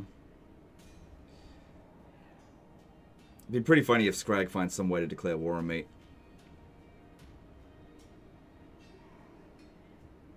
What's he doing? Okay. Looks like his army's shit. I just need to buy time.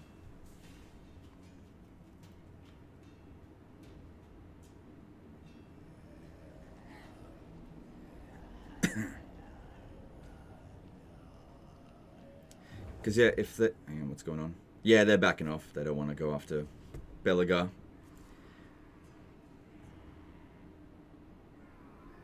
What is making this campaign so much harder? The AI have just so many armies. That's the problem. I want to get Karak Apex. It'll solve a lot of our problems. But we're so close, but I just can't quite get there because there's so many armies coming at us from all directions. Confederate Zufbar. I think I've still got one more turn of Confederation penalty. I need to see what's going on here.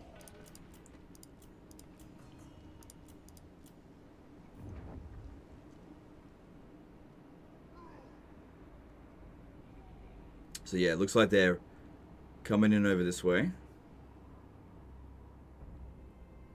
They were going to find some way to declare war on us. That's fine.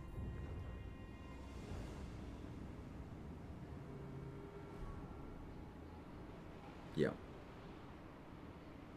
Do you know what they're doing right now? They're accruing a lot of grudges. Grudge! What are you doing? Yes! Yes, that's good. That makes it a lot easier to beat them.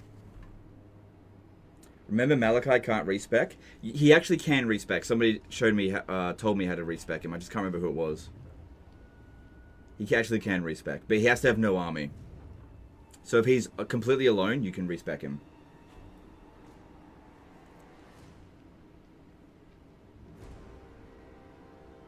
Hey Legend, I hope that CA have updated for AI in Battlefield as well. It doesn't seem like it. The AI is still brain dead on the battlefield.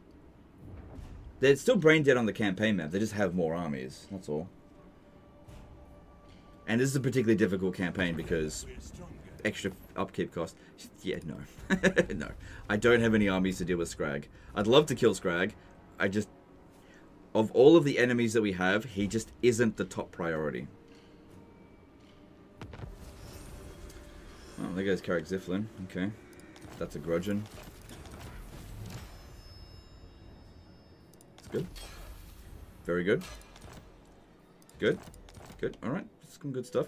Alright, they didn't... Oh, they're wow. Oh, no, it's still going on. Okay. Here's the interesting thing. We can take Karak 8 Peaks because I was worried that they were going to advance over here.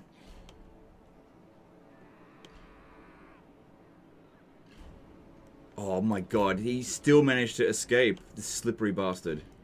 Fucking hell. Okay, Barag Dawazbag might be able to repel that. So was that worth? No, it wasn't worth X. So he's got 8. Yeah, we can beat. Oh, you fuck! He doesn't have enough movement. Who are you? The Eye King. The throng is mustered. Is it just me, or was this army smaller than it was before? Hmm. 50-50 chance. If I succeed, I'll get 2 grand. If I fail, I'll probably get this hero wounded. Alright, gamble. Punish the grudge makers. It is what it is. Do it for the T-Bin Skaven Blight. Oh god, money's even worse. How's it worse? Yeah, so we've got... We could build this if I had the money. Now, that's the problem now. Just fucking finances. Need my bloody money. For my oath. Out in the open. So... Maybe put this guy in ambush stance right here, because Iron Rock... No, they wouldn't make that attack. Just stay right there on top of him. If he jumps in the underway, there's always a chance we might catch him next turn. So I'd say that they're going to come around over here and hit Barak Var. They can't be confederated just yet because there is confederation penalty of 1 more turn. They'll still survive. It would be good to get Karak Dramar. It is a good settlement. Although it looks like that's been... Oh yeah, because of the changeling. Honestly, confederating them doesn't make any sense now. It's all just trash. And yeah, here comes fucking Azag. So, another big enemy to deal with. But yeah, if we take Karak 8 Peaks this turn, that will be a big relief of our financial situation. Also, if we have a look here, I'm fairly sure we'll be able to confederate anyone we want. Yeah, we've got enough grudges to confederate anyone. So I could get Ungrim without having to worry about additional territory. But Grombrindle would provide the best bonuses for our faction, including campaign movement range faction-wide, which would have allowed us to capture this. I mean, getting him by turn 30, I think, is a bit of a stretch, but I think that would be the highest priority. I'm going to besiege Karak 8 Peak, because we're going to do this now. Now, while that's going on, while we're getting in there, so we've got the Iron 1 tankard on this guy. I'm pretty sure I can get another one. Could auto-resolve it. Yeah, let's get another one.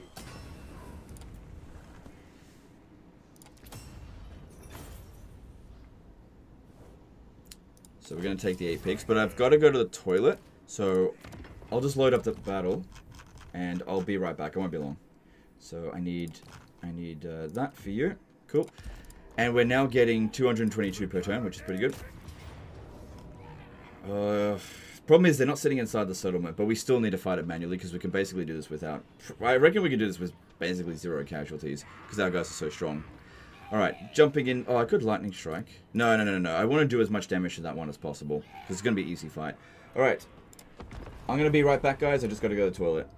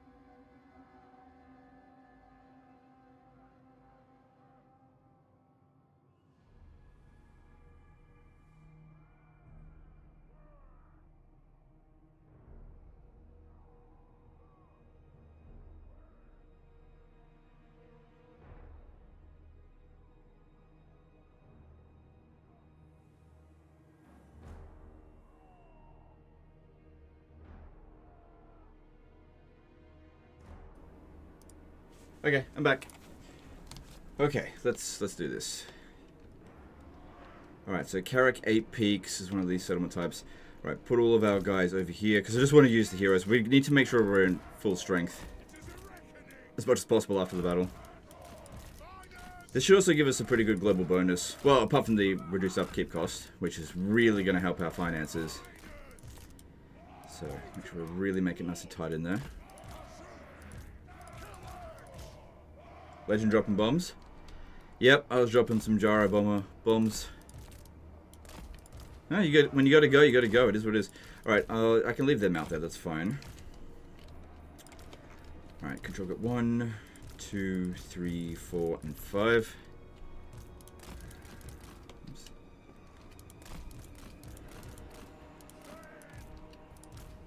That's good, he's got the Iron Warden tank. So we got 3 Iron Warden tankards now.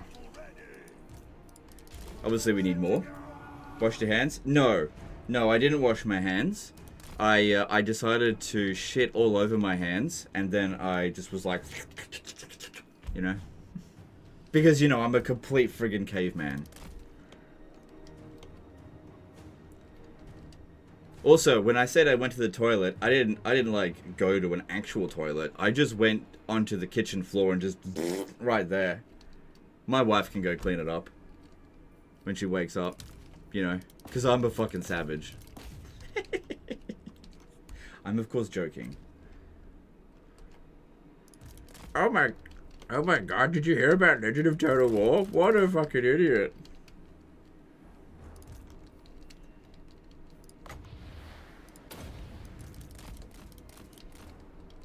So you did find the game harder now since the patch? Oh, definitely. Yeah, it is definitely more difficult, for sure.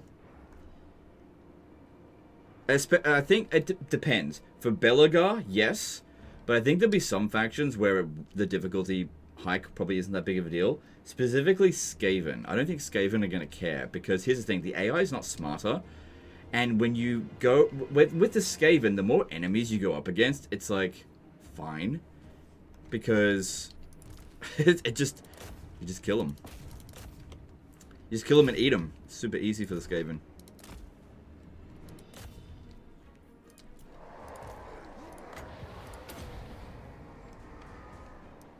Don't you dare shoot at them as they're coming in here. Stay away.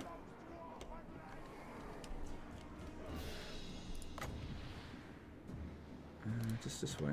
So we're instructed.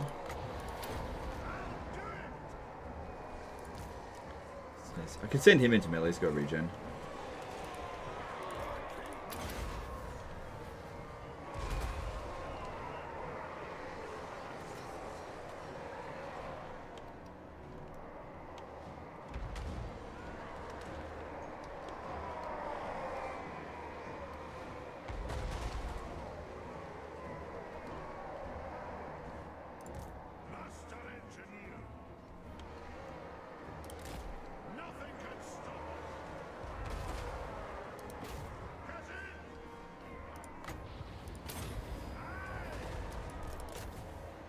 It's alright. This one here doesn't have the regen, but this one here does. It's okay, you can always swap them around.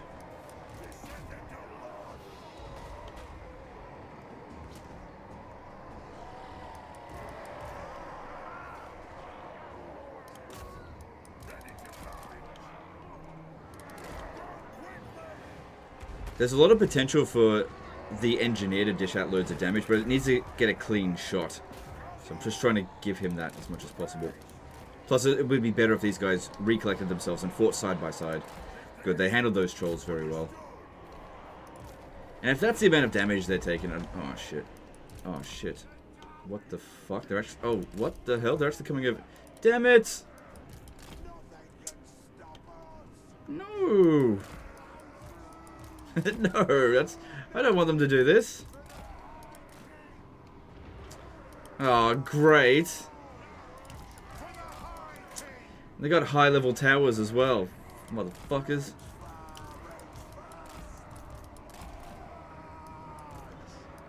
Supposed to just not even be able to use my army in this battle. Fucking bloody thing. I did not think that they would do this. Pretty smart of them. I'll give them that. Come on. Dude, get the fuck out of there. Getting bombed by our guys. I gotta get this one off the battlefield before it gets wiped out. I wanted to take like 0 casualties. It's not gonna let me do that. Huh? Come on, let me withdraw.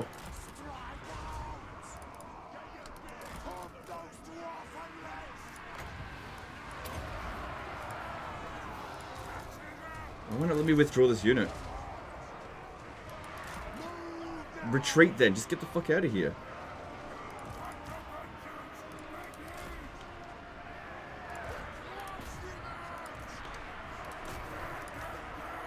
Don't let me get rid of him.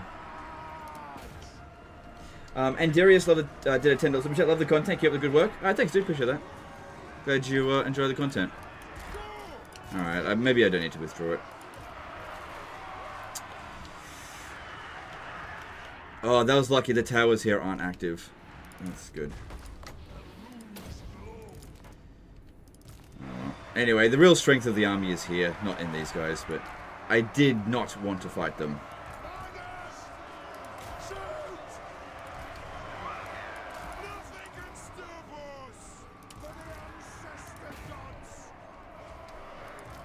Why can't we withdraw this unit? Weird.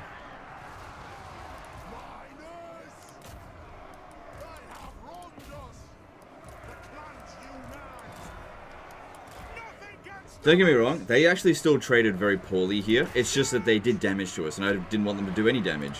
But they still traded very poorly. Even if we were super disorganized.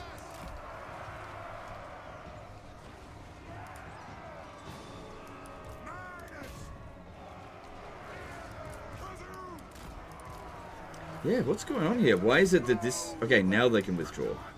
Just curious why they wouldn't do it before.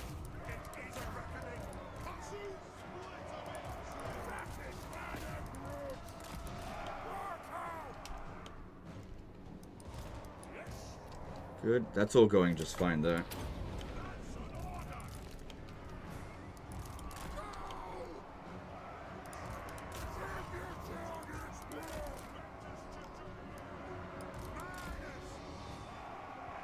Yeah, kill as many of them as we possibly can because they're not getting wiped out just because we win the battle because they're standing outside the settlement.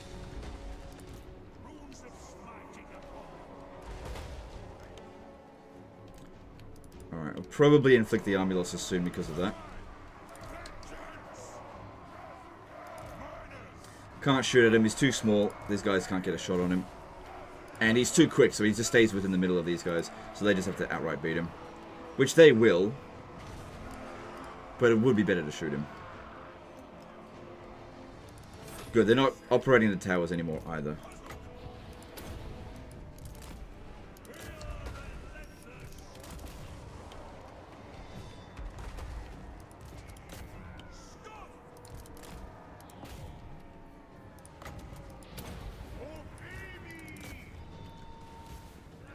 Did you know the entrenchment ability of the engineer makes it impossible to give more commands? So give move commands, but the unit can still move. A runesmith casting out of range will still move. Ah, that's interesting.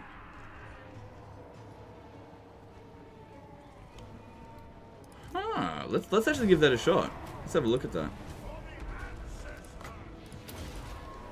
Oh, I don't have my abilities ready. I got 15 seconds of that. Let me just see. If I use...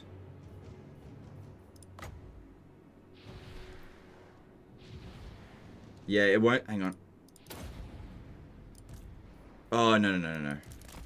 I'll have to do a bit of testing on that, but that's very interesting. I don't think it's really worth exploiting, but that's interesting.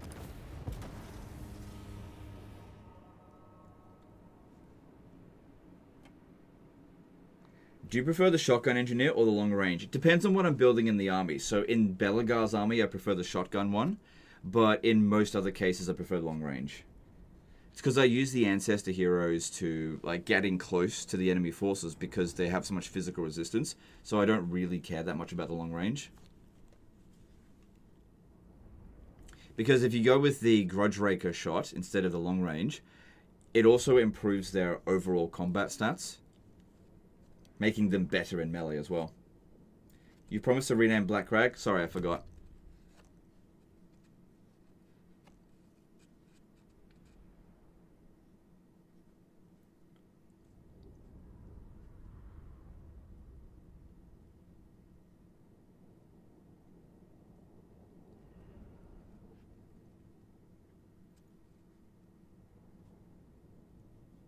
Oh no. It wasn't a very long battle, but it did crash. I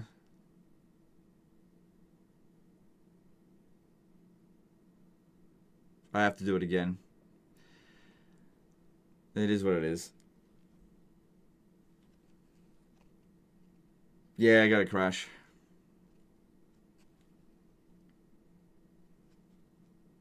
That's okay. It wasn't a very... That was not a long battle. We could do it again. Intel crash? I have no idea. Yeah, so the people that on the chat that got in touch with me about the crashes, they didn't message me in Discord. So one person did, but that seems like a very roundabout way to go about it. But we'll see. Is it normal for the game to crash nowadays? It happens.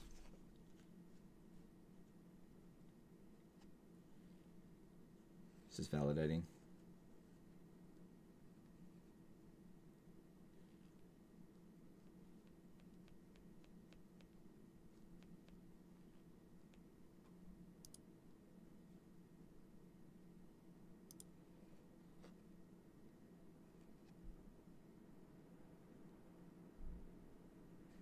Hey Legend, with Warhammer looking quiet next year, do you think you'll cover Civ 7 at launch?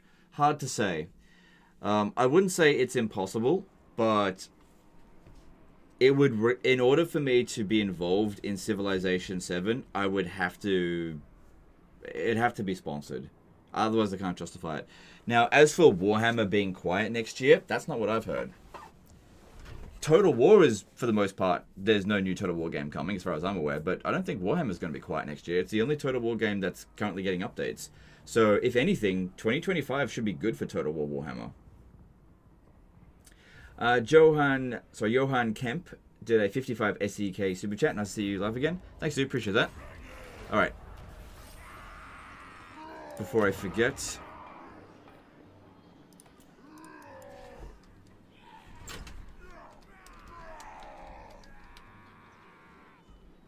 Is that it? Is it... Is that how you spell it? Fuck, I can't remember. Or is the H there? Shit.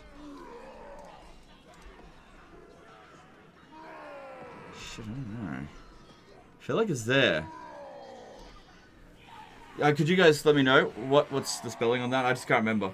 Cublick1 did a 25 PLN super chat. Hi Legend, does Ikaclaw Workshop Doomwheel upgrade apply to his mount? Cheers and thanks for the content. There are some upgrades that do and some that don't.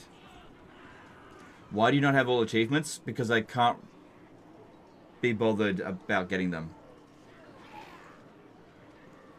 So that's correct? Alright, cool. Mouse over the main settlement building. The spelling is in the fluff. You're right, there it is. Characterize, yep. Alright, cool, spelt it. Alright, gotta go do this battle again. It crashed, it happens. Just get back into it. This gives us an opportunity to not get too badly hit by these guys this time.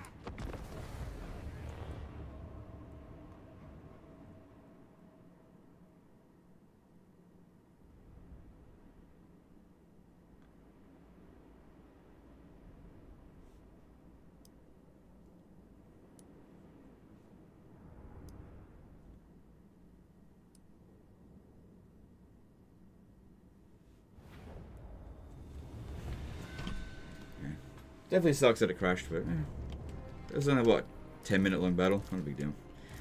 Pretty much just going to do the same thing again, because it was fine, but maybe prepare a little bit better for the incoming enemy reinforcements. Problem is, I can't just, like, spread it over here, because there's only one blind spot in this entire map, and it's right there. Put these guys here, so that they can get into their rear. But yeah, I'm still gonna have to leave these guys here.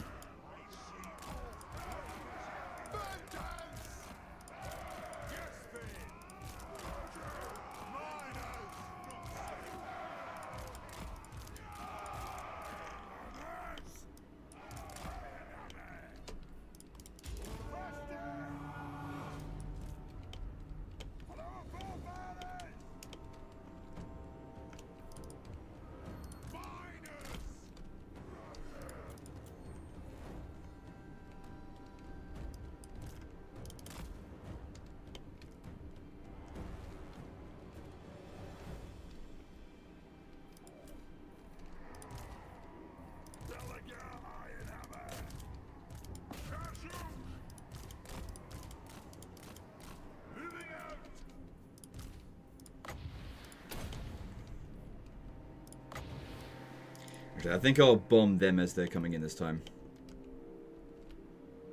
Alright, we can spread out just a tiny, tiny little bit. Just, hang on, let's take the ones that have the most amount of health. Move them to maybe there. Ooh, oh shit, these ones over here, it's going to be tight for them.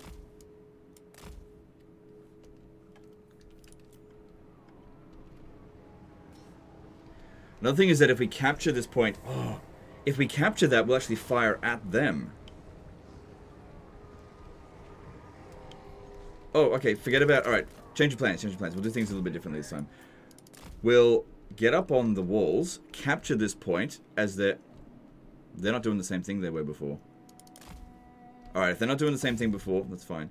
Oh, hang on, no, here they come. Yeah, if I capture this point, we'll actually shoot at them.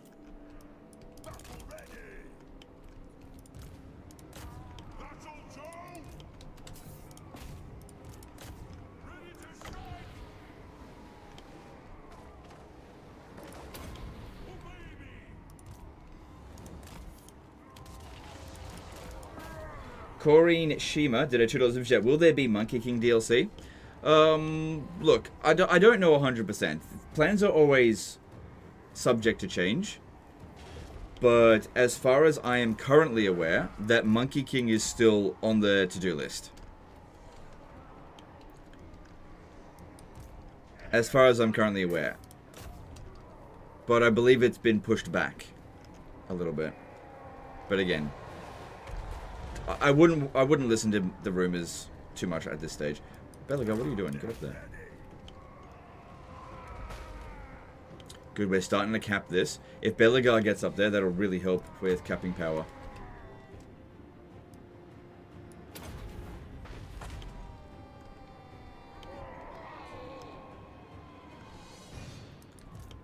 Oh shit, what are you doing? Get back.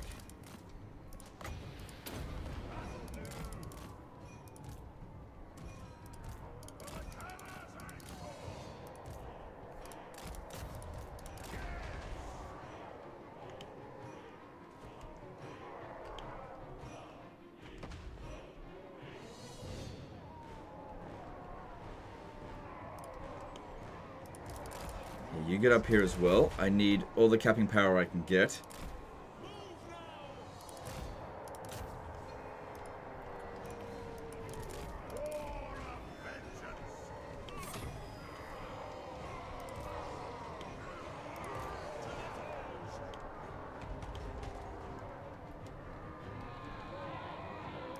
After Wukong, it sure will be. Yeah, you could be right about that. That might actually push things forward. Could be right. Alright, now that we're shooting at their towers, they might... Hang on, don't shoot. Just come back over here. Is it just me, or do they fucking know where my... I'm just going to withdraw this guys from the battlefield now. I don't need them. Just get them out of here. It looks like they're running straight over here, like they know where we are. They fucking did. They knew where we were. They stopped as soon as we withdrew them from the battlefield. They even though we were stalked, they fucking knew it was there. Yeah, I need you to get up here. I don't want to be fighting them.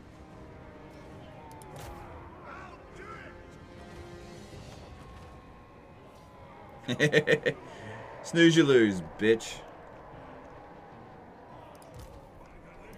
Unfortunately, I can't put Rune of Wrath and Ruin up on the walls.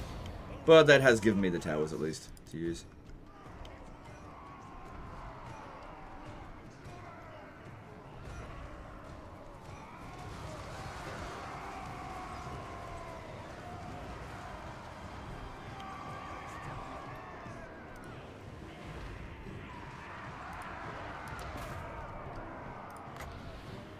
Just wait until that one gets on top of it, and then we'll pop that down.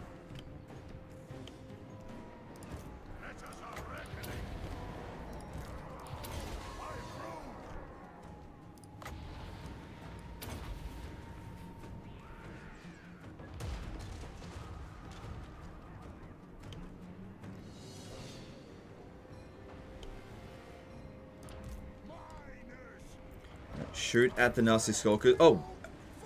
Fuck. They did a lot of damage to him.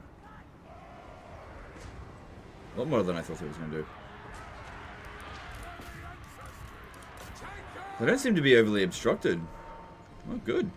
This is going much better than the other one. Much, much better.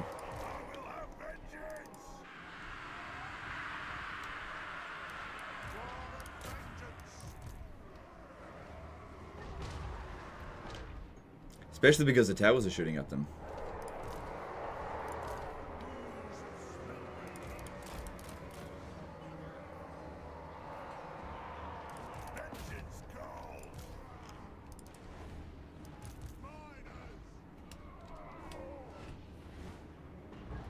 cool. They're backing off from this engagement. They're like, fuck this is going really bad.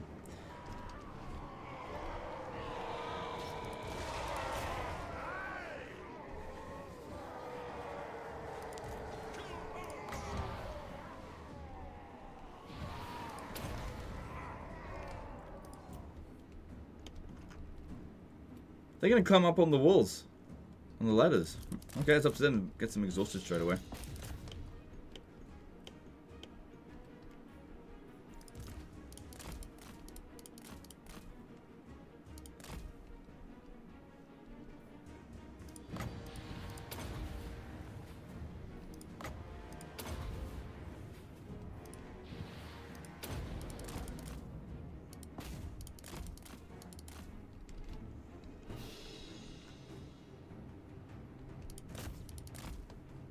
Yeah, blasting charges can be really quite good. For sure. That's why you go for these over the regular miners. But of course, you recruit the regular miners if you just don't have availability of these guys. Alright, this shouldn't take too much longer now. They're giving up on this. What happened to this? Oh, this is the one that got attacked. That's fine.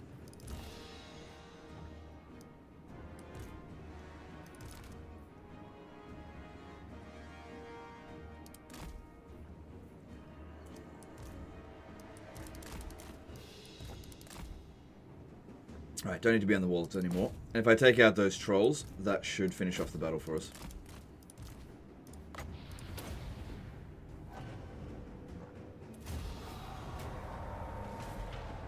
Good. Alright. Shouldn't crash this time.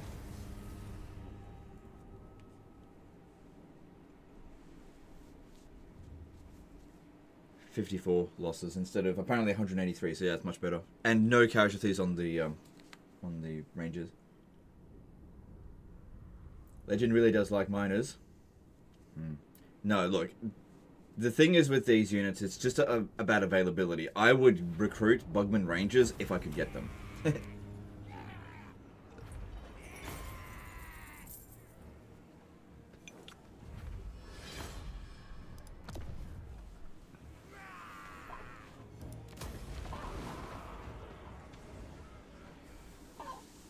Alright, wow, what a big difference. We're in the green straight away. And the upkeep cost difference. Cool. Cool. So we've also got this, an Oath Fulfilled. Unit experience gain per turn, Lord Recruit rank all provinces, control all provinces, leadership when fighting against greenskins. And I believe that is permanent, there's no timer on that. So that extra control is really going to be helpful.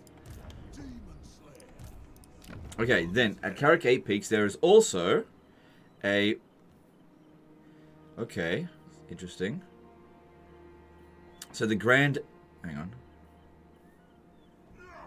So there's two landmark buildings. The Grand Underway Junction, I think this is the one that all of the dwarves can build, but this one here is unique to them, which gives Ancestor weapons, enables magical attacks for all units faction-wide.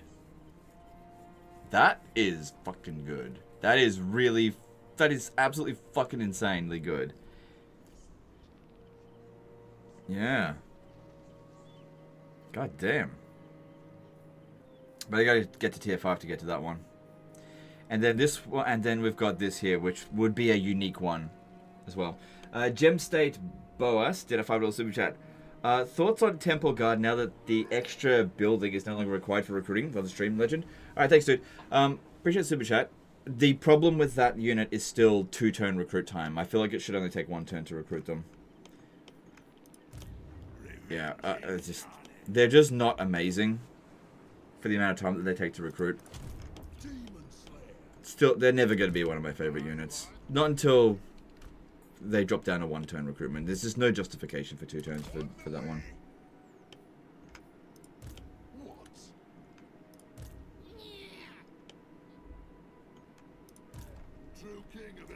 Told you about that building? Yeah, okay, that's great, but if I had arrived here at turn 5, you know I still wouldn't have it right now. Because that building, right, that's tier 5. You know? Getting this on turn 5 or getting it on turn 30 doesn't make any difference.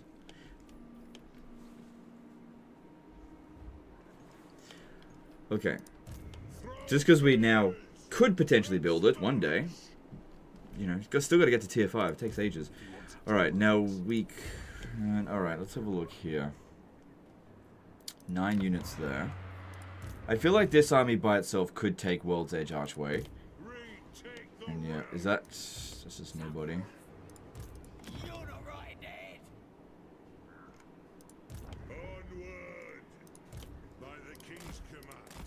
Definitely want to know what's going on up this way. Let's move.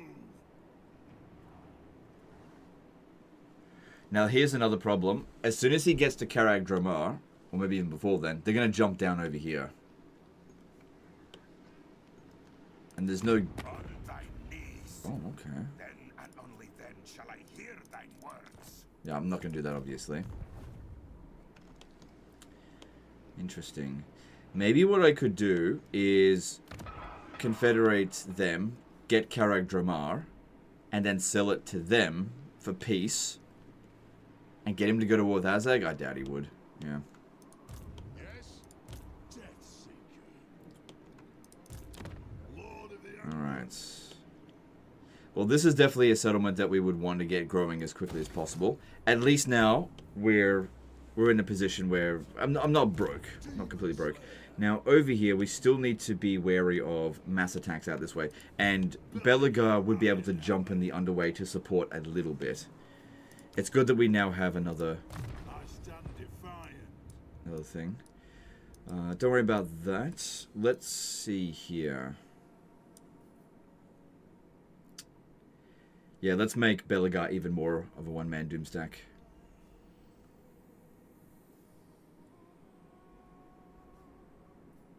Yeah. It's always good for these guys to have a bit of extra speed.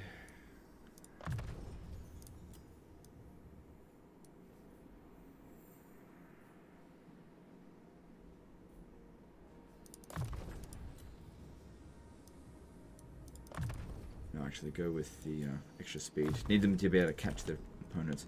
Alright, that looks good. So how much territory does he have left, Skarsnik? And they got 3 regions left. There's strength 1 with 3 regions. So it's just 1 over here, and then these 2.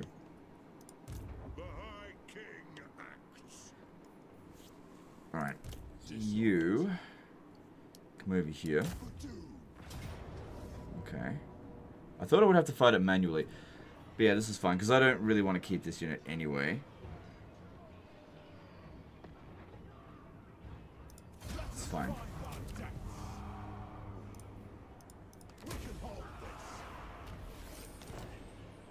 Also, 3 turns, and we get a new Grudge Settler army. This one provided so much value to me in this campaign. Holy crap. Alright, now with Thorgrim, we need to move up here in camp stance. That way we can get replenishment as we move. Wow, look at the upkeep cost on these 2 now. It's really cheap, comparatively. It's actually cheaper than Dwarf Warriors. That's good. But I can't get any more of them for the time being. I would like to, though. I don't think I've got access to any more. Well, there's these 2 here, but they're free. And can't transfer them. Okay. So, just encamp over to here. They're not going to be... I mean, this one here is still definitely a problem. But it's not going to be able to reach us this turn. If we can try to incentivize Azag to come around over this way, as opposed to down here, that would be better. I probably could, if I absolutely needed to, raise another army now. We've also got access to a few gyrocopters. But again, I can't fucking hit that army.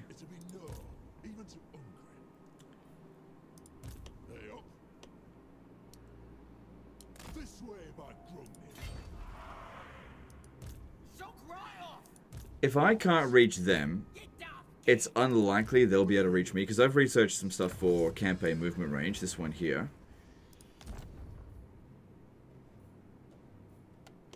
But I don't need to move too far. All I need to do is stand right there.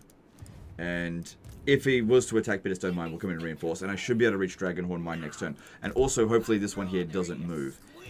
I would like to recruit more gyrocopters, but again, I also need some money to build this I need 8,100. Hang on. Don't forget 3 armies coming at Karak Draz. Maybe building walls worth it. Problem here, it takes 4 turns.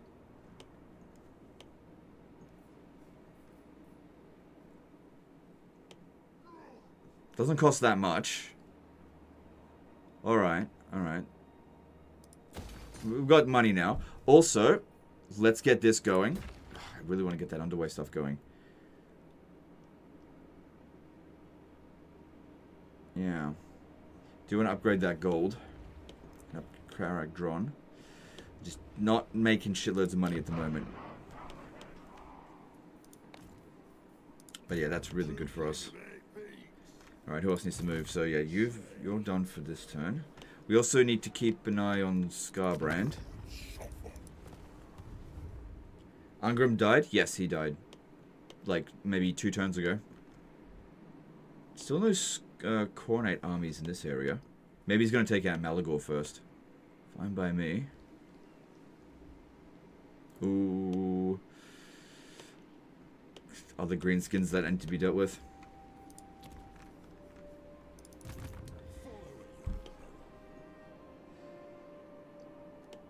Alright, they're also raiding us a lot here. That's costing us quite a lot of money, but it's also accumulating loads of grudges, so that's kind of okay in some areas, because grudges are good. Get us confederations.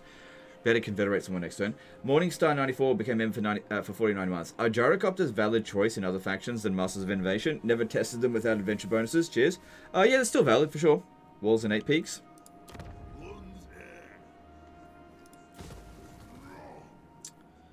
We've already got 15 units.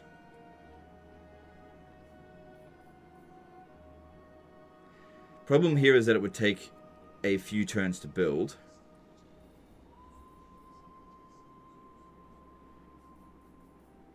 And use up a build slot.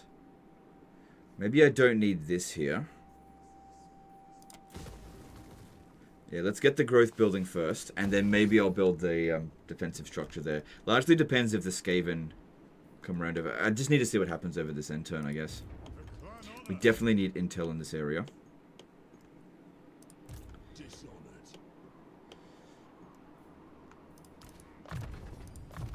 Okay, that's good. A little bit better for him. But yeah, a huge concentration of force. Bit of an issue.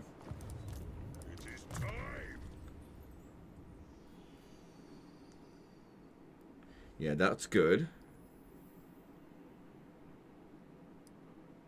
Right, yeah. Grab... Oh, physical resistance. Missile block chance. But that provides an aura.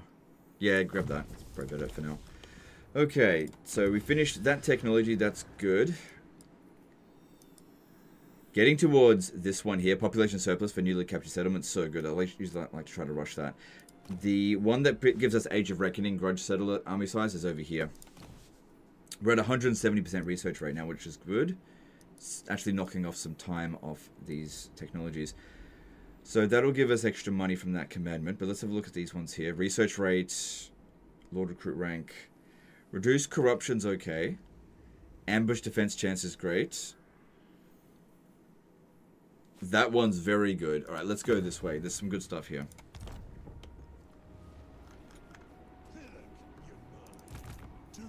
So yeah, just this one here. I don't know if I want to like deter them from coming over here or try to lure them in, because there's a lot of enemies there. And if Belegar has to jump in the underway, there's an absolute shitload of them. Where the fuck is Skarsnik? I haven't seen him at all in this campaign. I mean him himself. I just don't know where he is. Is he only fighting us? Oh, he's actually fighting Clan Rictus as well. Ah, okay. Interesting. Interesting. Okay. Alright, well... I want to try to save up money so that I can build over here. This one. Could probably reduce the construction cost with the Grogny guys. I know I've got one available as a lord, but I just have to wait for that. I did say that I was thinking about recruiting another gyrocopter into this army here. Because the cost isn't too bad. And they are significantly better than friggin' miners.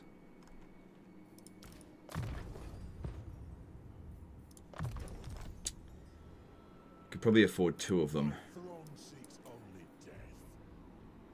Yeah. Yeah, I think we do need some quality over here because Scarbrand could show up at any moment, and if he does, these units are really good against him. Of course, I would need these guys to stalk, and that would be... well, we'll see. We'll just go with that. That uses up pretty much all my money, and we'll see what else we can do. Look in diplomacy. Alright, trade agreement with Knights of Caledor. Let me see, because a bit of extra cash with them. Yeah, that's fine, let's do that.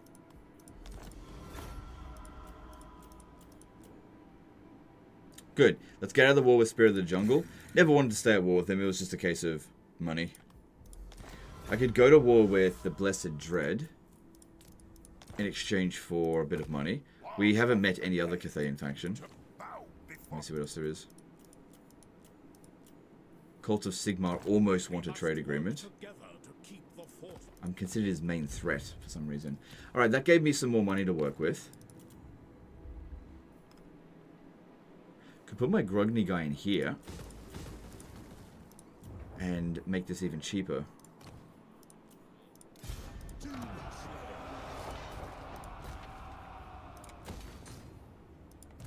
Hang on, let me just say this again. Yeah, I'll wait till next turn before building the deeps. Might be able to do it next turn. And as for this guy, just stay in there. Oh, what if they jump over here? Oh, yeah. If they jump over here... oh, fuck me. Because I started over here last turn. Because that is something that they would do.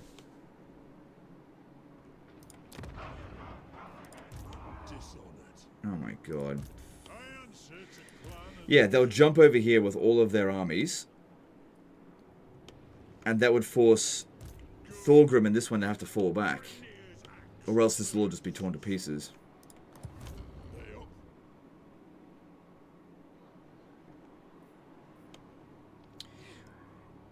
If this guy is standing here, there's a chance for him to intercept them, because they can't attack Karak Draz this turn. Okay, another thing as well is that they are less likely to jump in the underway over here, I think, if we're in ambush stance. Maybe about here. Actually, no. Yeah, no. Because he won't be able to launch the attack on them. Stay there, because what I'm trying to do is lure them down here to attack Karak Draz. Rather than jump in the underway. Got to give them some incentive to do that. Alright. Bolt throwers. It's a Confederation army. I haven't recruited anything new into it, and I don't want to disband anything.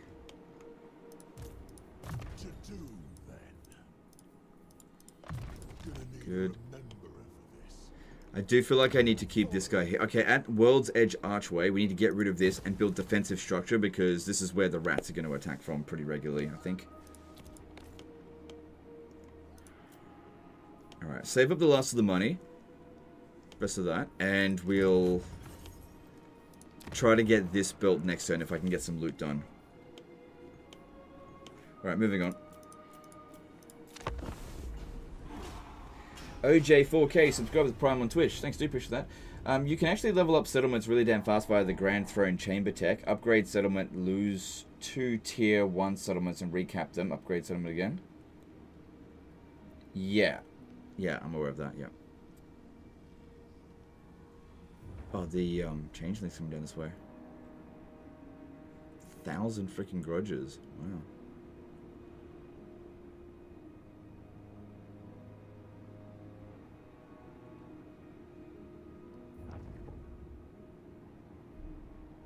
I have a feeling that the next Age of Reckoning is going to ask me to do like something ridiculous in terms of grudges, like 20,000, because of how many grudges from factions that are on my border. It looks as though that the vampire accounts are getting wrecked. It seems unlikely that they're ever going to be a serious problem again.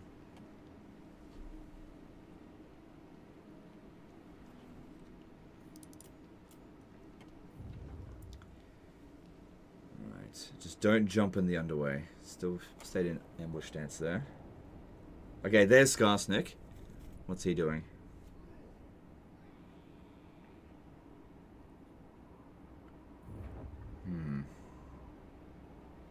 Azag? He's on level 15.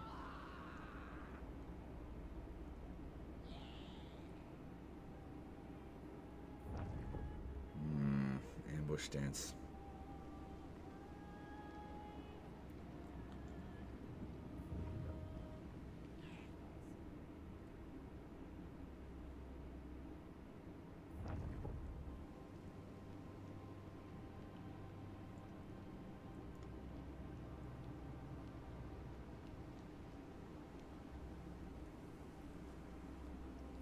Enjoying dealing with the horde of AI, yeah? Hey, Custom Gaming. Yeah, it's better. This is more interesting than what it's usually, because at this point in the campaign, the brain just switches off, but I'm really having to try quite hard, which is good.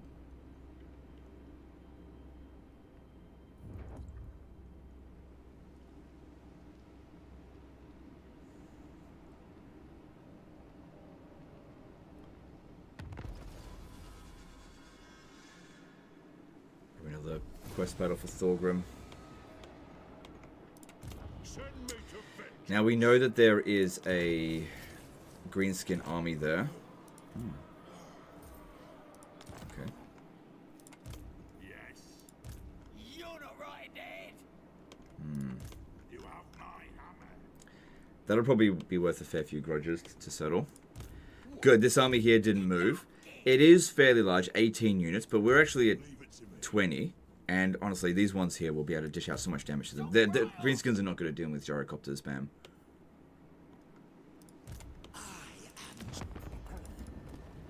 Okay, the Confederation is finished, so we should be able to confederate... Yep, Barak Var. So I could confederate them, according to what somebody said in terms of like a bit of cheese, you can confederate these guys, and then also, on the same turn, confederate one of these guys. So that way we can get Barak Var back.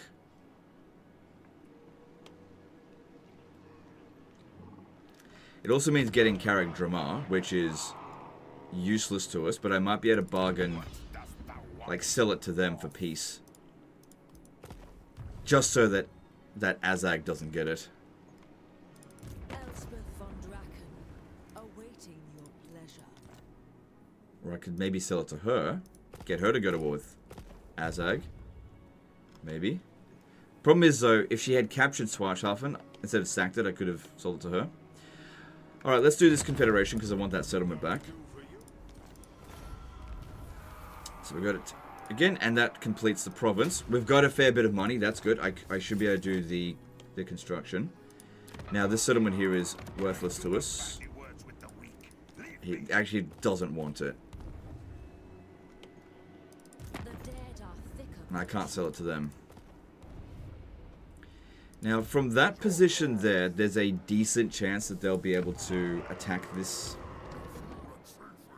Hard to say. It does require a fair bit of movement to get to here. Hard to say. They might be able to make it.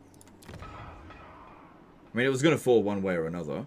But if I build a military building here just for cheaps, that'll make it so that I could definitely sell it to Schwarzhafen so they don't get access to it. I don't think anyone else will be able to buy it. Nope. Yeah, you can only sell it to the person who owns either Schwarzhafen or these ones here. And I don't think he wants it. He does want it, but not enough for peace. Now, my concern here is that if I go in this stance to here, we're not really... Their ambush success chance would be fairly high, and I'm not sure if that'll block it because their zone of control is like just around here. I would need to penetrate through that. So what they've done there, they've really ensured that I can't get at them to block their ambush. Also, what happened to all these armies here? I didn't quite see them all. I don't think any of them landed here because we'd see them. 2 more turns until the next Age of Reckoning. Can you sell Karak Dramar to the ogres? I already checked. No. Yeah, no.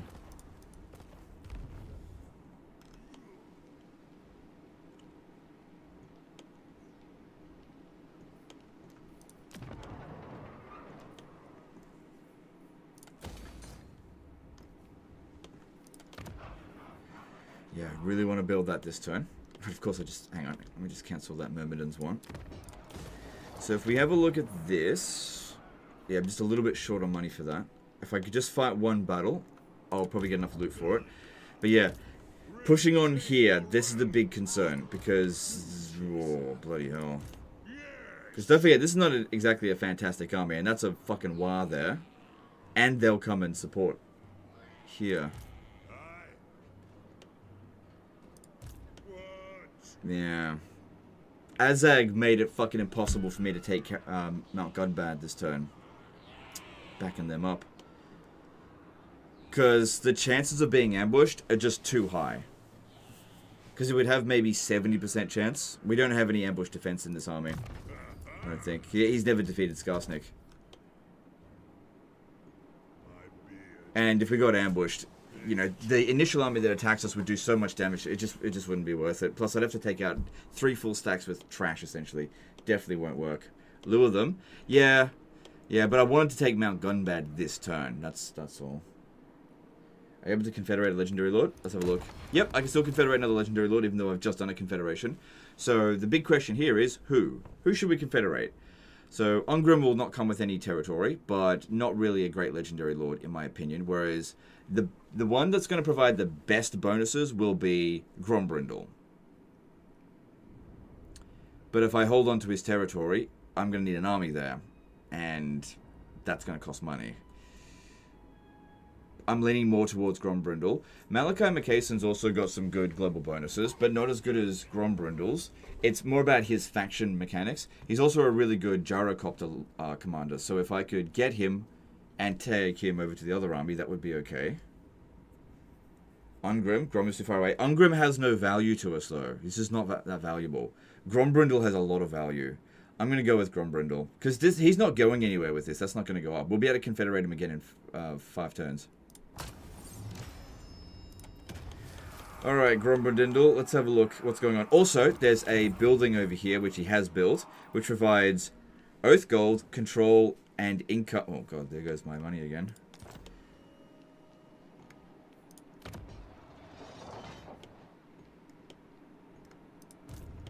Well, looks like he's been having a few fights. Where is he?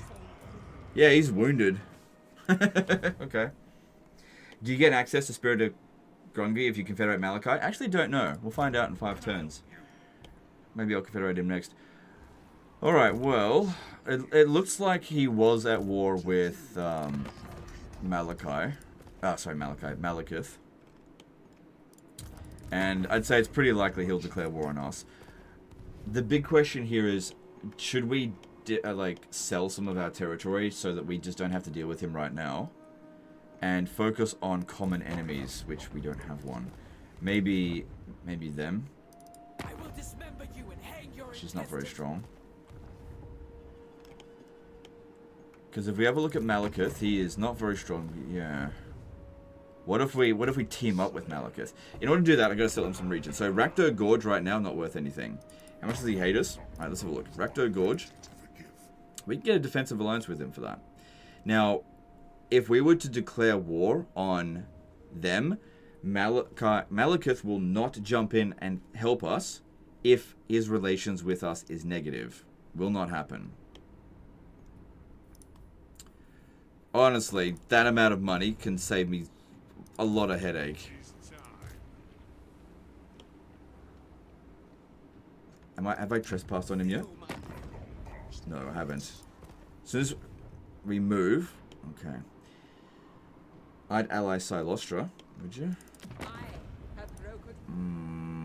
No, I think the biggest threat right now is actually her. Whereas we can be friendly with Katep. She doesn't consider me her main threat. So yeah, we sell Rakdo Gorge over to him. I know he's got a lot of grudges, but I just can't be everywhere at once.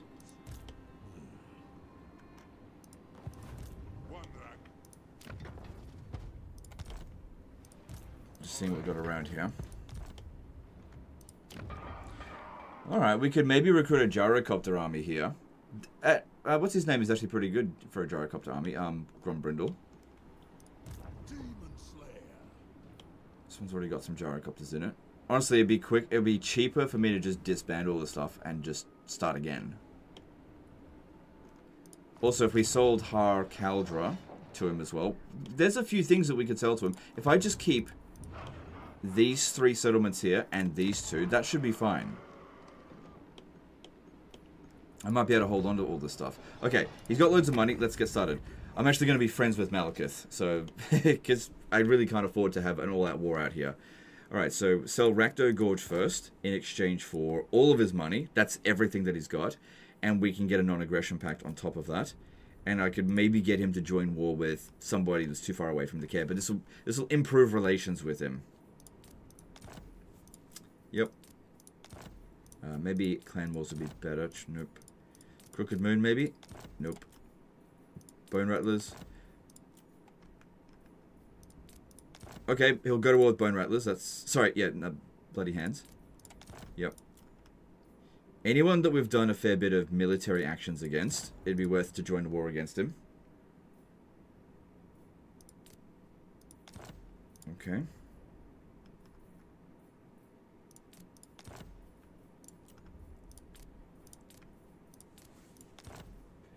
Alright, I think that is a great deal. I suppose. Okay, then...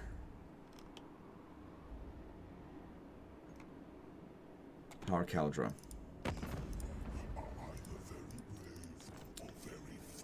Yeah, no way to get a military alliance with him. But for that cost, there's no money. I might be able to get the defensive alliance. Okay, so what we could potentially do is declare war on them now and basically pay Malekith to go and fight them with the settlement, essentially. Your lifeless corpse shall be dedicated to the blood god. Yeah, I'll just need to basically prepare for dealing with these Norskins here, which most of their army should be out this way. Alright, so this could backfire because it may not be enough. But we'll see. Don't call in Wissenland and nah, don't call them in. Oh yeah, just whatever, call them in, it's fine. Your lifeless Hopefully this doesn't backfire on me. She's easier to betray. Who? I'm going with Malekith. Then we're going to go Har Kaldra. In exchange, I want him to go to war with Legion of the Gore Queen. Damn it. Fuck.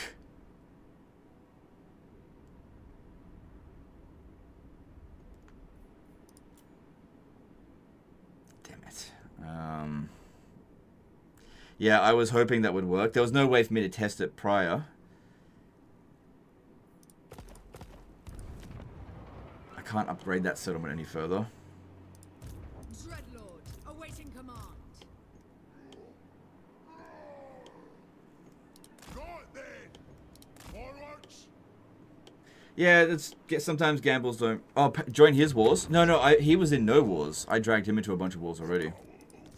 Yeah, it was worth 108. What if I broke military alliance with people? Hang on, this actually might work. Hang on.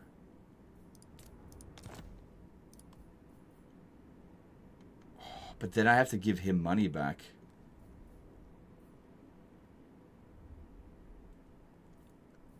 But yeah, that's what's required for him to join war against them. I mean, we did get 20 grand off him from this settlement here. And we won't really be breaking any military access. Oh, hang on. I need to check with Carcassonne, though. I serve the Lady of the Oh, we don't want to do that. No. Okay, there might be a few things I can finagle here. I just need to figure out what I can and can't break treaties with. Because, yeah, he's willing to increase the value if I break certain treaties. So, with what treaties? So, we've got Reichland over here. I could maybe break a treaty with him. Because he's too far away for me to give a shit. He'll get over it. These treaties have been here for ages. Then there's Wissenland and Nuln. Von Elspeth von Obviously, everything that we cancel of hers is going to be... awaiting your No, just go with military access with her. Maybe even cancel the trade agreement. Should be able to re-establish that straight away. So go back to Malekith. Oh, hang on. What have we got over here with Middenland? Nothing. Averland I've been friendly with for ages. Approach and make your offer. Yeah, we can maybe cancel it with... Okay, only non-aggression pact with Averland. I don't think they're a huge problem. What are some other factions that are just too far away for me to give a shit about that I've got some treaties with?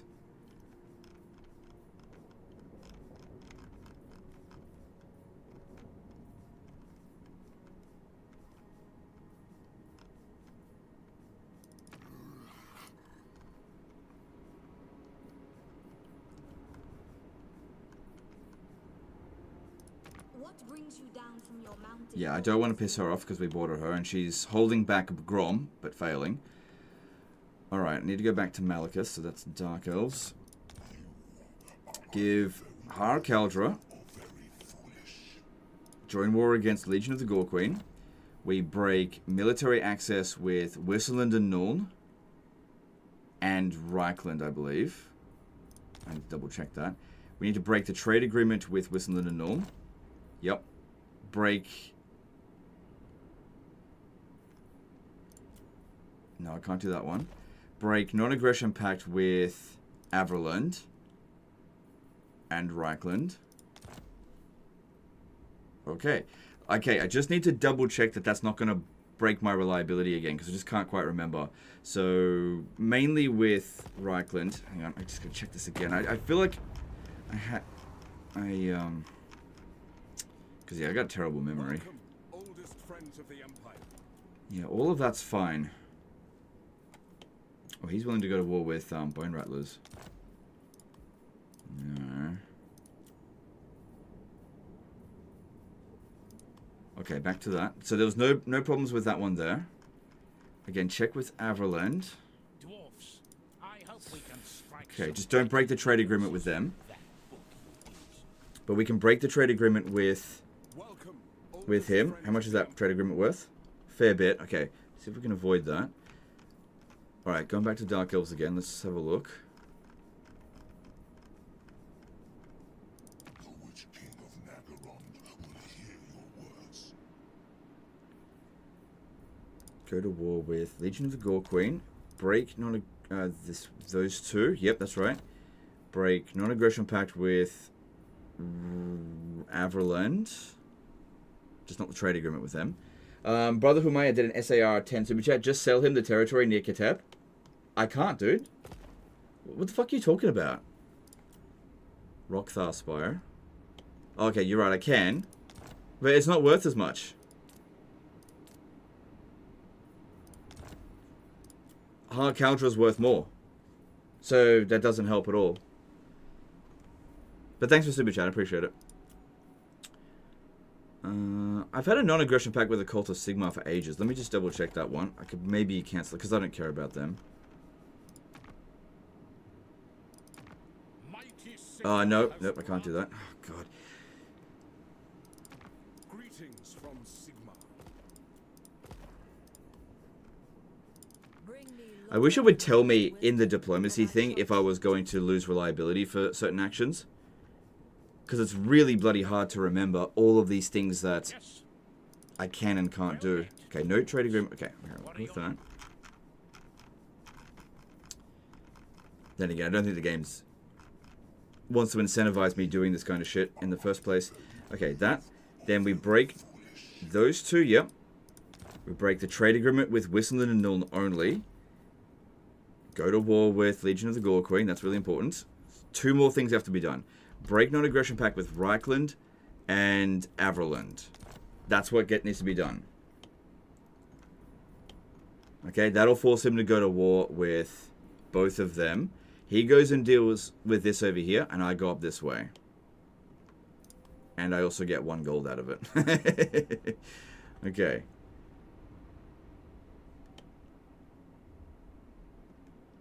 Alright, I shouldn't lose reliability for this. Done deal. Okay, now, if we want to be really friendly with him, we could sell him Rockthar Spire and get various alliances. So if we have a look here, the relation attitude is heading upwards towards 43. We could get trade agreement, but I don't think it'd be worth selling off that region because it seems relatively safe. Unless, of course, she attacks us. Excuse me. I think that was worth it. The settlement wasn't worth much to us, and having him distracted with all that will be very good for us in the long run, I think. So you get... Oh, what's your trait? Ancient. Is there a better trait here? Master Engineer. No better trait, so get you over here. Although they can get higher rank. Hang on, let me just check that again. Yeah, it'd be better to just recruit a new one. Get rid of this. Make sure there's no equipment. Cool, get rid of him. And he doesn't seem to have any grudge settlers at all. Oh, no, he does. I don't want to disband grudge settlers. Well, there's one of these over here, level 12. Conventional. It's not a bad trait. Not really what I want, though. Oh, he's wasted a lot of points. I guess I could just respec him. Because I'm not going anywhere for a bit. Okay, hang on.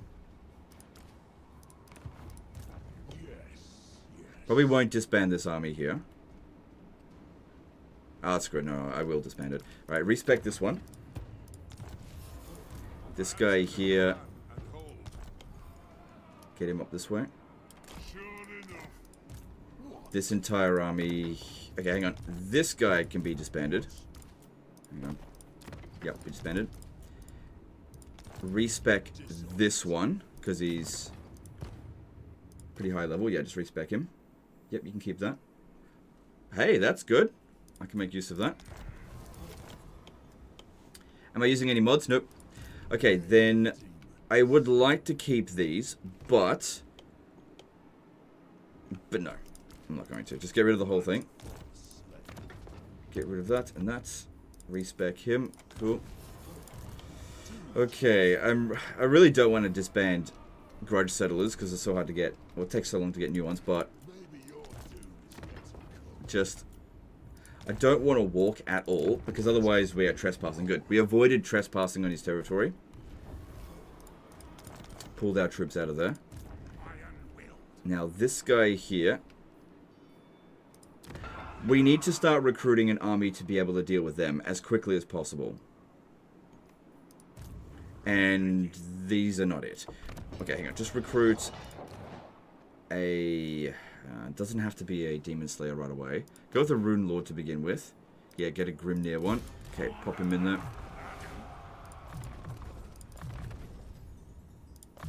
Hang on. Rune of Wrath and Ruin is good, but what would be more important is actually Tradition and Innovation. If we're going to recruit those type of units, we're going to get more value out of our ammo. Transfer all the units over to here, and then just get rid of him for now. Yep. Finances are actually better, and then grab... the... Oh, Bugman Rangers are here. That means I don't need it over here. I can get rid of that. I can actually start globally recruiting those units now for Belegar. Okay, so this... Okay, we need to change the edict here to local recruit capacity. That's really important. And I need this one to get... more gyrocopters. I think we'll have a bit of time before they arrive in full, but they might come around this way. Alright, at Elder Spire, we've got to get rid of this. We've got to protect this region. Tier 4 region, that's very good for us. This is all pretty good here. Did you not once said that you were using the trait mod that removed the limit? Oh, I do that in my own time, not in this campaign.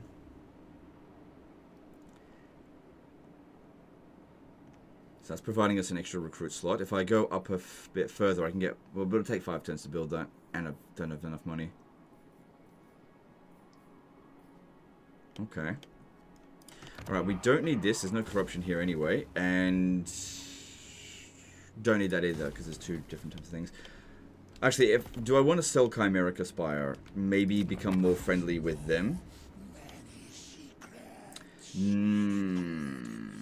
Probably not a good idea to piss off them.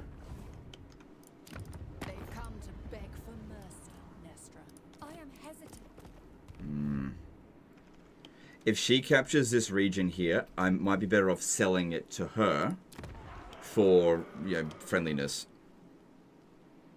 Because if I sell it to him, she's just going to end up this way anyway. What about her? Let's have a look at this. If I sold her Rockthar Spire, get a defensive alliance. Because, yeah, I just want to lock this place down over here so that I just don't have to send loads of armies in. While not giving up too much territory. I could get a defensive alliance. It won't last very long because she hates us. I think if we're going to get an ally with anyone, we should pick someone somewhat reliable. This one here is the most reliable of what's available here. Seems like everyone's at war with the High Elves there. Alright, so leave that building and just demolish that one there.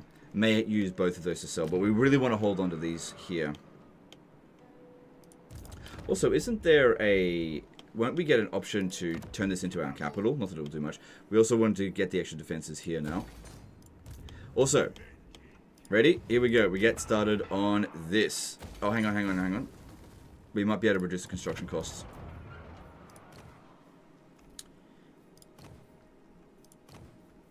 Grugny, there we go. And that makes it cost, instead of 8,100, 6,750. I wonder if you can reduce the construction cost by 100%, would that also remove the High King Decree cost? Because it's definitely possible to do 100% cost reduction. Anyway, do that. So next turn, we finally get the deeps. Hey, at turn 30, that's not too late. Oh my god, 2 live streams in and we're at turn 30. Very tough campaign, this one so far. Alright, and we could upgrade that because it's got reduced construction cost at the moment. Upgrading this one here would give us access to another Master Engineer. Cost us 3 grand, but we did just get a whole bunch of money, and I like engineers, so let's do that. And let's get rid of this guy here, but respec him. Cool. Alright, that's good. Alright, so that's that done. Then, what are we doing? So this guy, yeah, there was an army that was running off over this way. Probably heading towards Bitterstone Mine, now that I think about it.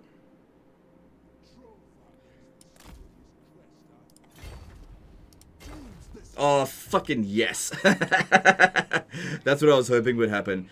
I landed right in the middle of his zone of control, so now he can't walk out of there. He has to use the underway stance to get out, which means we've got a good chance of intercepting him. Alright, take this out here. I need you to come back down here and keep an eye out for Skarbrand. Or Skarbrand type armies. Looks like we're okay at the moment. Alright, take that out. Should be a oh, okay. Wasn't expecting a auto-resolve victory at all, but looks like it's an easy manually resolve. I need to make sure I'm in good shape.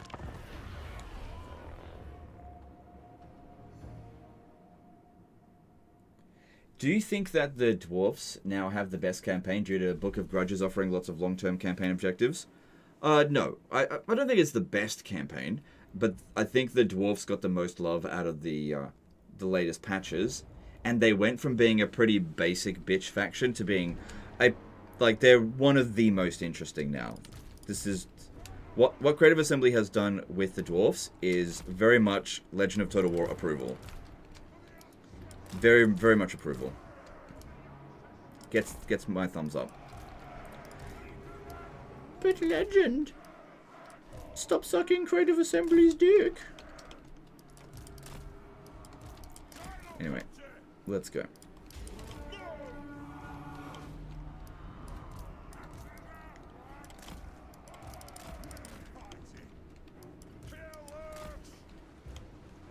Where's the best campaign? I think the Warriors of Chaos actually have kind of like the best campaign mechanics.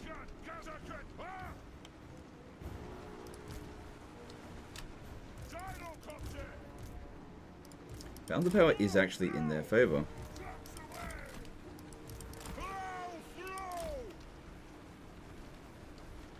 Yeah, I'd say that the Warriors of Chaos have the best campaign mechanics, specifically Be'lakor and Archaon. Quit playing with miners before you get into trouble. Look, there is nothing wrong with talking to miners as long as you're not doing it inappropriately. Okay? Don't worry, I'm not looking for Bobs and Vagana.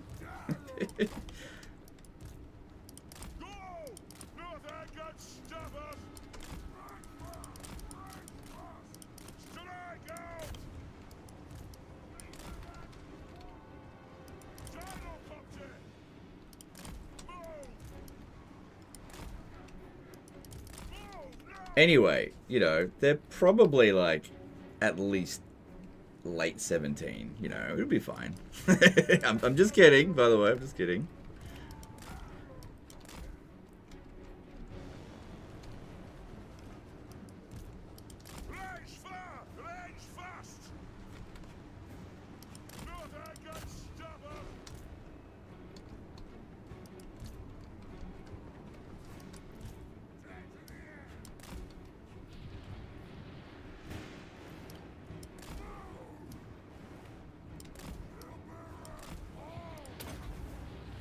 I think I have plenty of ammo. I'm not really caring if I waste a whole bunch.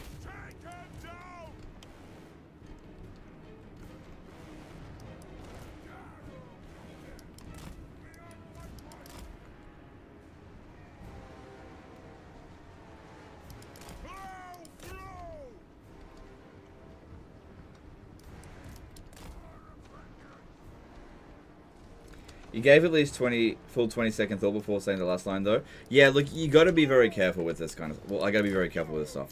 I'm more than happy to make jokes at Dr. Disrespect's expense, right?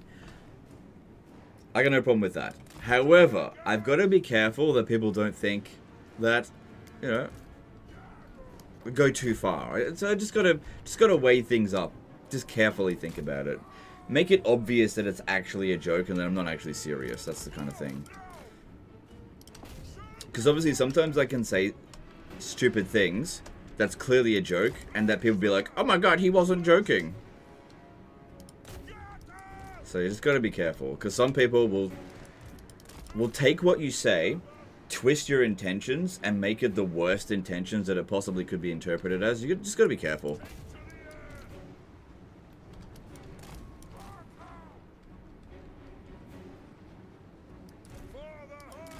Obviously, I just want to make you guys laugh at Dr. Disrespect's expense. I don't care about him, so whatever.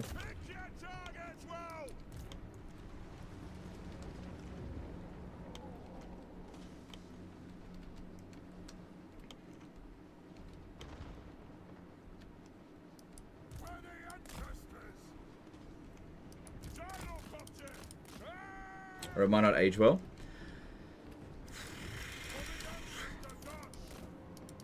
Well, it's really hard to say what isn't and isn't going to age well these days.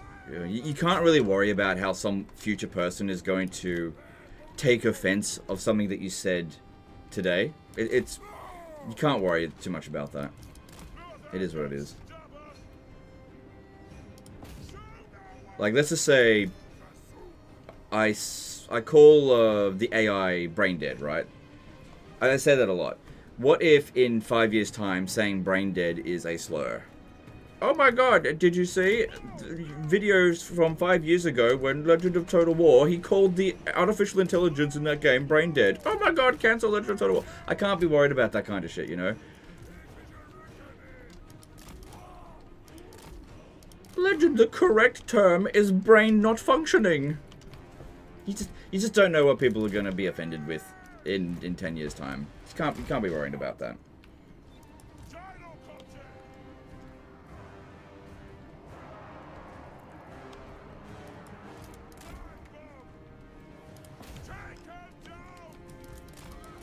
Okay, they're actually doing quite a lot of damage to our guys. Let's pull them back. Take out the artillery there instead. Anyway, we took out all the large units with that. They're good. Bit of friendly fire on them, which isn't ideal. Maybe I should have been a little bit more careful, but should be fine. Actually, you know what? These ones should come back over here and shoot them in the back. That'd be a good idea.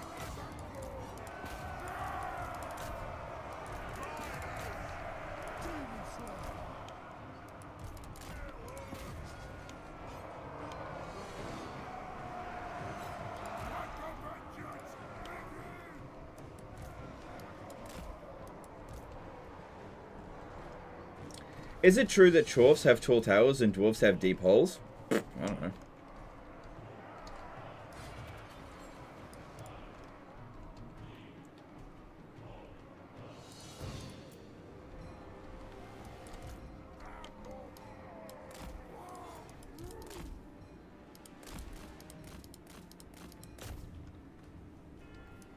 Shoot him in the back.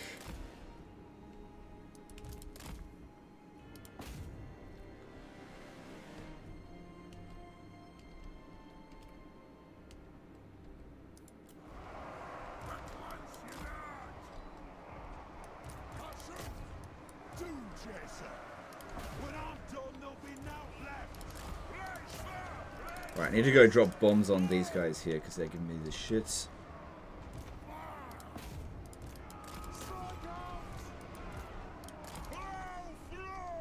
They've still not fixed the woes of Chaos Tech Tree. Yeah, I know.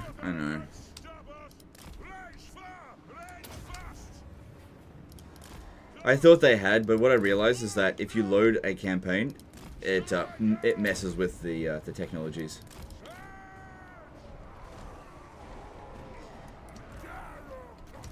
Okay. That's fine. Bit of damage to the miners. The main thing there is that the gyrocopters are in good shape. They're the ones that do all the real damage.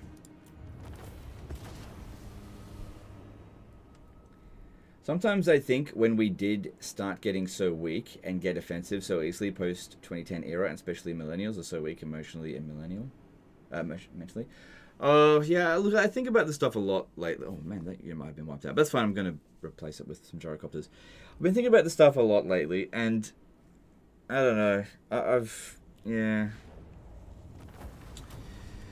I just don't know.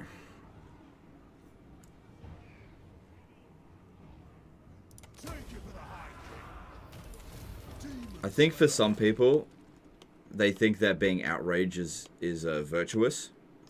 So they try to get outraged about whatever they can find. So, whatever. What are you gonna do? What are you gonna? No, I wasn't trying to do that. I want to merge them and recruit 2 more gyrocopters globally. Cool.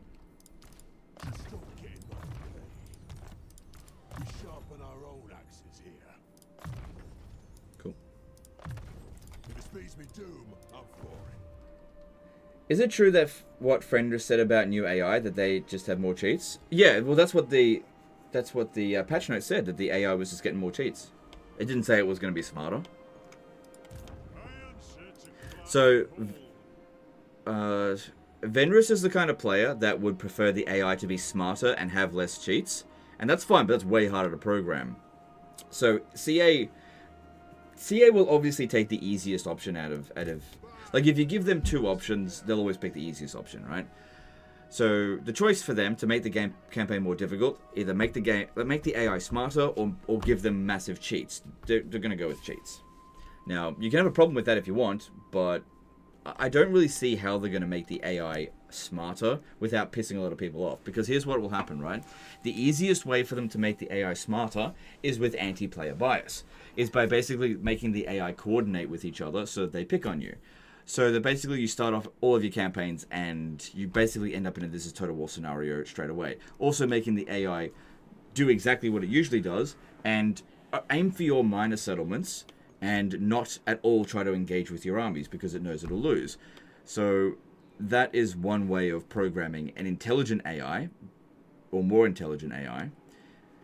But I don't think people will enjoy that. At the end of the day, the most important thing is that people have fun out of it. Guts of Rivia did a 25 AED super chat. I didn't read the nerf of the Thunder Barges got a while back. Was it severe? It was a bit. Just stat debuffs, basically. It was just dishing out damage too quickly. Thanks, Super Chat. People have the right to speak and be offended, but they also should at least 50% of their brain before being offended. Yeah, like I said, I don't really want to talk about this stuff too much. I'd rather people focus on this campaign. But yeah, just a quick statement on that. People have the right to be offended, but the problem is there's a knock-on effect, right? Where if you get offended, if too many people get offended by too much stuff, the rest of the world becomes numb to it, and it becomes a bit of a joke. So, I think we're getting pretty close to that line being crossed, where things like there is just too much that is offensive that it becomes absurd. It's getting very close to that, I think. And that's where you get edgy humor. Edgy humor is a pushback towards like the oversensitivity of it. I should know. I was a part of that movement for a while. I'm not anymore. But yeah, that's the whole point of like edgy humor, is to go, oh, you're offended by this? Well, how about this? And it's like blows their fucking mind. And people get, it's not the thing that they say that's funny, but the reaction from the people who can't handle things being said. That's where edgy humor comes from. And of course, some people like it, some people don't. I used to, I don't anymore. It's very tiresome. Anyway, let's just move back onto the campaign. But yeah, obviously, the reason why this got brought up is because, yeah, a lot of my armies are full of miners. And the joke is, you know, miners, Dr. Disrespect, messaged miners, inappropriate. There's a few, you know, there's a lot of creeps on the internet, on YouTube at the moment. And they're mostly getting exposed at the moment. Obviously, miners and minors, they sound very similar. So, that's the joke. Alright, we're going to move this one out. I can't see where Clan Moors is down this way, but if we have a look at how strong they are, they're not that tough. But I can't exactly just run up through here and just charge at them. Eventually they're going to lose the War armies, but where did the other one go? Because it's possible that there's... No, we would see like evidence of it. Why don't you go through here? Alright. So they're actually trying to advance a little bit on them. Okay, all of those armies are accounted for then. Alright, at Karak 8 peaks. We don't have enough garrison to repel all these guys. Might have to stay here for a turn.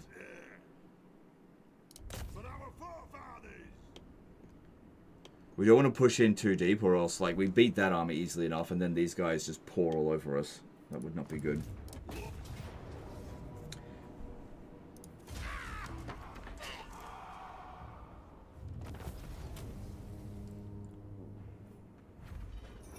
Take that actually.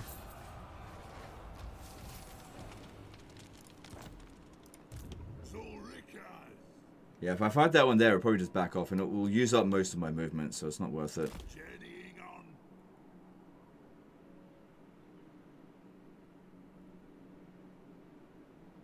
Because yeah, we've got to hold on to this for a few turns to get the garrison up so they can actually be defended without an army here. I would also like to come down over here and smash Clan Moors. There's another army there. There's also Clan Verms over here. What if I was to go into encamp stance here and try to lure them? Well, it's just one army though. That's the problem. So many of them. We'll be at full strength next turn, and we'll get another Iron Warden tankard. I would love to take away all of his territory. He's only got 2 regions left, I think. Yeah, only got 2 regions left. Again, we can't really get in there because there's an army on ambush stance. If I go in there, there's a very high chance of getting killed. What I've got to do, I think, is instead lure it over here. So I'm going to put Thorgrim in ambush stance and go back into friendly territory here. And try to get that army to come down this way and get wrecked. You just stay there. Because, yeah, loads of armies are about to come down this way.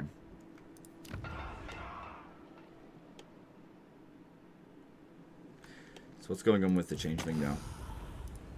What do you want? There's actually a reasonable chance that the changeling is going to declare war on me over the end turn and hit Varenka Hills. There's a good chance of that. Set up a trickster cult there. And there is nothing I can do to stop it. Absolutely nothing. There is a really good chance of it. Because if I ever look here, it does say safe. They're not real threat. Because yeah, that settlement's super vulnerable. And they would only sack it, so it wouldn't be that big of a deal. I should still be able to pop this down. So we've got this one going on over here. That'll be done next turn. Got a bit of money here that we can construct. Alright, refocusing back over here for a moment. Let's see. I could put defenses down here, but honestly, I really don't feel like I'm going to need to. Because we've got Malekith protecting our border over this side. That's weird. And any forces that come down here, I just don't think they're going to be very good. We should be able to beat them quite easily. Okay, I'll recruit 2 more, actually make that 3 more gyrocopters globally here. Because I need to get this army up and running quickly. And we also need to recruit a master engineer to attach into the army. Aye, lad, what can I do? Mm-hmm. I do. Okay, and then... yeah, just gotta try to find some way to get at them there. It's just too heavily concentrated. Alright, I think the best way to go about it is actually going to ambush stance. Fairly close by here. There's a decent chance that Clan Moors will pull us out of the ambush, but if we could lure them over here, at least some of them, that could be really useful. I just need to get an opportunity to launch an attack that we can actually win. But it's really good that we've stopped them. I can actually peace out with him, but we've almost finished him off. We don't want to peace out with him and get him to recover. That would be bad. Global Bugmans to recruit. I would, but it's more urgent over here right now. But you're totally right. We should do that at some point, but not this turn. There's just too much other things going on. I need to get troops over there right now. Because I've only got a limited number of recruit slots. Okay, then we shouldn't upgrade Varenka Hills because it's probably going to get sacked by the Changeling over the intern. And like I said, I just can't afford to bring an army over there.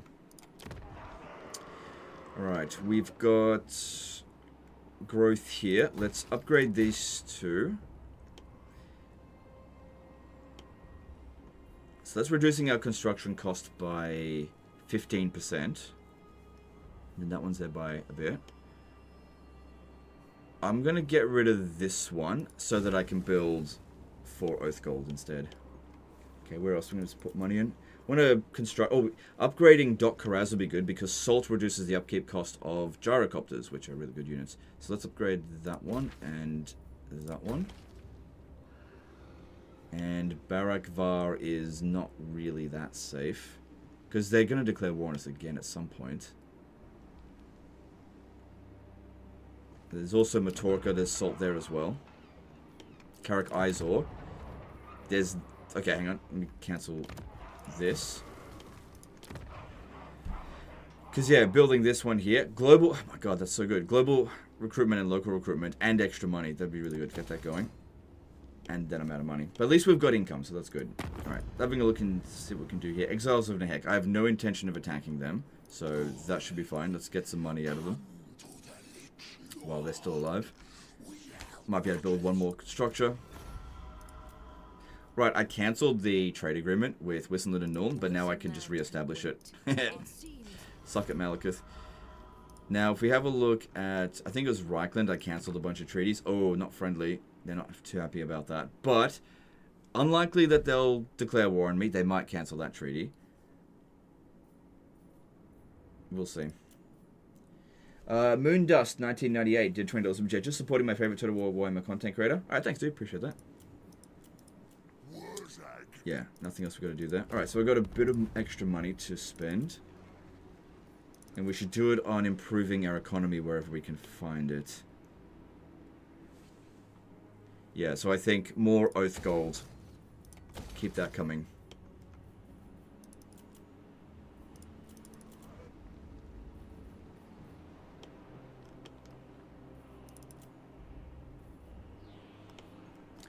Right, there was also that building there that needs to be done, so I need a little bit of extra cash. Who likes me?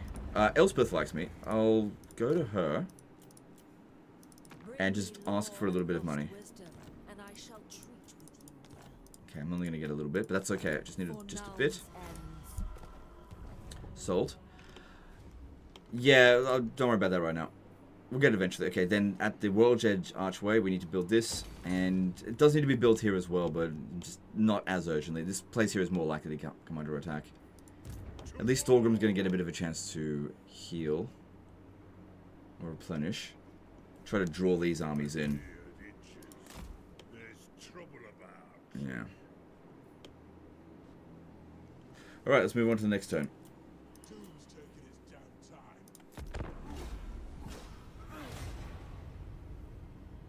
So next turn we'll finally be able to see what the underway, or what the, oh shit.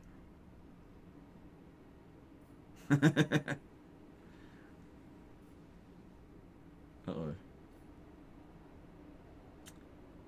Now they pulled us out of ambush stance.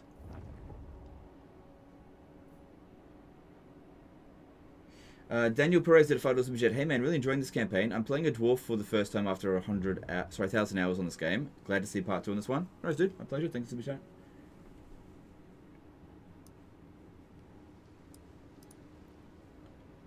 Yeah, the deep mechanics that'll now be active at Skaven Blight.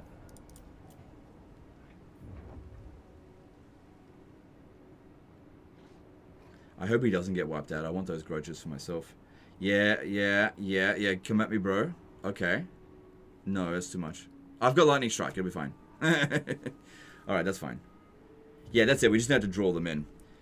No, don't attack, don't attack, don't attack, don't attack. Nah. I was hoping I could maybe sell it somewhere, but... yeah, no chance of it. Shit. Yeah, this war with the Bone Rattlers, it's... nice! Very nice. And this was the War army that was in ambush stance. Auto-resolving this will mean that their War will...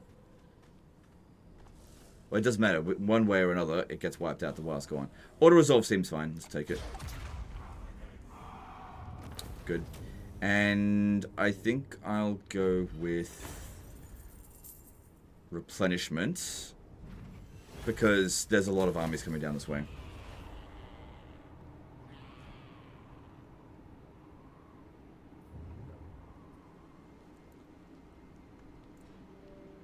Have you noticed the increased quality and variety of AR armies? I don't know.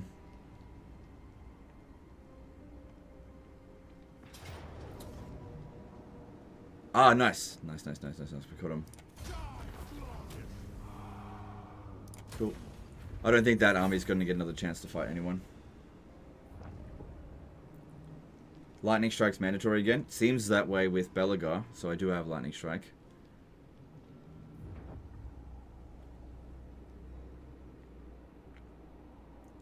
Is there a way to transport heroes quickly? I struggled to bring Garagrim to Ungrim.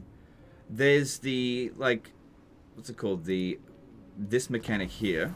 I forget what it's called. The underway network. You can move him around quickly that way. Otherwise, no, not really. I mean, you can respec him, but he'll only go to the closest settlement from where he got respec'd, so not really. Yeah, I still can't advance over there, but at least we got rid of one of Ungrim's armies. I said Ungrim, Azags. So I reckon next turn this will jump down over here. So I wanted to try to prevent that, and I failed. But there was just nothing I could do about it. I mean, he was right on the doorstep of that settlement.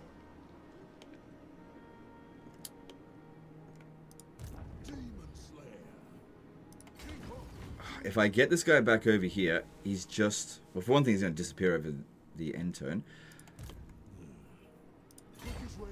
Okay, I can get this one over to Iron Rock to defend it against the Skaven.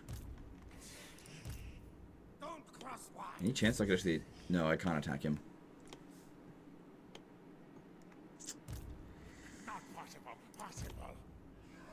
So this army here... let me just see if I can get out of this war, because it's kind of annoying.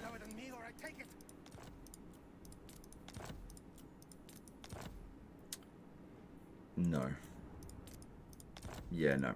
So I could sell them the Black Crag, or Karak Draz, for peace, so that I can focus on other factions first, but...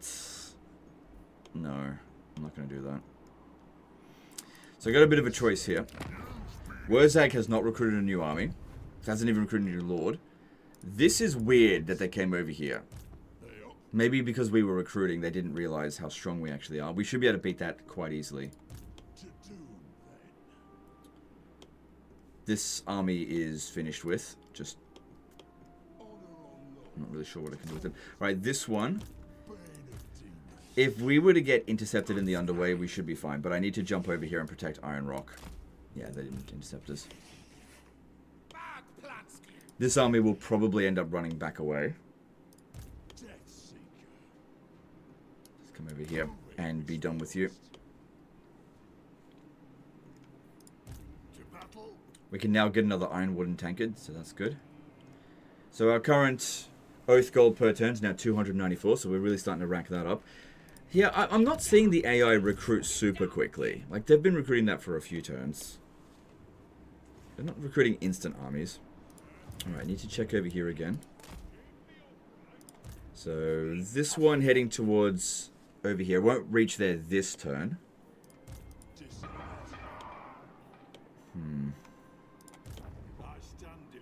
Alright, let's have a look over this way as well.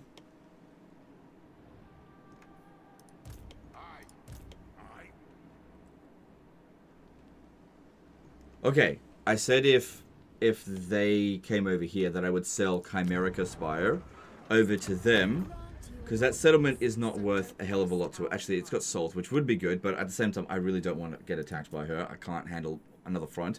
So sell her Chimerica Spire in exchange for... Let me have a look here. Gifts given to Nagaron. Okay. In exchange for... I could go with Defensive Alliance.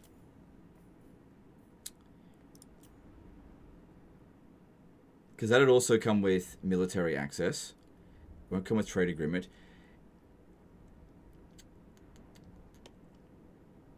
She won't back me up in any wars, but it is very unlikely that she'll cancel the treaty straight away.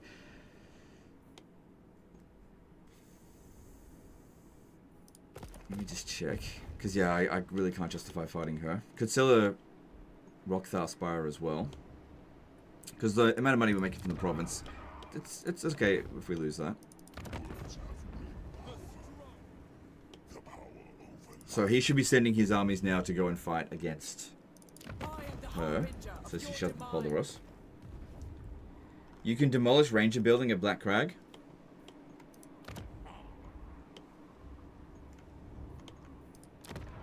You're right, yeah, I forgot to do that. Absolutely, thanks dude. Totally right. Could have saved a little bit of money last turn and built something else. But yeah, thanks. Actually, leaving it... No, there's no garrison unless it's at tier 3. Okay.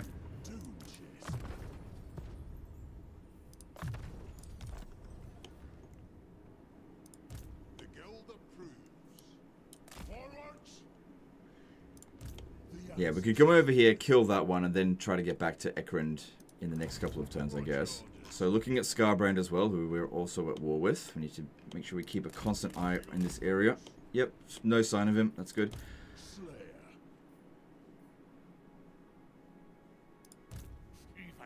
This does not look like it would be difficult for this army to handle, so let's go and sort that out.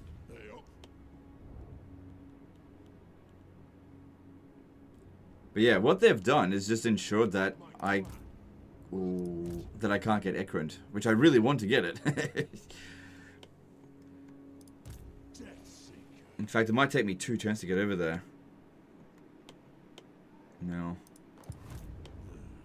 Because I killed them, then I'll have to force march back over this way. There could be another army over here. Looking at their strength ranking, they are weak at that. Also, every defeat that we do on them gets us closer to a peace treaty. Oh, there's Scarbrand. Alright, we have to fight this manually, because I really can't afford to take damage out here.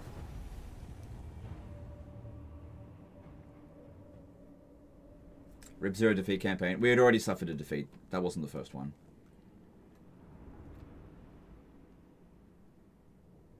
Oh, the deeps. Yeah, well, I'll check that out after this battle. That should be available for us now.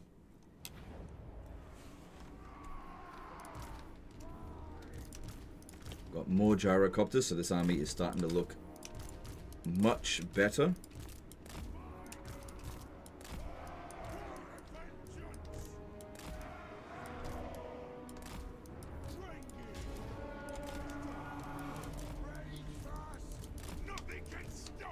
Alright, they've got a few monsters. Yeah, a few rat ogres. Go take them out. They don't have many missile units, so this actually should be pretty easy to defeat.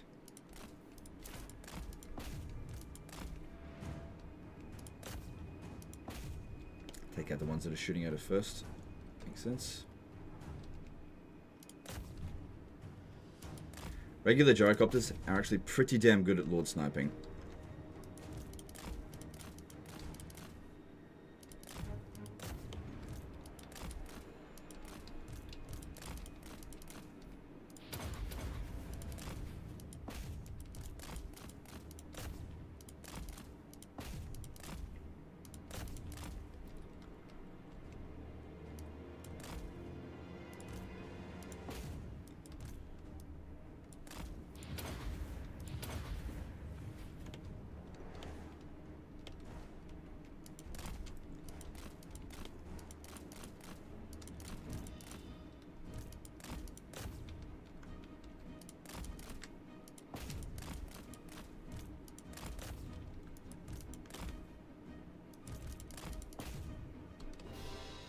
Alright, maybe I need to pay a little bit of attention, because that actually did a lot of damage to us there.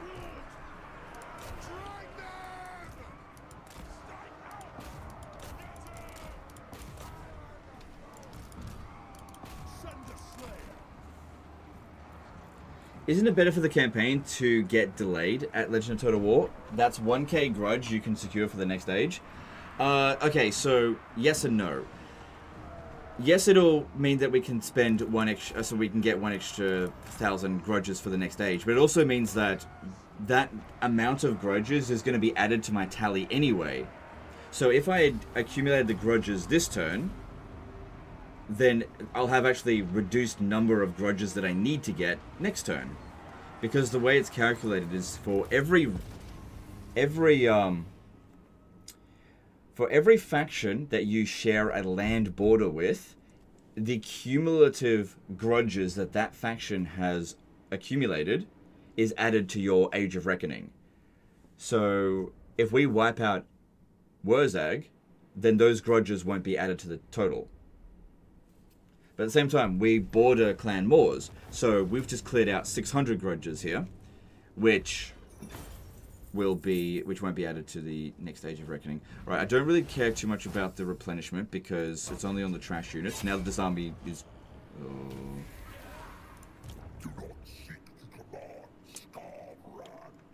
Okay. So at least we know where Scarbrand is now. And it's actually fairly dangerous. He won't be able to attack us this turn. He's coming in to help his fucking ally over here.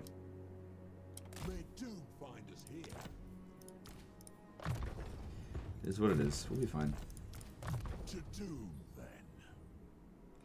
Yeah, that's not really going to help us against Scarbrand.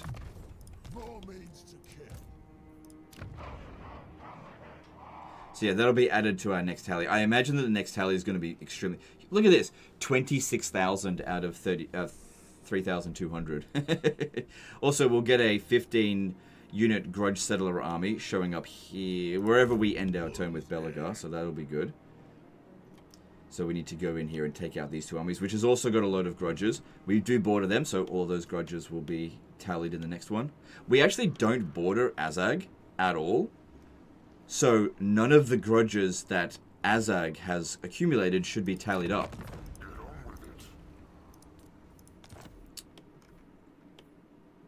Yeah, we don't actually... I don't think we share a border with him. Deeps, yep. Okay, let's go over there. Ooh, there's more build slots. Okay, so the main building here provides 1 control faction wide. Interesting. If I demolish it, it refunds 60. Okay, it's not much. Skaven Corruption -3. All provinces. Oh, this is because it's a unique one. Growth +5 all provinces. We go up here. It doesn't seem to boost it at all. So what is the point of upgrading this? Let's have a look. So that's the Deeps building. Then there's this one here. So this actually requires High King Decrees. Unstable magma caverns. But if you upgrade it to this one here, improves the rarity of items gained from battle faction-wide, magic item drop chance plus 10% faction-wide, character experience gain plus 10% all characters, and reduce a bit of control, but that's not that big of a deal. That's interesting. I mean, we have to suffer a fair few penalties in the local when own master engineer is not present. So you need to put a master engineer in here to not suffer those penalties, but I don't know if that's worth it because I'm not making that much money from the province anyway. Okay, what are the other options? So seal the hold. Yeah, this settlement's not going to come out of siege. That's fine. And then this one here, to the last Darwi. This settlement will be razed instead of captured should the enemy occupy it. Oh, okay.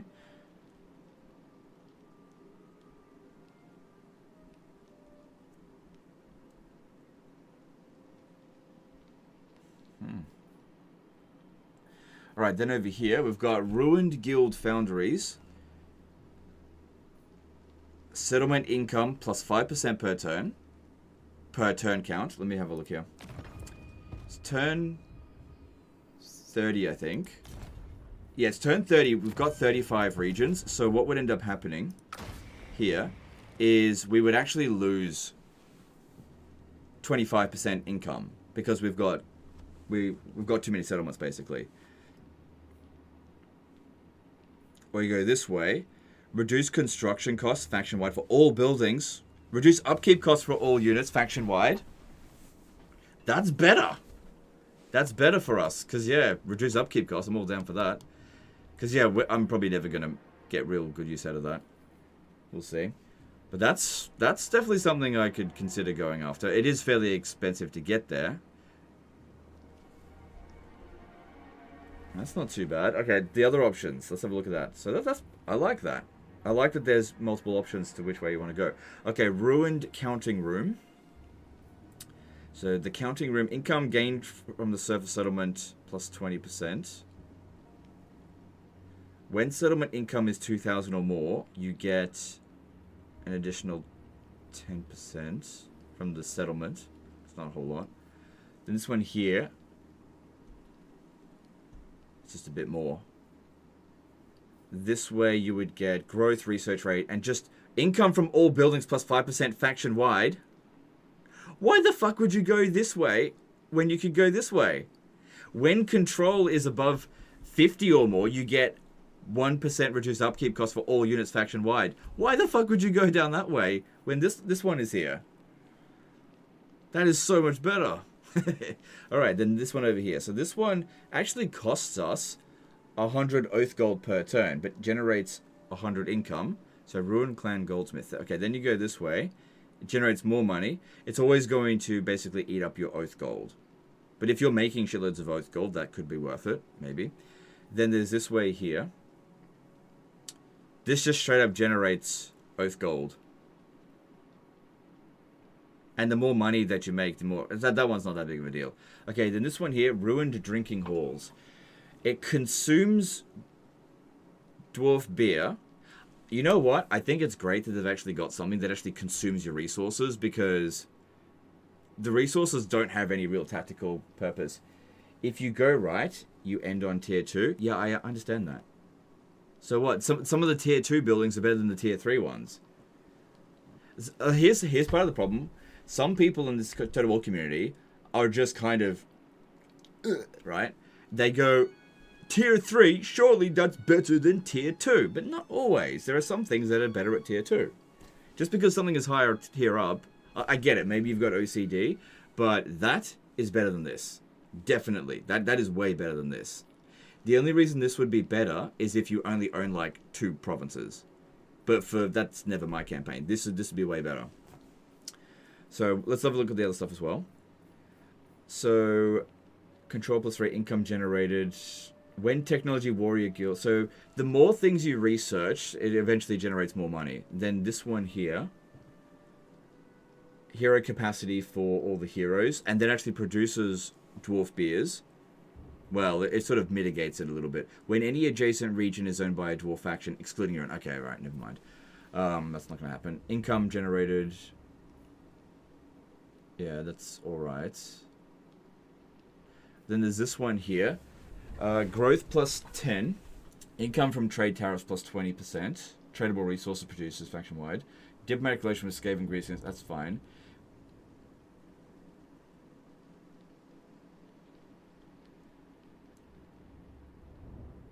Yeah, and then this one here. Income generated 50, gemstones, iron, marble, oath gold, army ability call in the miners in the local region. Do you get 2 uses of that? Yeah.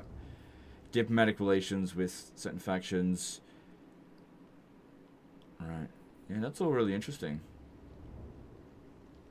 Wasn't there something that you had to build in order to get the High King's authority back? Or is it just not available for...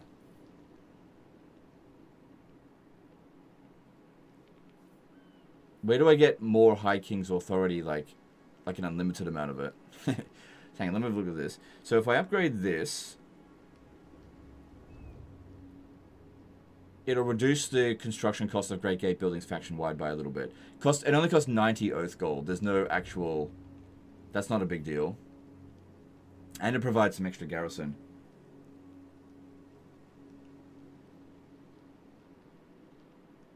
the main deep building.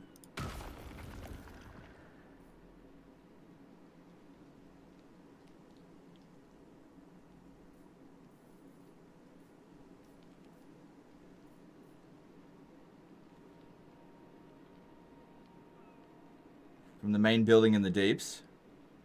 Am I blind? But it doesn't say that.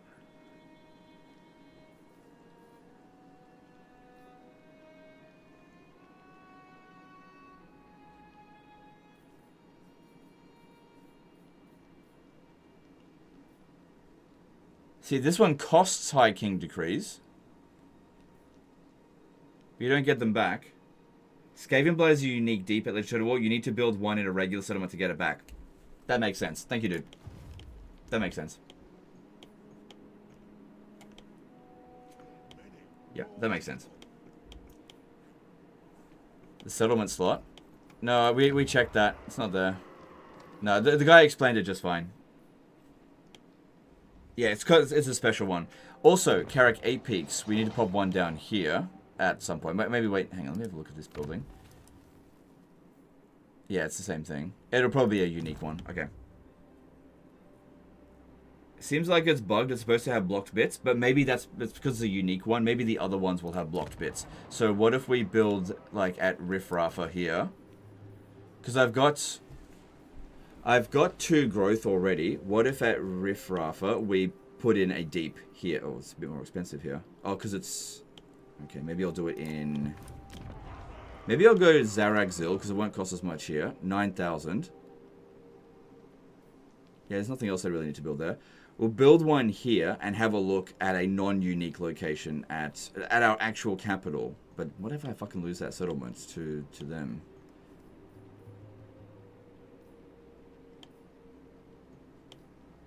Where's the settlement that I'm never going to lose? Karak? Pillars of Grogny? I don't have the growth.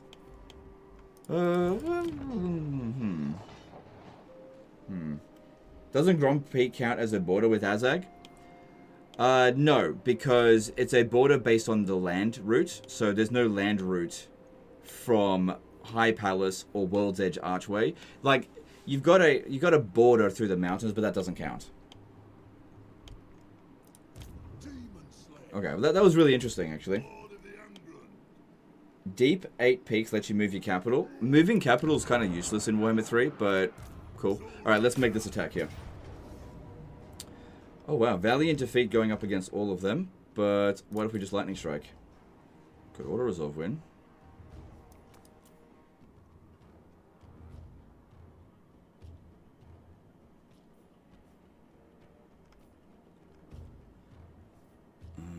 I wonder if I should fight that manually. No, because we want to wipe it out.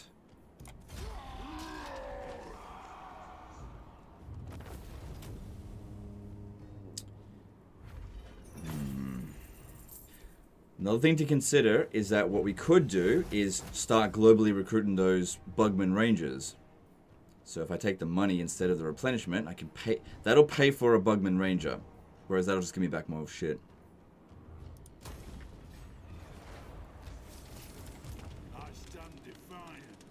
Okay, another thing, I forgot to do this before. We need another Iron Warden tankard.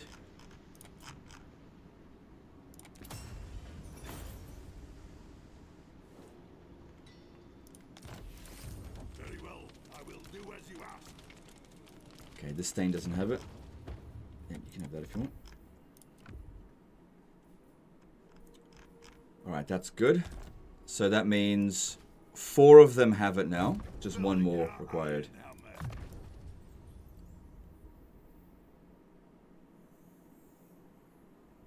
Yep, keep making... I could go Mentor. That way, the heroes will get more expensive. They're already essentially maxed out. I could start giving experience to my other lords. That actually could be quite good. Because we don't need all of his 49 potential points, I think. Spreading it out to the other guys will help a great deal.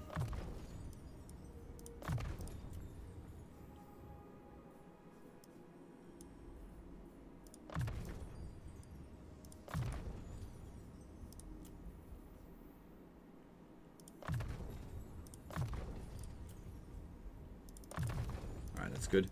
Right, still need to attack this one here.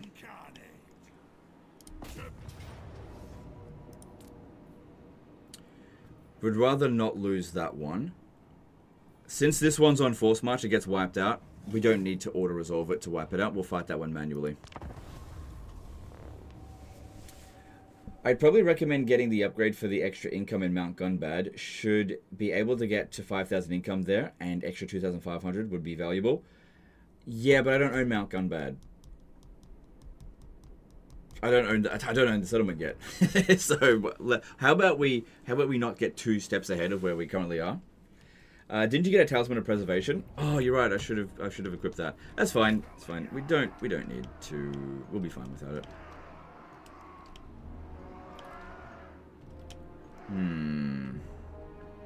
Setting up a nice big explosion right in front of them here as they try to cross could be interesting.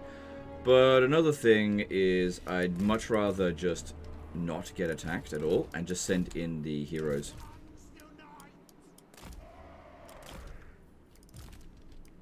Because they're not going to have any problems with this.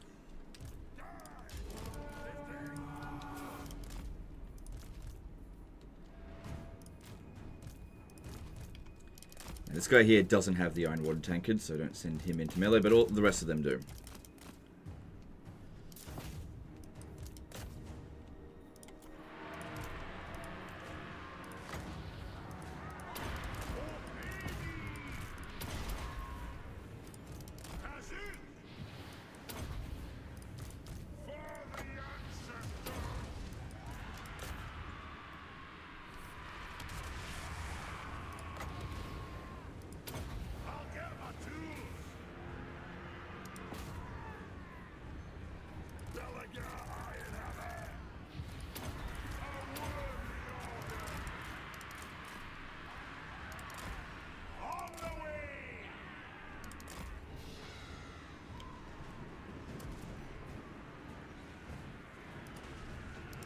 Bloody nasty skulkers.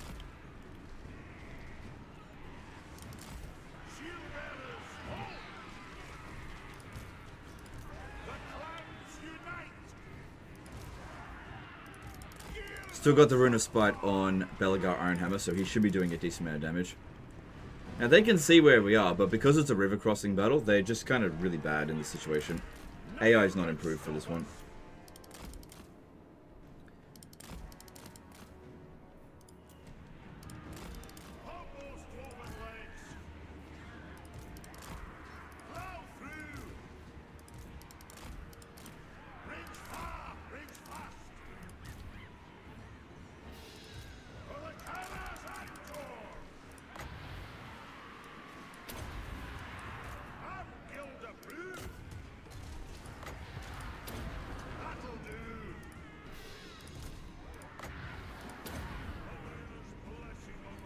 Must have knocked him down.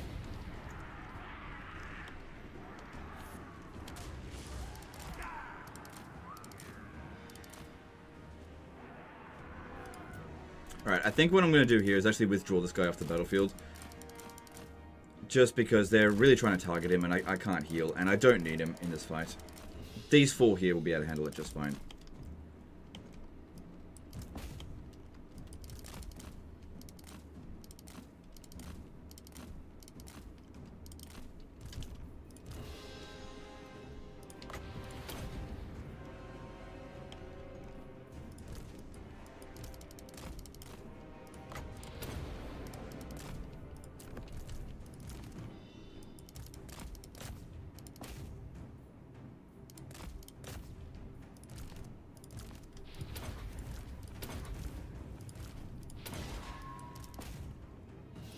Oh, withdraw him from the battlefield right as we were winning.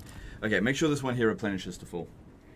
Remember to test out the bunker ability on the Runesmith exploit. Oh, I really don't think that that's very useful.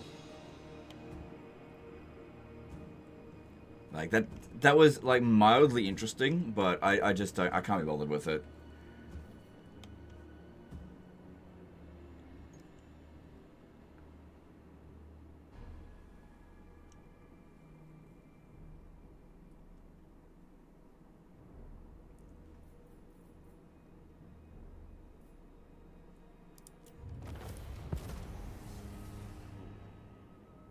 Cool. No casualties that time.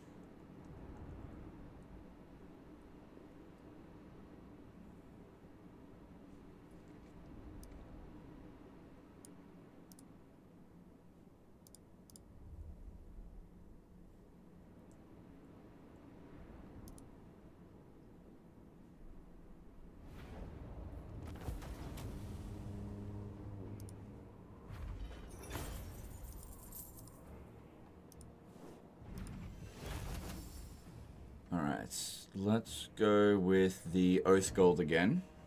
Yep, and money. Good.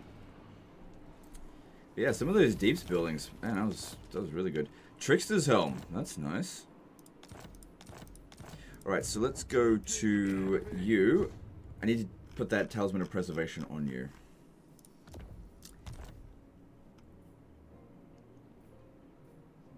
Yep, and there is a Trickster's Helm. I'm going to put the Trickster's Helm on the Runesmith, because I noticed these guys take a bit of damage.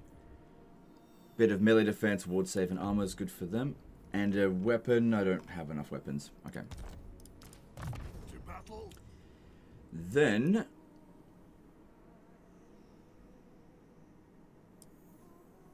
yeah, might as well grab that. It's fine.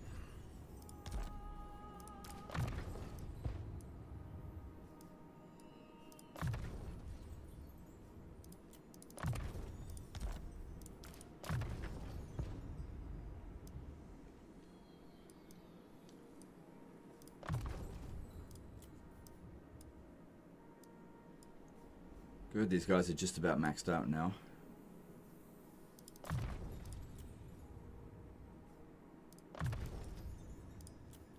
Good. Alright, we want to end this turn in camp stance. And look, we've cleared out most of those armies now, so we should be able to get to Black Iron Mine, or get to Karak Azul next turn. That shouldn't be a problem one way or another. The garrison... hang on, let me have a look here. There's no army sitting in this settlement. Karak 8 Peaks is mostly recovered. But, you know, a size enough force would be able to take that out. But I need for Belegar to recruit 5 Bugman Rangers. How much is that going to cost us? Ugh, quite a bit. But I'm not exactly going to walk all the way back to that region. But yeah, this is his actual proper Doomstack. In terms of upkeep cost, they are twice as much as regular miners blasting charges.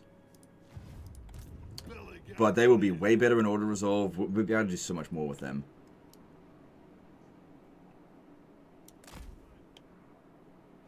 It may be best to take out Clan Verms first. We've actually got 2 armies. I doubt that they'll do anything to us. Alright, let's merge some stuff. Lord of the England, Ironhammer, I stand defiant. Lund's heir, true king of 8 peaks. Okay. And globally recruit 5 Bugman Rangers. There they are. Grombrindle can reduce our recruitment costs. But I don't have time to wait for him, because he's not here yet. Still wounded. Then he'd probably have to be respect. But what's he, level 15? Yeah, okay. Well, actually, they may already have those points put in. He's got a lot of points put into campaign skills. So we'll just have to wait and see with that. The garrison there is fully recovered. That's good. Oh, yeah, that's another thing, is that we're going to get an Age of Reckoning army and be 15 size. I might be able to send that one to go take Karak Azul. Or maybe I'll send that one to take Black Iron Mine. I'm not sure. Or maybe I'll just send it back to Karak 8 Peaks to defend it. Again, I'm not sure. We'll see. We will see. I might be able to strike at Ekron from this position next turn. Maybe. Alright, who else needs to move? So Thorgrim hasn't moved. We definitely can't push... oh, I could actually take Mount Gunbad this turn. But then I would get totally destroyed by all these fucking armies here. And that would also mean all of this would be calculated towards our next Age of Reckoning. So probably not worth doing. Just go back into ambush stance. Keep luring Azag's army down here. Also, this army is definitely going to jump down here. So we're gonna have to start recruiting another army to deal with it at Varenka Hills. Global recruit slots would be good. Actually, maybe I could recruit at Karak. I'll be able to get down there shortly afterwards. Alright, so who's going to recruit? Who are we going to recruit here? Get a Rune Lord. Thungi would be good. So we've got plenty of money.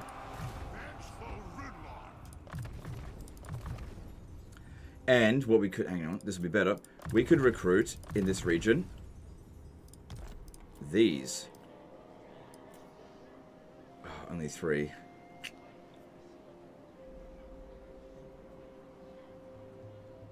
Oh, God. Alright, so I've... I could either recruit 3 of them or 8 of them. If I recruit these ones here as them, that's cheaper than the Bugman Rangers. That alone will be enough to be able to repel whatever they're sending down here. Because I'll be able to force march down here. No problem. Because, yeah, that's going to jump down there and then launch the attack. That's going to happen. Fuck.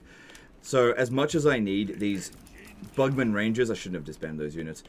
He'll be fine. As much as I need those units, we need this more. This is way more urgent now that I realized it. This is way, way, way more urgent.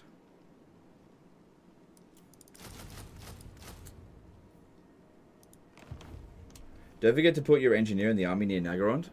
Yep. Oh, thanks for a reminder. An engineer in this army. Oh, hang on. I'm going to have to get rid of one. Okay.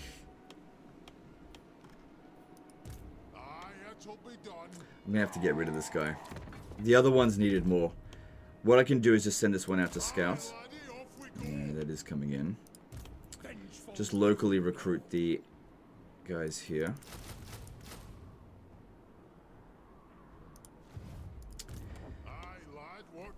Okay, where are my other engineers? Like, let me have a look here.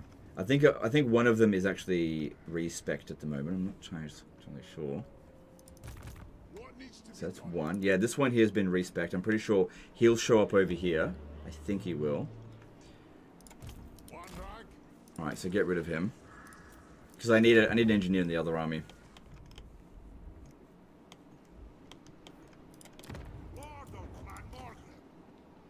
That could be good.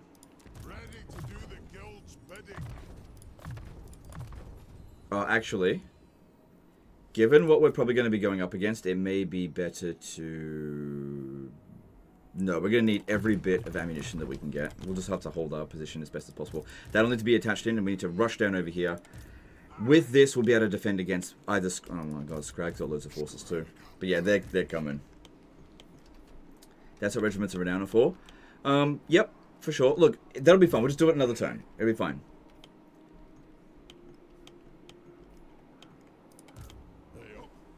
Yeah. Also, when it comes to Regiments of Renown, honestly, they're not as good as gyrocopters, in my opinion. Just gotta make do. Just stretched on all sides. Just gotta make do. Okay, then, with this one...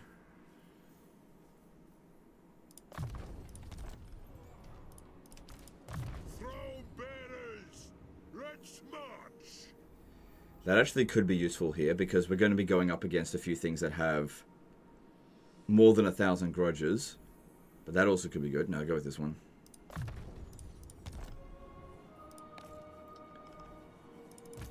Just stay in ambush stance there. You stay there. I can't really justify recruiting anything else.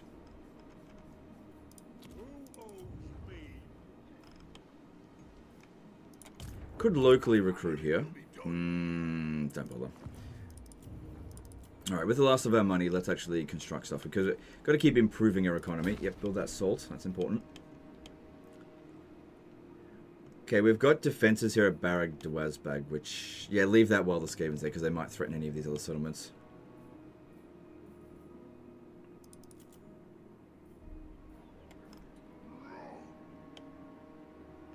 I would like to upgrade this again. It's such a vulnerable settlement. You hardly get to see them catching up to you. Whereas Karak is pretty safe. Yeah, let's upgrade that. Good, let's get money going there.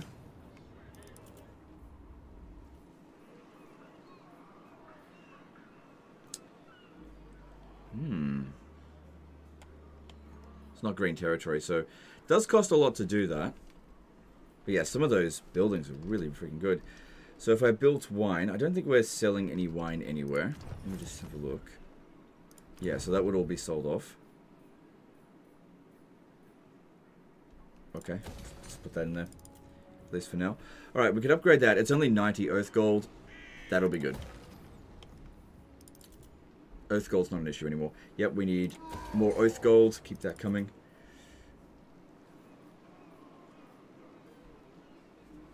I just don't have the money.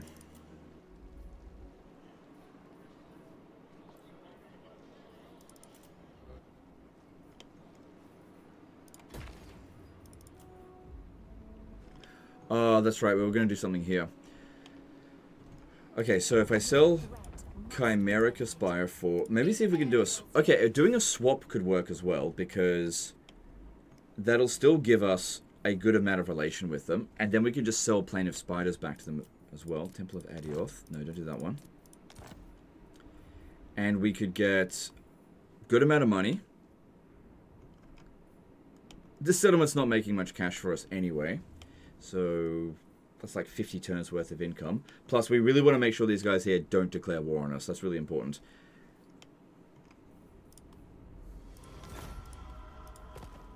Okay, so by doing that, their relation with us is improved significantly. And then, of course, we sell the settlement that we just got from them, which probably has no building in it. Yeah, that's fine. If we build a military building over the end turn, it will be worth more, but there's also a chance that they'll declare war on us. Bit of a risk, but I'm going to take it. So I'm going to build that one here so I can sell it back to them for more money. And maybe some treaties. But yeah, 5 extra grand for us to... Well, 4 grand, because I have to spend a bit of it.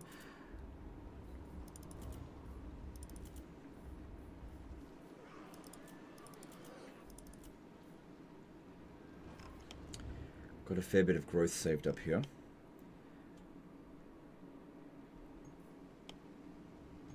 Let's upgrade Myrmidons. And there... Well, okay. Well, but this isn't... Yeah, just... Hang on. Let me see if there's a better province. Because it's yellow territory. Yeah, this is good. But at the same time... Oh my god, how much is Scrag gonna... bloody attack? Just do it. Wait, that's not green territory either. Come on, get your shit together.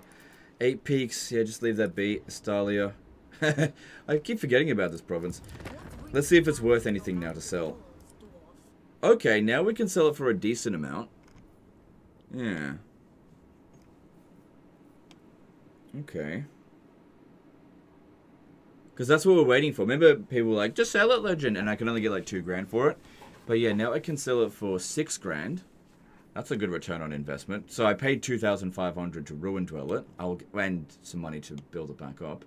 Plus it'll give us good relations with them so that they don't declare... I don't think they're going to declare war. They're too busy fighting Grom. And it's not good territory for me.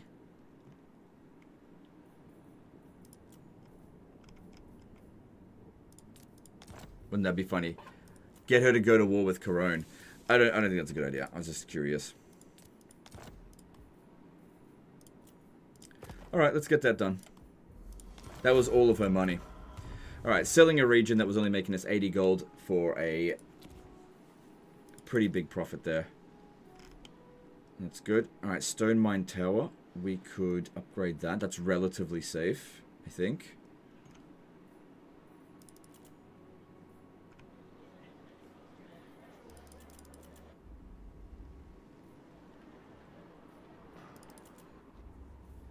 Could also upgrade the port here. That's an extra 200 income.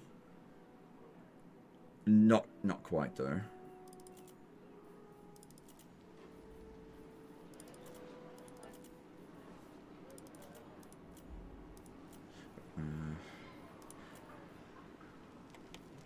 Maragliano's alright. We got the public order here in pretty good shape. We could go with more growth here. That doesn't cost that much. And... what's this? Oh yeah, there's an unusual location there. So we've got some growth here. Why don't we save up and get it to tier 4? Again, this is still orange territory. Most of the regions that need upgrading are orange.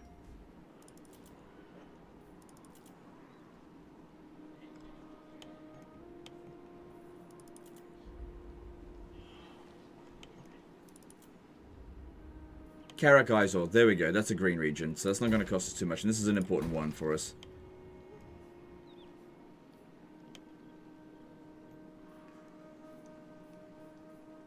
I do want to build that there eventually. Upgrade that, I guess. Oh no, that's really expensive. God damn, buildings are so expensive. These are green regions over here. Okay, Stone Mine Tower is fairly good. Let's upgrade that. And upgrade that. Okay, cool. I'll just save up the rest of my money for next turn. Oh, hang on a sec, hang on a sec. There was some buildings over here that we could have built.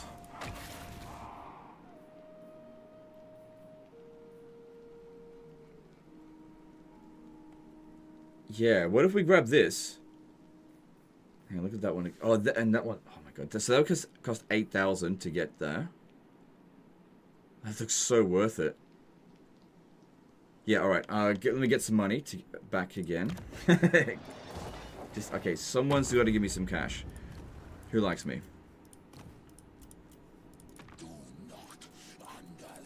No, they're not going to give me any money. I already got some from Whistling and North. They're not going to give me any more. They might give me some. Just need a little bit more. Alright, I'll settle for 200 if that's all I can get. That might be enough. Start building up the deeps and Scam Blight. Yeah, that's what I'm doing. Okay, that's actually enough. So if we build that one there, head towards here. So this one will lose us one public order, but that's okay. Eventually build this one, because that looks way better than this, for sure. Because that'll actually reduce our income. Yeah, that's super good. Alright, go with that. But that's going to take a few turns before it gets going, but we'll have very long-term benefits. Moving on.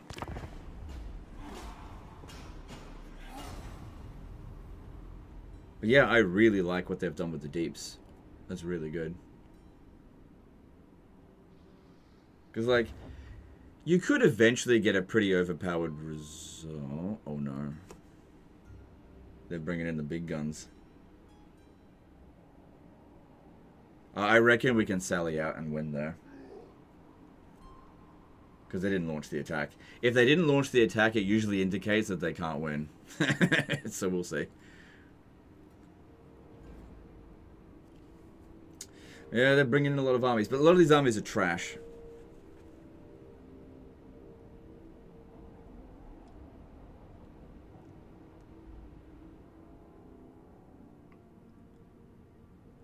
It only reduces the local income though, right? Yeah, but... So? You're building it, you're spending money on a building that lowers your income. Why would you build it?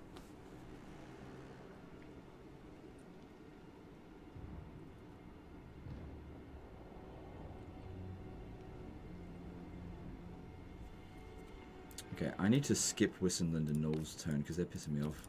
It'll take too long. Century 1012 did a $50 super chat. If you sell a settlement, does it affect the grudges that are related to the border? Could you see any potential in a guide related to grudge farming? Is a way to cheese grudges? No, I really don't see that as being viable because whenever you do any positive diplomacy agreements with any faction, you always reduce the number of grudges that faction has. So the only way I could really think to do something would be with the ogres.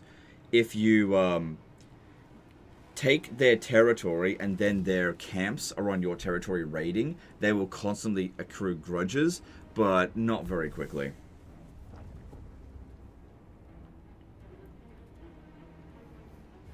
Good, they didn't declare war on us.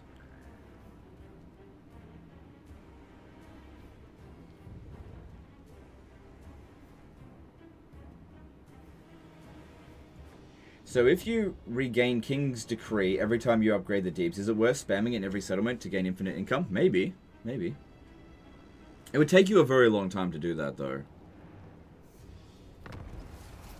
Good, we got a Nolengrom, and let's have a look here.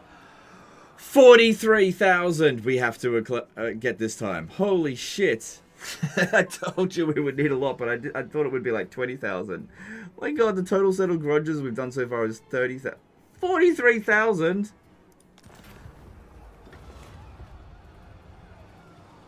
I don't want to delay it. 43,000. Oh, shit. Okay. Jeez. These ones don't have any grudges. Yeah, I figured. Yeah, just get rid of them. Because that way we can still jump in the underweight. I'll need replenishment. We must border too many factions that have got grudges. Maybe Azag would be able to deliver quite a few. Although it looked like he ran back a little bit.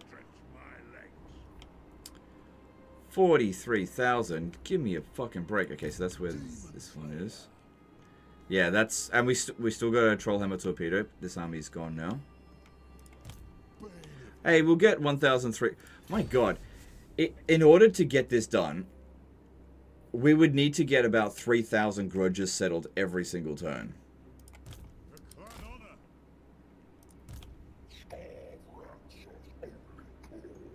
Alright, well, he can't get to Dragonhorn Mines. But yeah, we can actually make it to Ekrund. You actually might be able to attach. Good, we can just auto this.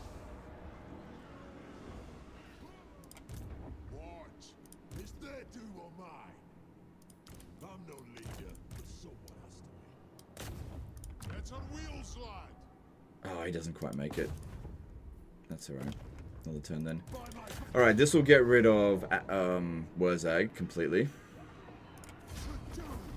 That's fine.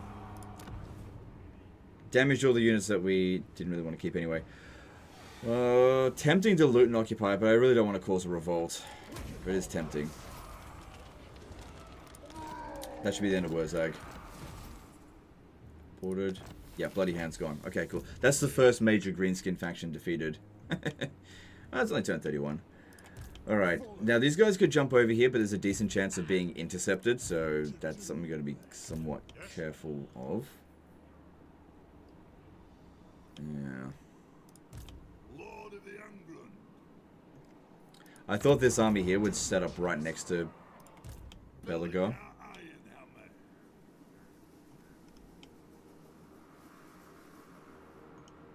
I mean, Clan Moors has got a lot of grudges that need settling.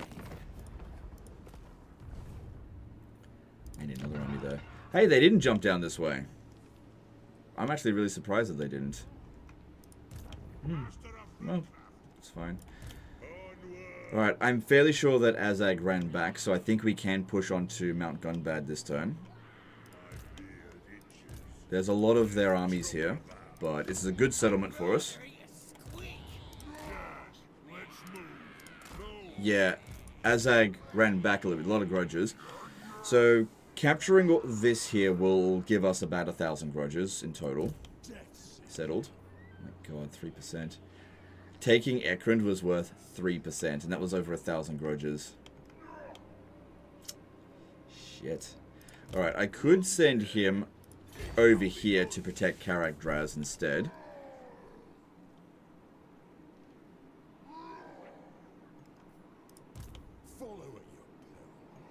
I kind of feel like I need to be super aggressive now.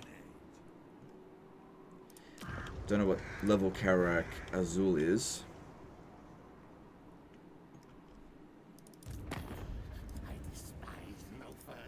10 settlements. It's likely that most of these settlements will be worth a lot of grudges.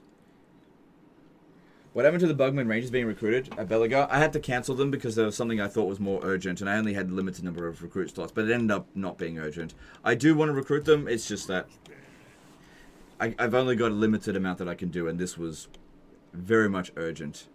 Like, I still need these guys to go and actually go attack over here, but yeah, all in due time. Alright, so let's have a look. So we're on turn 31 and we've got 35 settlements. Okay. So with the Plain of Spiders... So they're getting a bit more friendly towards us. Sell them Plain of Spiders. I can sell it for 10 grand. And a non-aggression pact. That's all their money.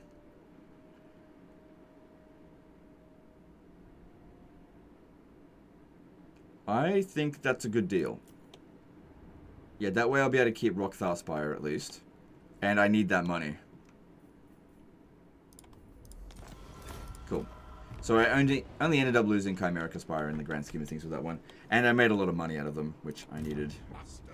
Century1012 did a $10 in chat. I messed up my last message. Can you see any potential in a grudge farming guide video? Is there any grudge farming cheese, or do you just have to be careful with how you expand? Thanks. Yeah, I have not found any way to cheese the grudge system. The only thing that I can think of is just try not to border too many people with grudges against you, like what's happening right here, because otherwise this happens. Because I've had Malachi campaigns where I've been on like the 4th Age of Reckoning, where they've asked me to get like 5,000 grudges just because the people that border me just don't have any grudges. But that is not the case here. Just about everyone I border has grudges that need satisfying. And I can't satisfy them. We now border Scarbrand and he's got grudges, right? Enemies north of Blackrag. I know. But I can't be everywhere at once. That's the problem here.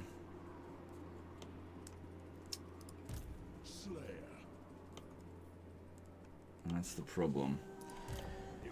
So, it doesn't look like these guys here have a lot of grudges, but it would wipe out this faction if I took this. And that's kind of important. We need to clear out more of these enemies. Let me just see if there's anyone that wants peace. Trade agreement with the Cult of Sigmar. I can do that.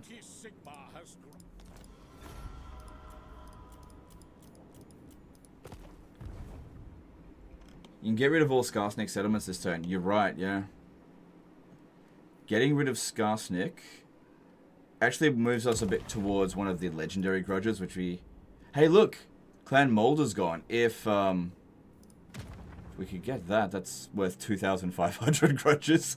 In fact, did you know, if I cleared out the entirety of the legendary grudges, that wouldn't be enough for this, because that's only 25,000 grudges. Fucking hell.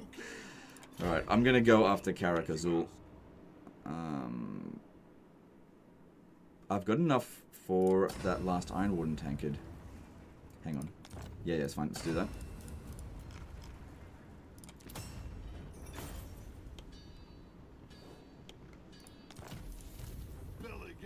And put that on this one here. Good, that means everyone's got an Iron Warden tankard in this army.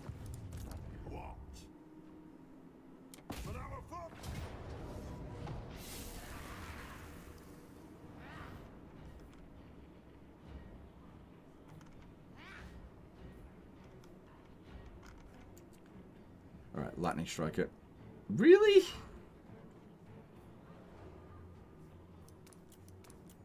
I guess I just need to fight that manually then. We definitely should Lightning Strike it. Weird. Okay.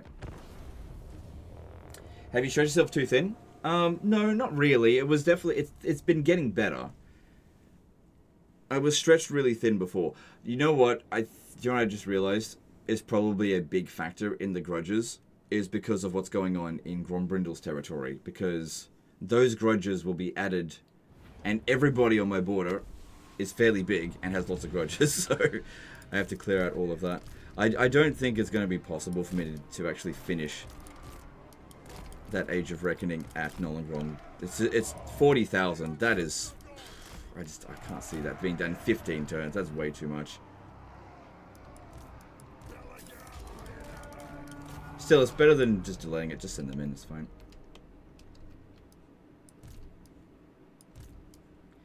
May even be worth it to withdraw these units entirely from the battlefield just so they don't chase after us. I'm not sure.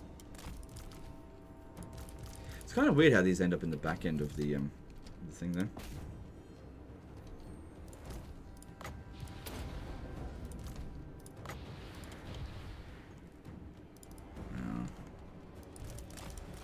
Gotta love Menace Belows.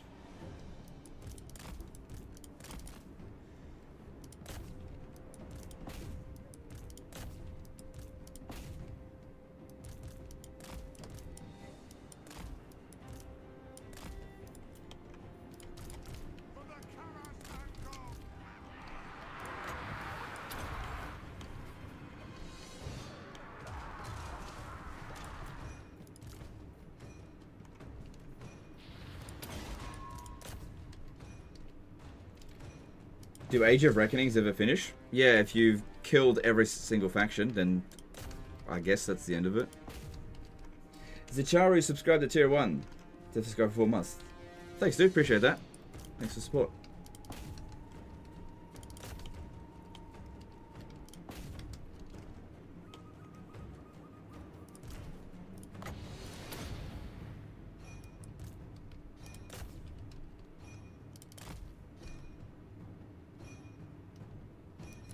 What's the range on that one? 145. Okay, these guys should be okay at taking out Rattling Gun. What do you think about sending a few units to die and accumulate grudges? No, it's not about units to go and die. You'd have to lose battles, I think. So if you made an army full of, okay, so this might work. If you made an army full of just regular miners and you recruited it in global, right? And then you attacked, so you got attacked by an enemy army and deliberately lost and got fully wiped out, that army would generate a shitload of grudges. So that could be one way that you cheese it, but you're trading money for grudges, and I don't know, like, it seems a bit weird. Especially in this situation. Yeah, I definitely wouldn't do it right now, because yeah, if I wasted 2 or 3 or even 4 grand doing that to get, I don't know, 400 extra grudges, I just don't know the point. Durthu's grudge, yeah, you're right, that probably an extra 1,000.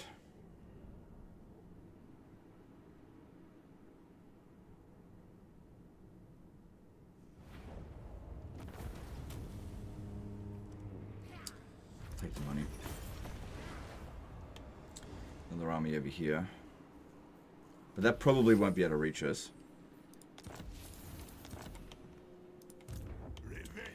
Alright, Karak was only worth 421 grudges to go and capture.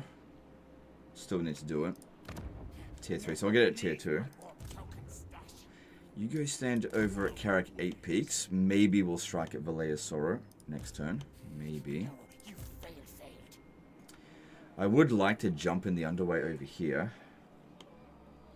But I think there's a really good chance we'll get intercepted. And this, I'd have to put the Iron Warden tankers on. Fuck! I was tapping my fingers on the mouse and I misclicked. It's fine. It's not going to get attacked. It's fine. It'll be fine. Just get back over there. It's alright. It'll be fine. He's just not going to jump over there this turn.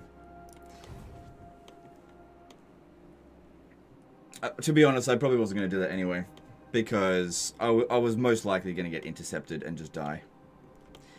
Plus, if we have a look at character... Oh my god, 1 turn. We've got 11 units over here. They're definitely going to launch the attack there. We could put another lord in here and chuck this guy in. And recruit some regiments of renown. These guys will come in first. They're unlikely to launch the attack. I will launch the attack on Mount Gunbad. However, he doesn't have lightning strike. There's a lot of armies.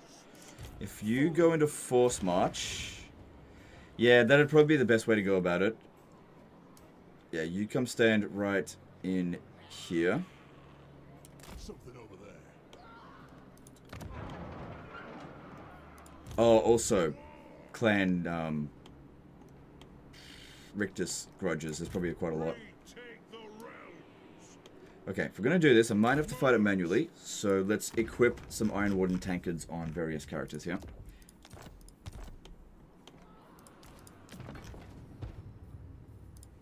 Also, Grombrindle's back, so that could be good.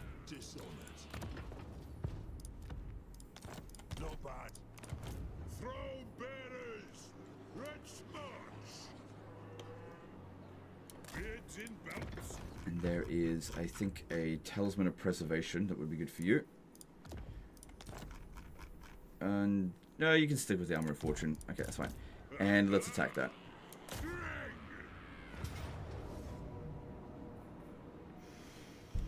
That was actually a way better auto resolve result than I thought we were going to get. So I'm gonna do that because that's just gonna wipe him out. Yeah, that's pretty good. Considering that's 10 to 1 kill ratio. We can also get a decent amount of replenishment. I'll take it. Alright. Azag is not going to strike at us over the end turn. He simply won't be able to reach us. But we've just captured Skarsnik's capital. And luckily for us, there's a build slot here ready for the Brightstone mine. So that'll give us some good amount of garrison. Really good amount of money. Really, really good. Okay, take that.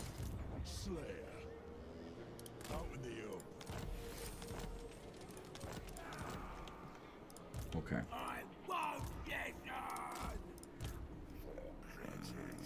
Didn't he have a war there? Maybe his war ended.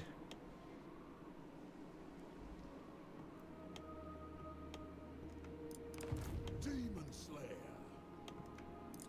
It shall be done. Okay, take it back. The Talisman of Preservation. Thank you very much.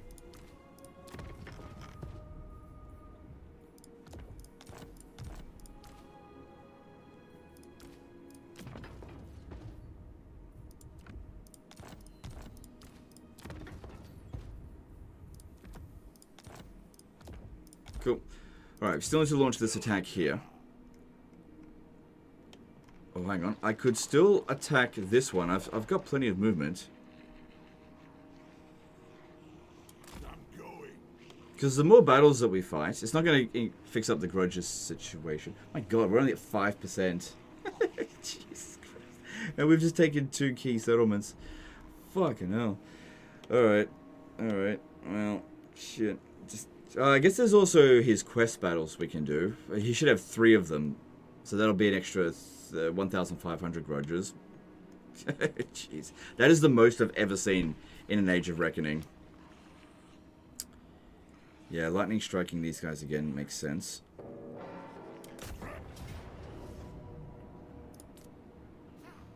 This time we get a decisive victory. Yeah, it's fine, do it.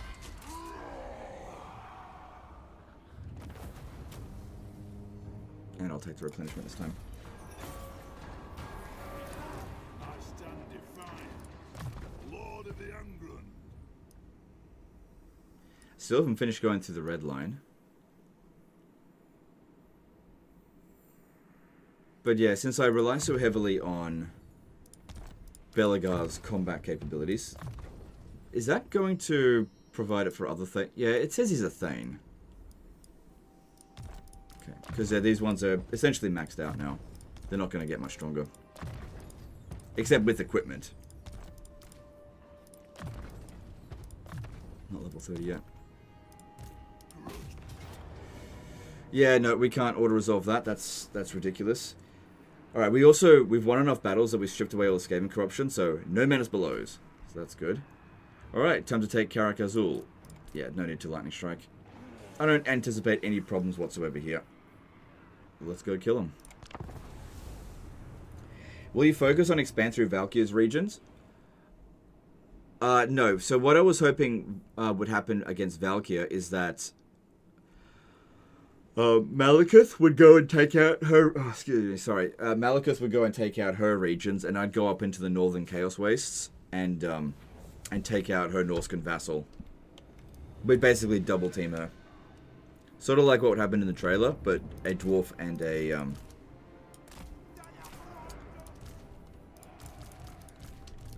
dark elf fighting together like the good old days. Grombrindle and Malekith, just like the good old days. Oh, we can go through here. Oh no, I like fighting up here. So capture point there.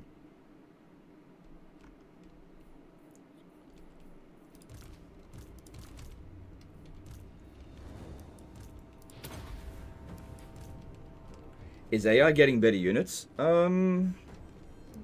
It's about the same to me. I mean, it's still on about turn 30-ish. They're definitely recruiting more armies. Skaven armies are still mostly full of trash. They do seem to be more varied.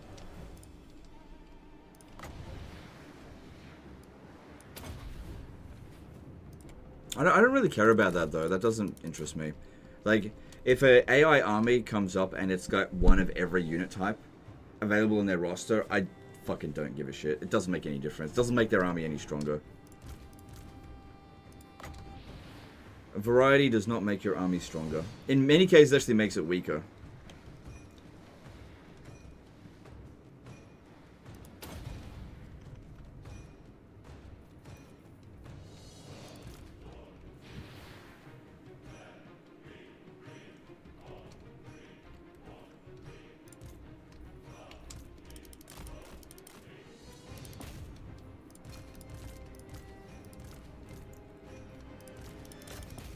Okay, get in there. Yeah, just cause the biggest blob we possibly can. The more units that we send in here, the more they'll send in. And we've got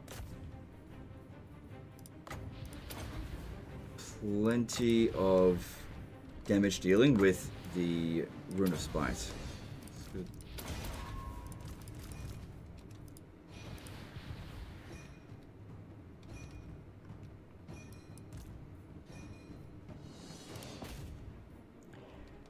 This guy got like 50 kills with one shot there. So yeah, the Grudge Raker can definitely do a lot of damage. No doubt about that.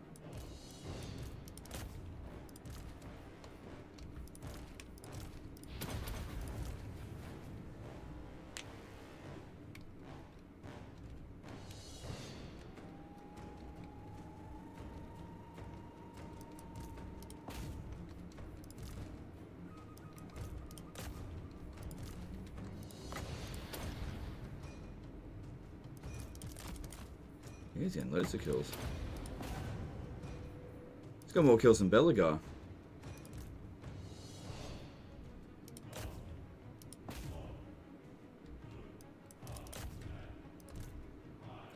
But yeah, if he gets to shoot into a blob, that I guess that makes a lot of sense. They're less blobbed up now. So with all the missile resistance and physical resistance, they're just not doing any damage. Nothing to worry about.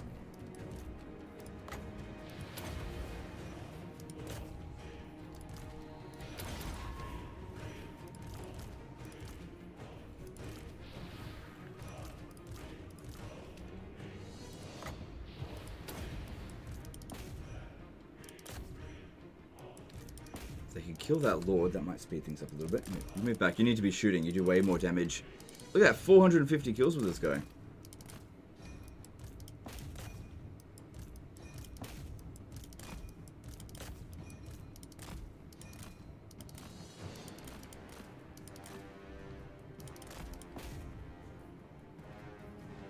Yeah, nearly 50 kills in a single shot.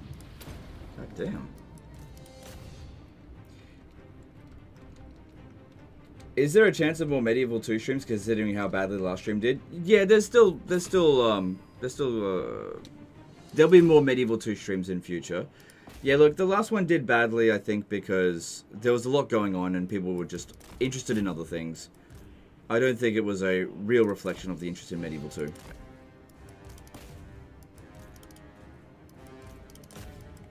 Typically speaking, July and August are really low points for the channel just because it's Northern Hemisphere summer, and so people are not on the internet as much.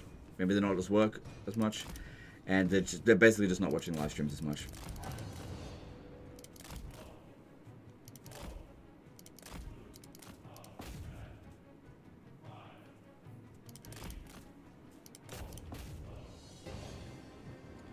Justle Geek subscribed at tier 1. This subscribed for 5 months. Halo Legend, how are you doing? I am doing very well. How are you today? Thank you for the membership, subscription.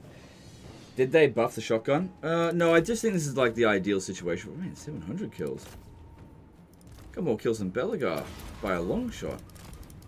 Even though he's a short shot. Racial slur. I think maybe just shooting at really short range. Said it again. Just dishes out so much damage. Plus, it's just basic Skaven units.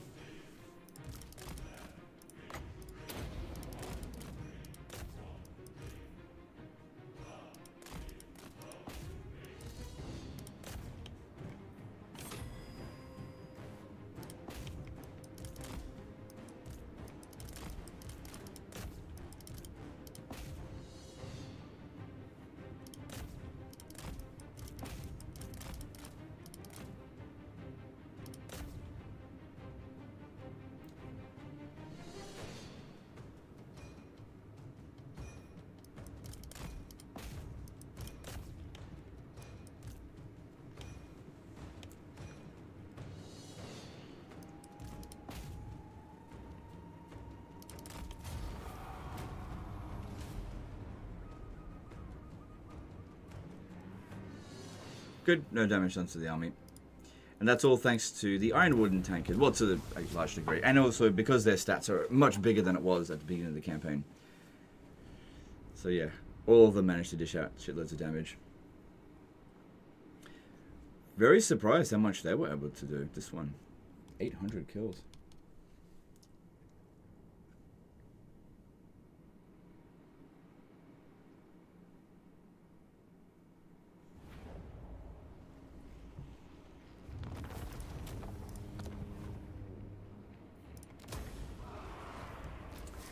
Alright, Karak Azul back in Dwarfen hands. Now we need to get rid of, I think, both of these buildings here.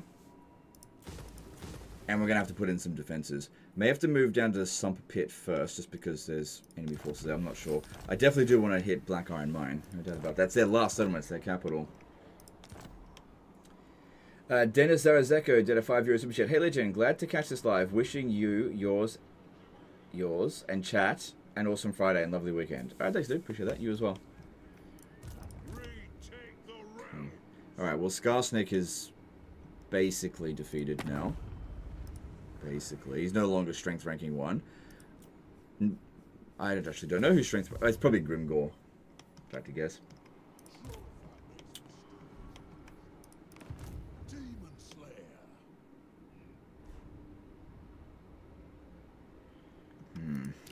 Yes. Oh, nice. That was very convenient. Alright, how many local recruit slots are there here? 2.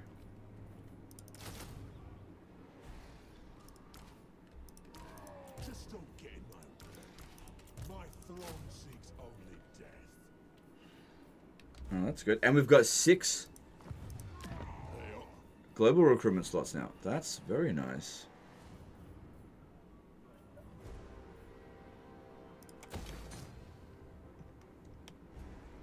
Does Guardian for Hammerers stack in Thorgrim's armor so he can max out physical resistance with 6 Hammerers? No, it does not stack. I'll cast the runes. Alright, now I did say that Grombrindal's back. My anger burns bright. So let's recruit him here, because I may decide to actually respec him first. I just want to see what his stuff is.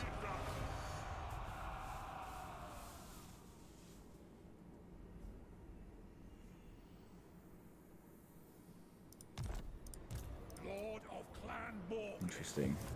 I wonder if... Yeah, An okay. arch. It's level 15, but does... Yeah, because that's... Hang on. 1, 2, 3, 4, 5, 6, 7, 8, 9, 10, 11, 12, 13... Yeah, 14. Okay, that makes sense. How much of his quest battles has he done? He's done 2 out of the 4.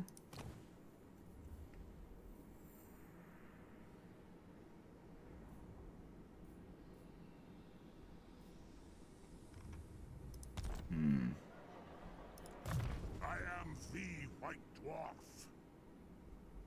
Melee defense for Quarrelers and Iron Drakes. But up here, there's some good stuff here for War Machines. Yeah, ammunition plus 33%. That'd be really good. Now, if I respec him, that means we lose this for a few turns.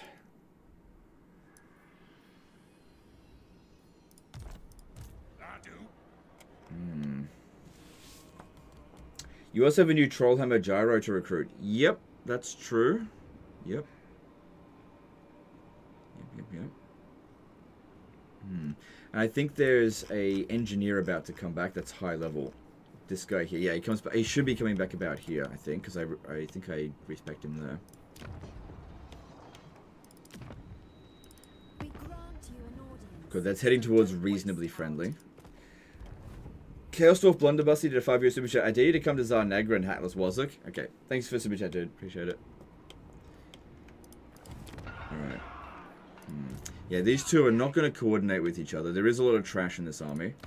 But if they... I really want to disincentivizing them from besieging because I could get a lot of extra defenders if we hold on to this for a turn. I definitely don't want to incentivize them coming up north, that's for sure. Yeah, I really made a goofy there. I ain't doing that. I don't think this army here is going to besiege. Okay, so here's what we're going to do. I am going to... I really can't afford to be just like respecking him. I'm going to transfer all these units into Grombrindal's army. Yep. And respec this dude. Yep. That gives us a little bit more money to play around with. We need a lord over here at Karak Draz. Well, let's see. I think a rune lord would be best. A Grugny one would be good. Definitely gonna want Rune of Wrath and Ruin. Yep. Hang on, let me have a look here. Damping. Hang on, let me see. Is there spellcasters here? Yep. That's probably not gonna make much of a difference. Yeah, that's not gonna make any difference.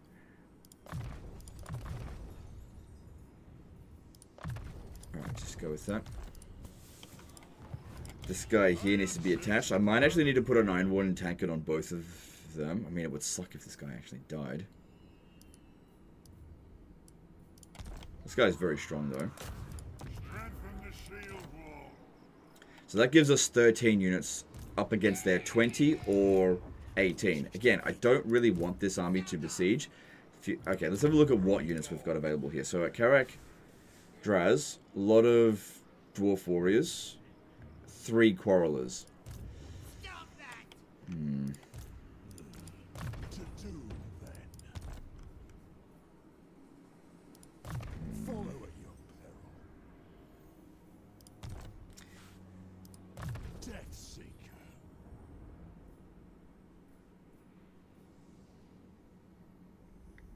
Yeah, go with Axe Lord, I think.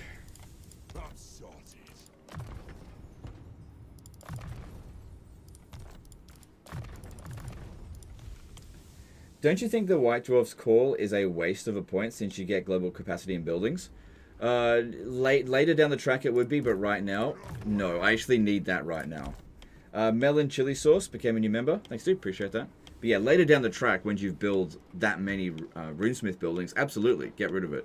But right now, no. I really do need it.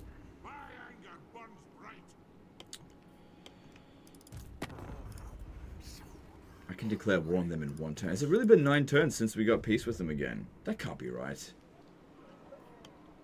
That can't be right. I must have peaced out with them. Hang on. Yeah, that Confederation. That can't be right. That must be still going off the original peace treaty. That's just really weird. I don't think that's right.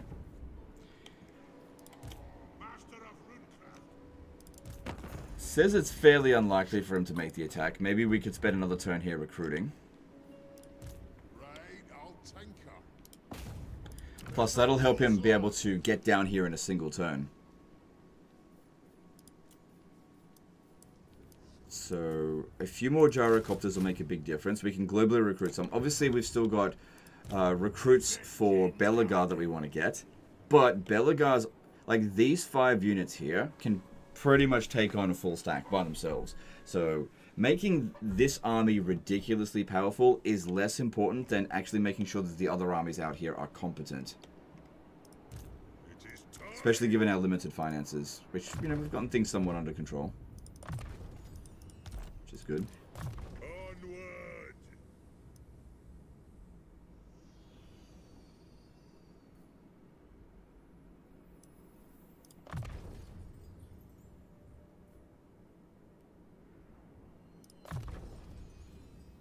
Okay, that's fine. A lot of grudges.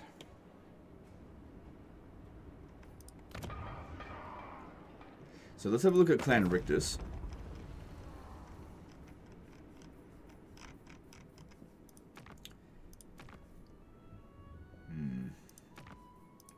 Seems unlikely they'll declare war on us right now. There's no armies garrisoned in any of these settlements, so I don't think we need to worry too much about it at the moment.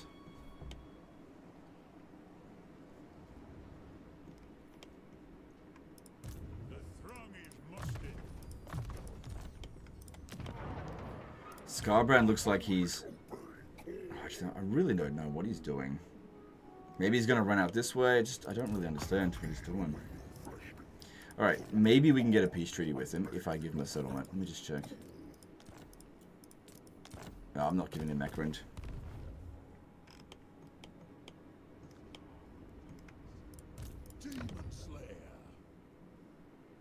Legends surrounded on all sides. Well, it's just because we've expanded in all directions, pretty much. I mean, how am I supposed to play this campaign and not be surrounded exactly? It's just everywhere you go, there are enemies. So the only way to not be surrounded, I guess, is to don't go nowhere. Yeah, that's good for you. Not bad.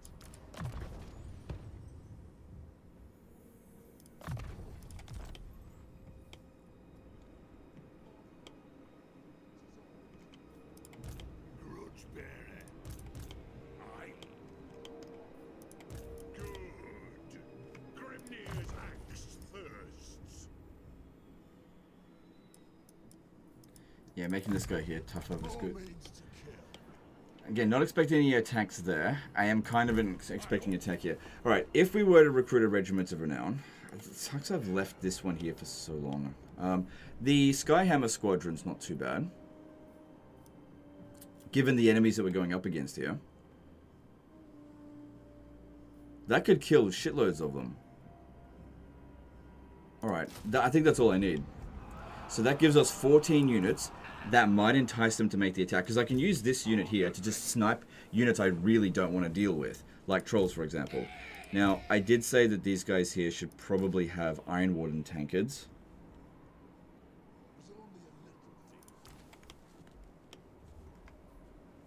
I don't think that Belegar is going to get attacked over the end turn. So take out the ones that are the least likely to need them. And give it to these two, because there's a possibility of getting attacked. Maybe even more than once. But I only want to give him items that I can afford to lose. Like, Iron Warden tankards are not too difficult to replace now. I get one every 2 turns, essentially. And Darius became a new member. Thanks, dude. Appreciate that. You can have a third Hammerer in Thorgrim's army. Yes, I could, but I'm actually at my capacity for Grudge Settlers for the time being. So I'll have to finagle something around that for the time being. It's not worth it right now. But you are right, I could. I would need to recruit another army because I don't really like getting rid of Grudge Settler units at all because they're good. But obviously I can't just raise another army right now. Got an idea. Why don't, instead of standing there, why don't we stand here?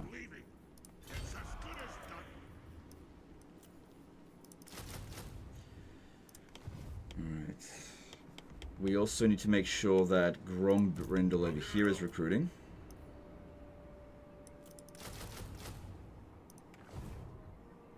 I'll start moving him up that way next turn.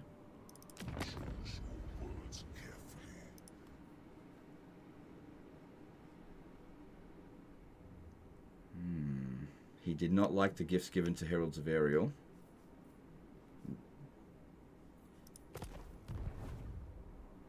I will dismember you. They don't seem to have a lot of grudges.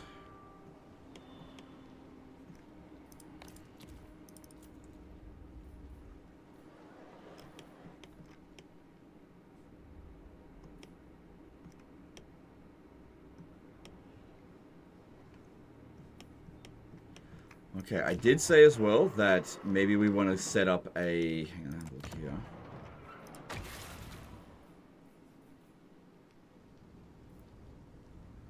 So what's the point of upgrading this?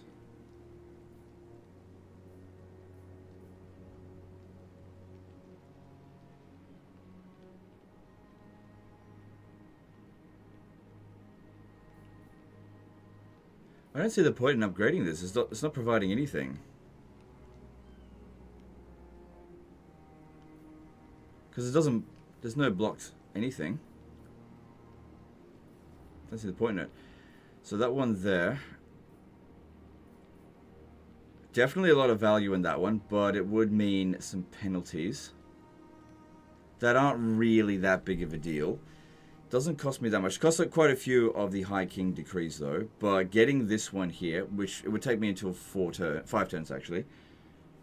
And I'd need to make sure I got 5 grand for this next turn. Fairly decent boost in improve the rarity of items gained from battles. That's very good. But I don't think it's worth it right this very second. Then we're going towards... Hang on.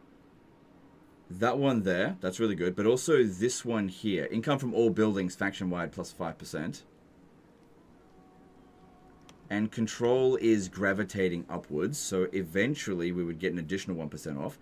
This one over here was no big deal. Don't worry about that one right away. No big deal. That one there...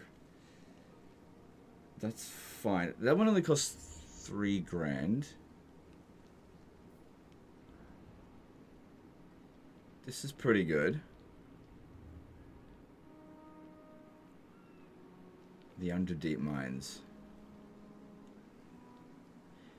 Just gotta see if it's a good return on investment though. So income from 50, then gemstones, iron, marble, and oath gold. Yeah, okay, let's build that. But I also wanted to build another deeps. So what if I build it at Zarakzil? This is the one area that I was thinking about doing it. But I'm a little bit iffy because we're close to them and they might declare war on us, and if they come down over here, it's going to be difficult to defend it. With 9 units. I'm not going to be able to recruit very quickly. Let me have a look at some other regions and see where we might want to build some deeps.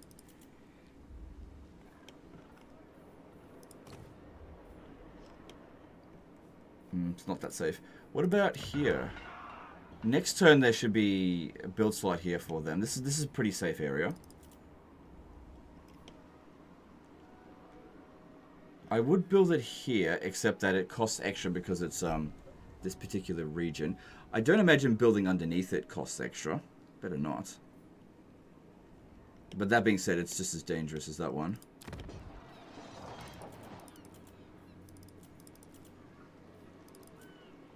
Dragonhorn mines, maybe? No, that region's definitely not safe. Bitterstone mine, not really. A lot of regions that just aren't... Yeah, Zarakzil. I'm just not 100% confident on that, while there are the Wood Elves in the area. I have no armies here. Losing that would suck so much.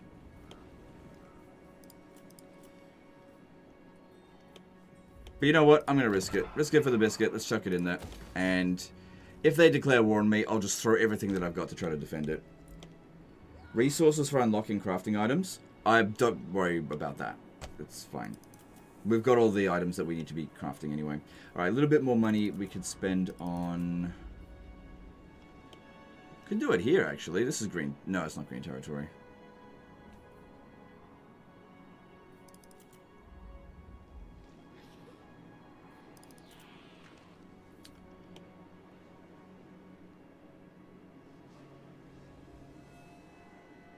Alright, let's upgrade Barak Var now, finally. Okay. And that's it for me turn. This turn, I guess. Alright, let's see what else there is to do in diplomacy. Yeah. Oh god, there's a lot going on all over the place. I don't think I'm utilizing any of the global recruitment, but I used up all my money. Oh, okay, if that's the case. Alright, maybe hold off on this one here. Hold off on that just for a moment. And instead, let's... Well, I could get 1 Bugman Ranger. 1. This will give us a much better return on investment. Let's go with that. Belegar will be able to handle this stack here with absolute ease. We've seen how much these guys here can handle. Actually, he's got some levels up as well. Yeah, this is only just making him even stronger.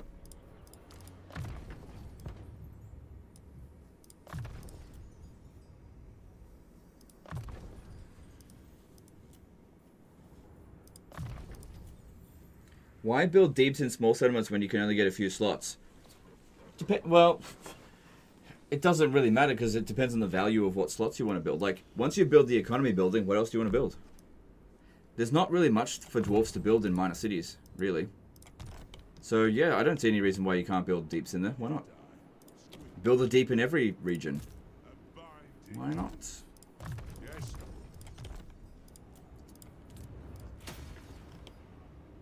Alright. Alright, we'll just see how this goes.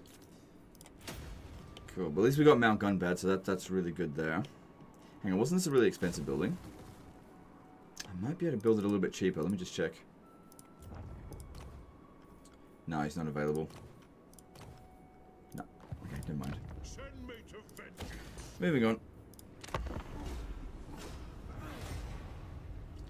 Yeah, Scarbrand, don't be a fucking bitch. Yeah, Scarbrand. Okay, I should be able to reach him next turn. Good. I hope I can reach him. Because that's where I was standing. No! No! I'm gonna lose Varenka Hills. I mean, it's a tier 1 settlement. This is why I didn't develop it.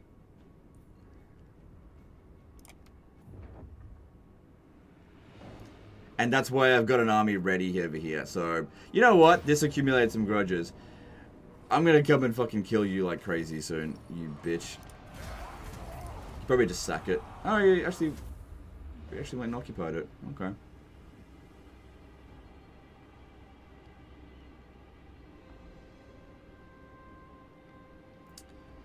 Fucking Scrag.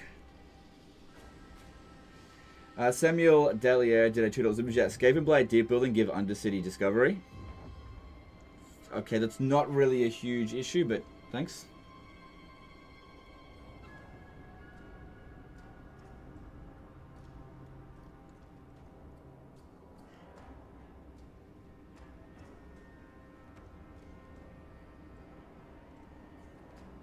Defensive Alliance Legend.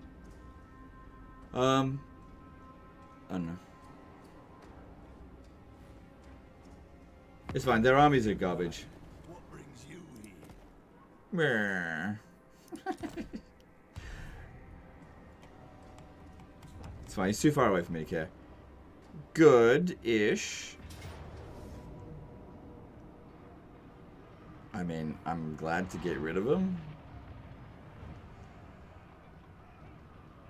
Yeah, I think I'll just order that. I was hoping to wipe him out, but honestly, I'm pretty happy with that result. We did not take much damage.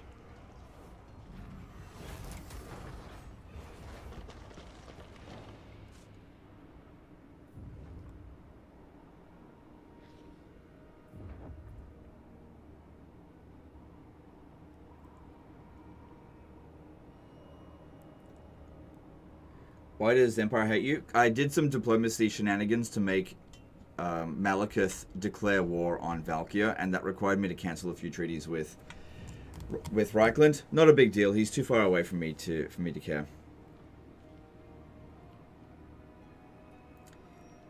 Thing is with Scrag in this campaign, he's always just been just not strong enough for me to really focus on finishing him off. See, if I focused on finishing him off earlier, we would have lost ground elsewhere.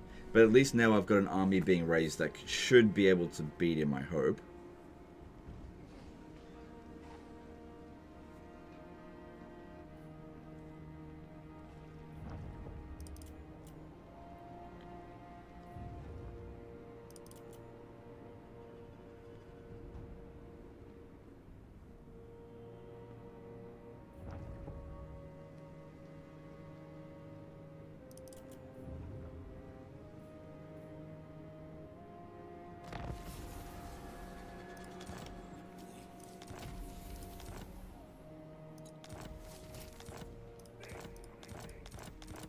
Okay, so Azag's war has ended.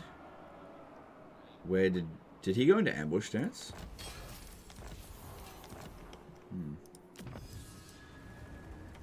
That would be nice, that one there, but I don't have enough Oath Gold for that.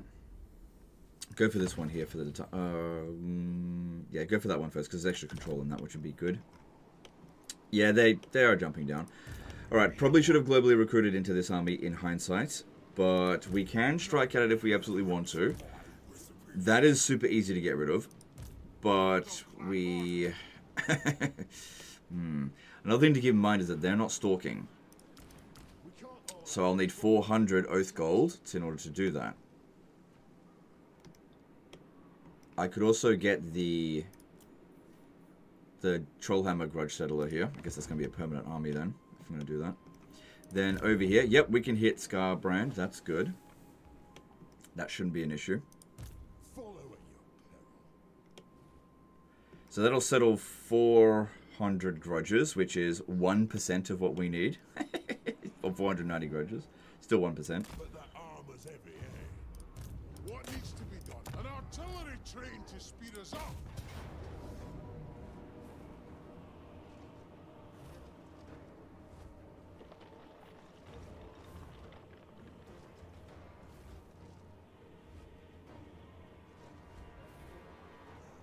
The biggest problem here is definitely going to be the Chaos Furies.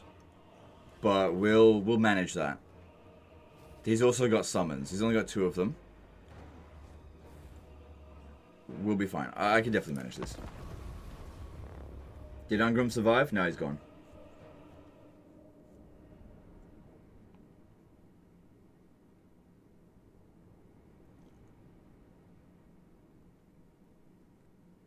Seems like an oversight to me. They did +1/+2 decrees on normal ones and just forgot to add it to the major ones. Yeah, seems like that. That happens. It's not, I don't think it's a big deal.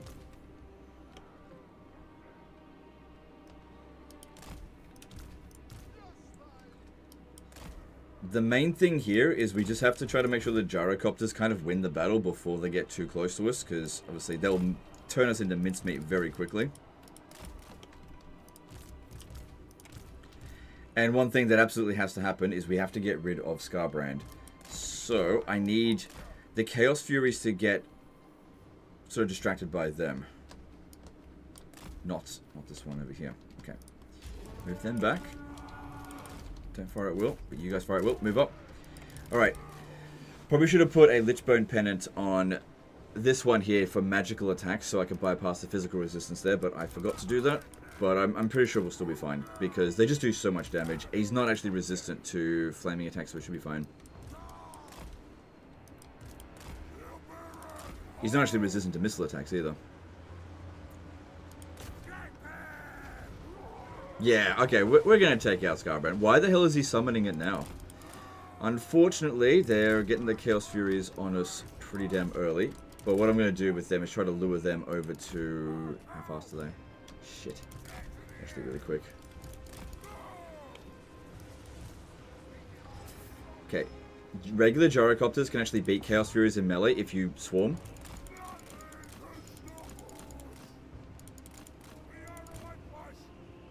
Might take a little bit of damage, but these are the only things that can hurt us. But if we take them out one at a time like this, should be fine.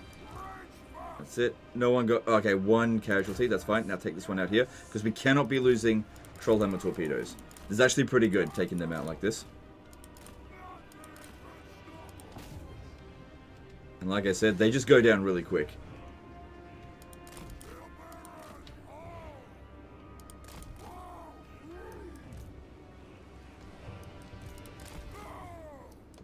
Good, that one even didn't get a kill in. That's good. Yeah, they've wasted that completely. Okay, good, another one for them to deal with. This one here be distracted. Once we got rid of the Chaos Furies, we'll be in much better... Oh, shit.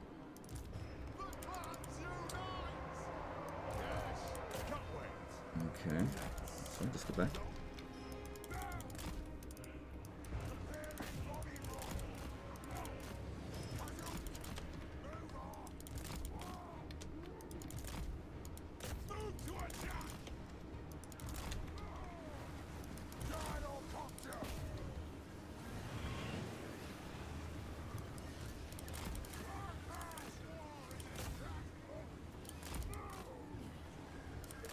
Anytime we can get a shot in, it's worth it.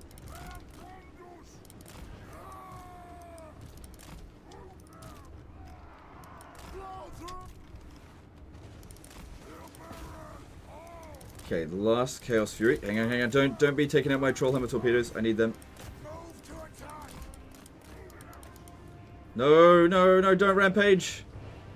Oh, no. Look, if they get on the ground, it's only going to last 8 more seconds.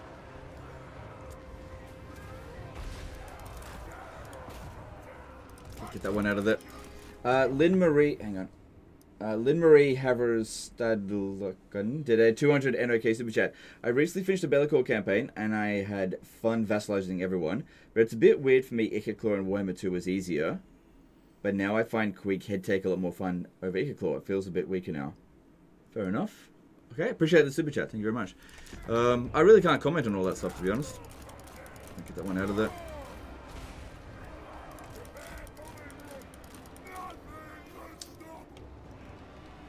What's this? That's okay.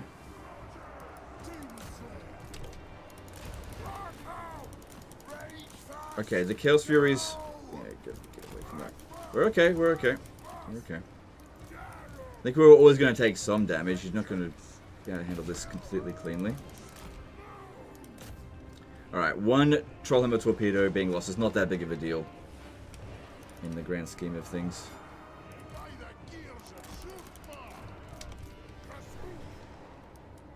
Okay, all of the Chaos Furies are gone. Like I said, they were the biggest threat. With them gone, we got this now. Just gotta watch out for Scarbrand doing that fucking ability, making us go rampage.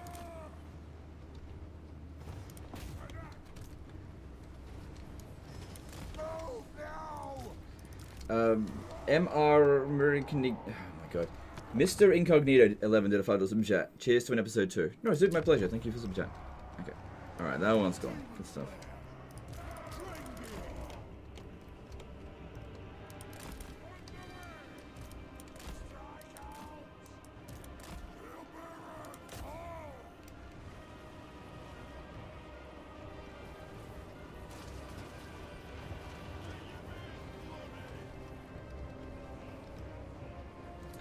Legend always has the same response for every super chat.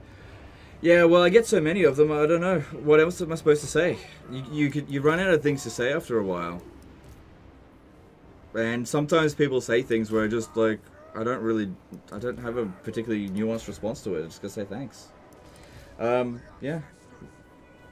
I don't know. What do you think I should say if you've got criticism? What do you think I should be saying instead?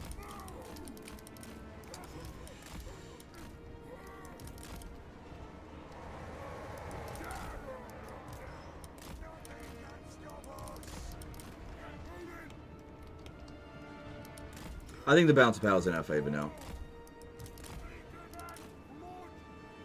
Oh, that one's Immortal. Damn. Alright, we should be really focusing on the most dangerous units, which is the Bloodletters.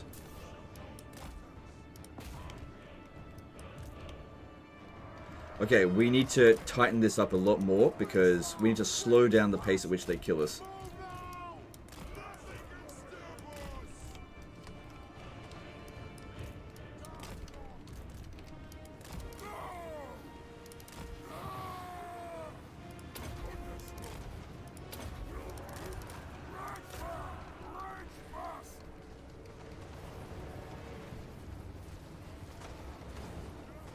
Can you say welcome to Legendary Army when someone super chats? No, because that's fucking lame.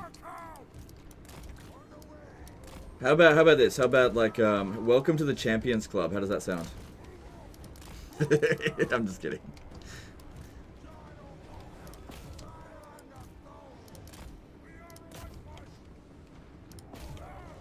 Legend, could you please be a bit more cringe? No thanks.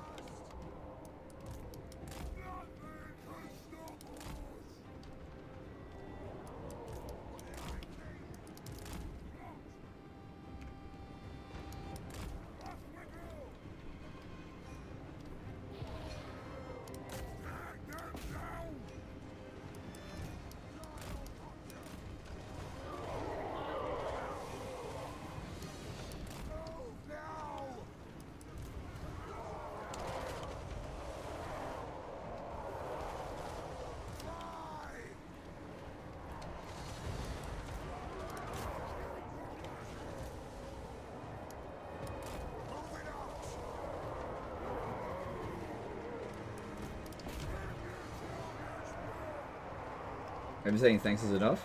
I mean, I do say thanks. So, look, here's the thing. This is what I always try to do with a super chat. I try to respond to it as sincerely as possible. I understand sometimes that maybe that's not the response that some people get, that want. I don't know what to tell you. I do appreciate every single super chat, which is why I say I appreciate it. I don't know what else to say. You know, send me them DMs. Suck your dick later. You know, what do you want me to say? There we go. We got him.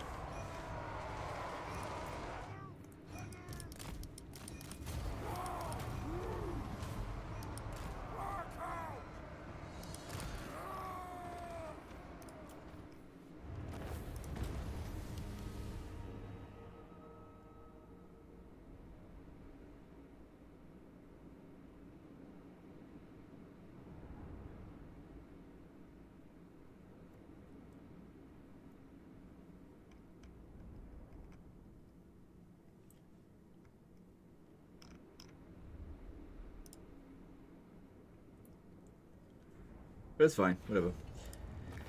Alright, so... Was he on Force March? I don't think he was. I'm going to go with the Oath Gold and Money, even though we're a little bit damaged. We don't really have any other enemies here that need to be killed off. We didn't wipe him out. Okay.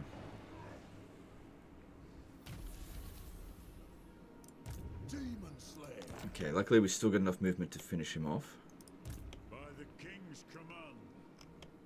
Is that Clan Wars? Let me have a look. Sami Ratilianen became a member for 37 months. Please don't appreciate this membership. No worries, dude. Thank you for the membership. Welcome to the Champions. Welcome to the Buttfuckers Club. There you go. There you go. I appreciate it. Even if you don't want me to appreciate it, I appreciate it.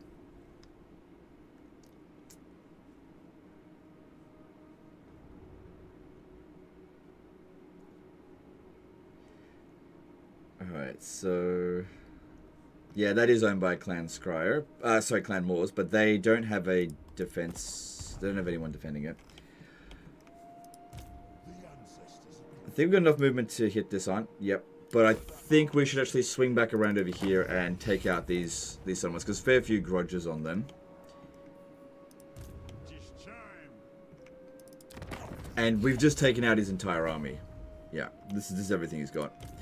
Scarbrand tends not to have a lot of armies. That's fine, I'm happy to lose that.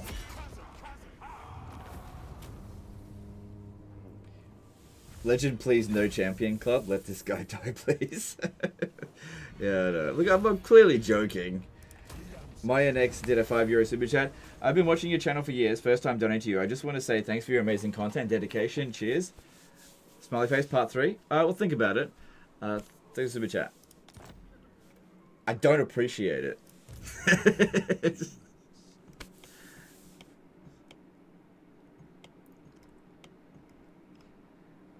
No, I do appreciate it. I can't let it end with me not saying I don't appreciate it. I do appreciate super chat. Alright.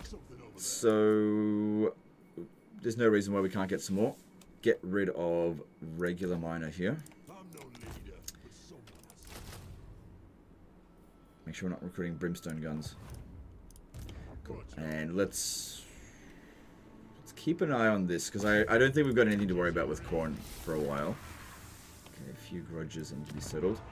And yeah, this province here is looking pretty good. Actually, there could be armies that just like run over this way. That could happen. There's an army there. I wonder if this guy would be able to beat that. Especially if I ran... Actually, I might be able to run... That could actually work. Alright. Full strength. Cygnus X1 did a $5 super chat. BF Club for life. Okay, thanks too. Appreciate it. Beat2 did a €10 super chat. Welcome to the Champions Club. Okay, thanks for the super chat. Appreciate it. Hey, Spot Skaven Settlements. There's various things you can do. You see a ruin. What you do is you go to a certain Skaven faction. And then you click on something like control, and it shows you what their level of control is on their settlement. So they've got like good public order here, bad public order there. So it basically tells you where their settlements are. This has been in the game since Warhammer 2, really, because that's when they were introduced.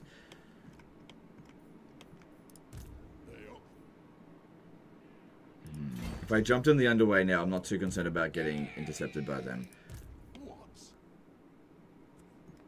How many armies does Clan Wars have? Just every single time I feel like I took out... Oh yeah, they don't have much.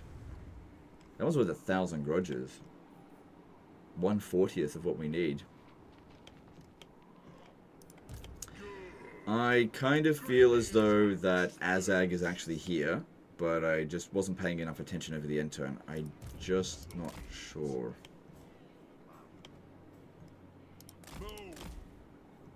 What's this? Oh, alright, okay. I only won 3 battles against Clan Wars.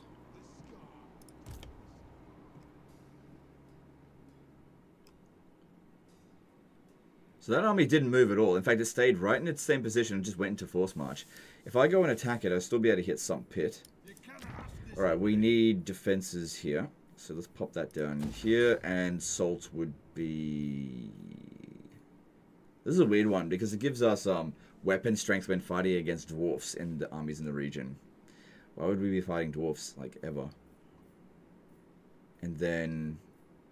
I mean, salt is good. Are we selling off all the salt that we've got?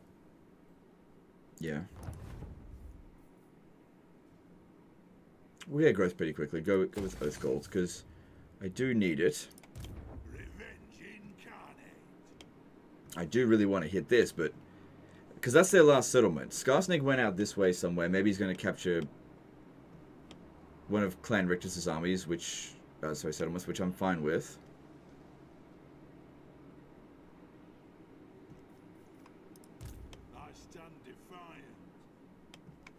I took off some Ironwarden tankards and attached them here. We don't really need these 2 anymore. Because, yeah, I'm going to strike this. Who doesn't have the Ironwardens? You don't have one? Just got to share them around while I don't have a heap load of them. Lord of the Angrun. To battle.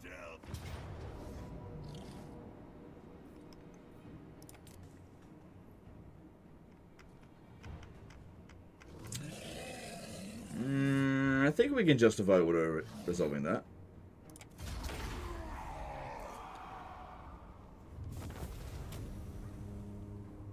I'm really not too concerned about replenishing this army, since it needs to be replaced anyway.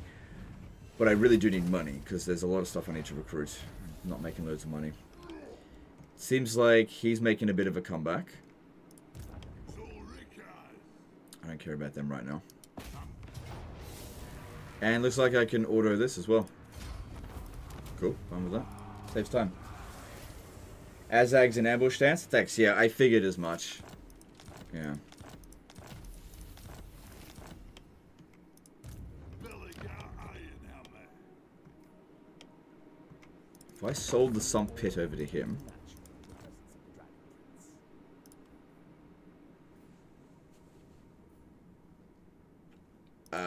yeah, I'm gonna do that.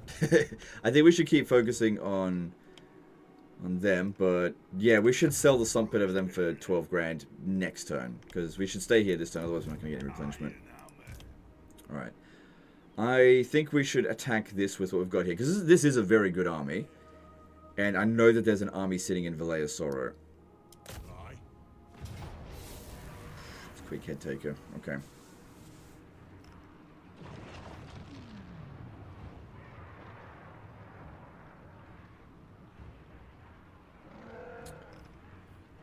Pretty bad auto resolve. I reckon we could do a lot better manually. Biggest concern here is Menace Belows are going to try to wreck the flame cannons. Thing is, even if we win here, probably going to end up taking loads of damage. I think this would be one of those battles where we should sack it, because there's another army close by that is probably going to want to come over here, although that army looks like trash. I could bring this guy over here, and that would make it quite an easy fight, but I was also thinking about sending him over to here.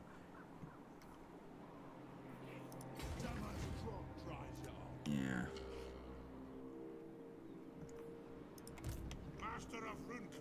And with this one here, we need to recruit the Gyrocopter Trollhammer torpedoes, these ones. Yep, into this army. Because I need to take out 2 full stacks, albeit of shit, of of these guys. Oh my god. How much ammo do we have? 38. That's actually pretty good. We're about to knock out Scrag easily enough. But then we also need to be in good enough shape that we can beat Snorko here. Now, another thing is that while I'd love to save up for more Iron Warden tankards, what we actually need here are 2 Prospector's Mails. No, actually I only need 1. Because I've got another item that can provide Stalk. So you can have the Prospector's Mail, and then you can have the... It's a Talisman or something? Where is it? I know I didn't get rid of it.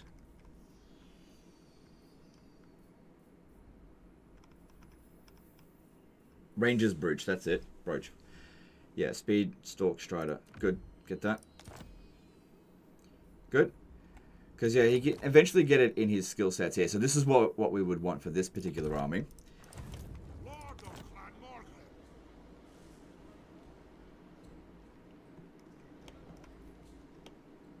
Oh, yeah, there's also this here. So 7 units attacking 6 or 6. Oh, fuck me.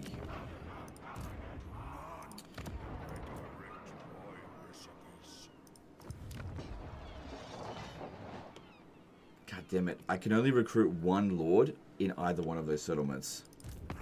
But if I smash his armies here, I could probably get a peace treaty. I don't know. I really feel like I should just finish him off. Now, if I recruit anything else... There's no Gnashrak up to Regiment of Renown. This unit here, Stalks. Might be able to use that to finish off anything that remains. Although, I have fought 2 full stacks with Gyrocopters before in one. But that was with... What's this? Malachi.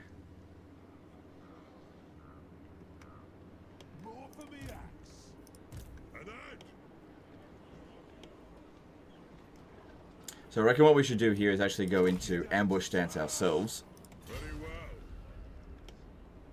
And wait for him to come in. Yeah, put both armies under ambush stance. Although, that's actually going to be really difficult because there's a hero here. They're going to not allow that. Gabor Bernath did a HUF 2000 super chat. Hi Legend, I can't figure out why your flying unit landed in the last battle when they went into Rampage. Can you force them to land like this, or they landed because they were attacked by the Furies? Okay, what probably happened is that Scarbrand made them Rampage, and that unit wasn't in melee with the Furies, and decided to attack the closest thing that it could find, which was actually on the ground. That's probably what happened. But yeah, thanks super chat. Appreciate it. Yeah, Rampage makes them go into melee with the closest thing that they can find, unless they're already in melee. All the other ones were already in melee.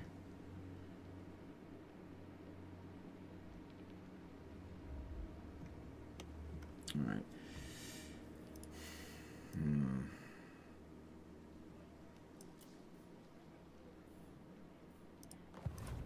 14 units going up against 2 full stacks. There's 2 full stacks of absolute shit. Like, look at this. It's like bloody dog shit. Alright, Iron Warden tankards for you two, because we probably will run out of ammunition. Probably. And I want to make sure that if we have to come down into fighting, that you don't die on me. And a lot's riding on this, so you're going to get all the good equipment. Yeah, this one here can have a Master Rune of Spite as well. You need to make sure you've got the Prospector's Mail. That's super important. Hang on. That guy had the enchanted item, Ranger's Brooch. You can't have a thing then. Well, I'll just have to make sure. Just don't die then. Easy, just don't die. Just don't lose. Alright, here we go. We're going after Scrag, who is sitting outside the settlement. Hang on. Which one would be best to go after? Whichever has the lowest Winds of Magic.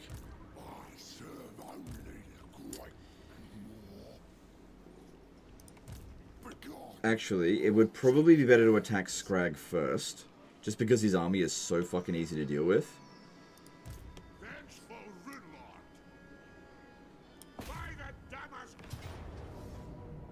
Okay, that bounce of power is not the worst. Now, we do not have enough ammunition Oh, hang on. I was going to say, we don't have enough ammunition to kill all the ogres, but I can restore this one's ammo. Because the ogres are worth the most bouncer power, so taking out all the ogre units is where we're going to provide the most value. Whereas these ones here, they can definitely shoot at us, but we can outrange them, if I could see them. Alright, oh, that's another problem. Their stalking units might discover our stalking units. But if I take out all the ogres, it should be fine. Alright, let's do this. Craft a second stalking item. Well, that would cost 200 oath gold, and I need that oath gold for other things.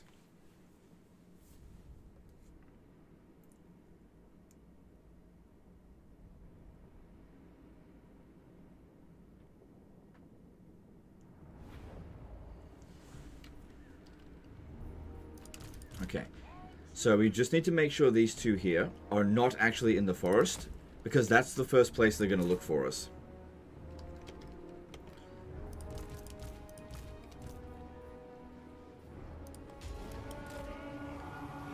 Hang on. You're the only one we really need right now. We want to snipe Scrag.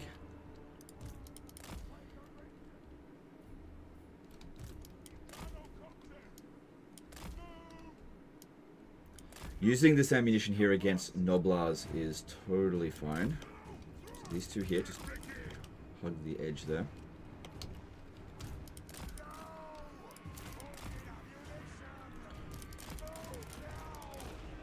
Hang on.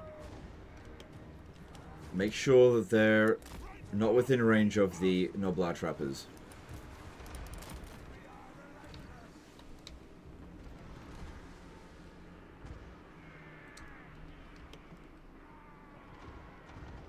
Cool.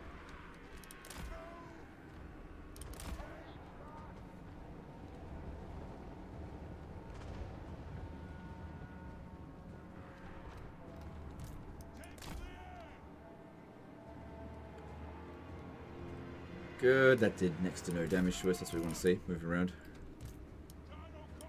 That's it, just stay out of their range. Take our time and just kill them bit by bit.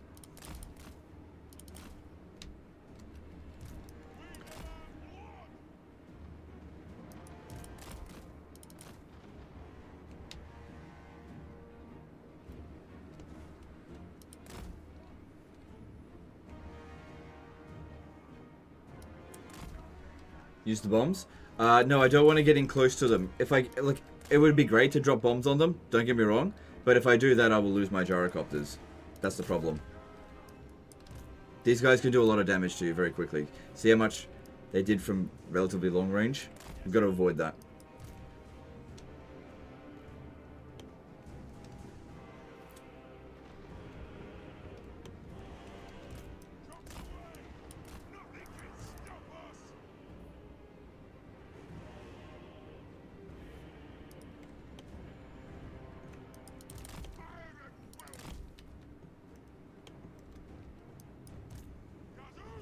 Definitely going to start playing ogre music soon. There's no doubt about that. Another thing that might be a good idea is when we get to the back here, separate our two units. So that if one gets discovered, we're not totally fucked.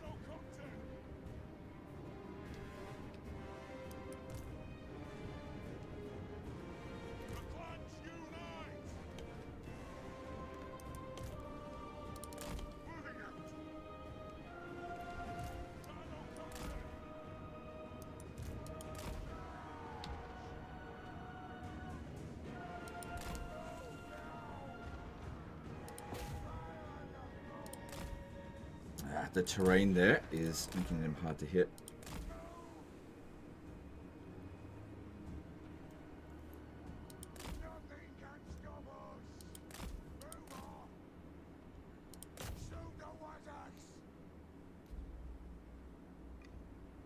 Yep, it's playing ogre music. Bounce power is definitely in their favor. This one here is really terrible spellcaster. Cool. We need to make sure we get rid of Scrag, because we need to make sure that they're suffering a morale penalty. That is absolutely vital here. Watch out, watch out, watch out, watch out.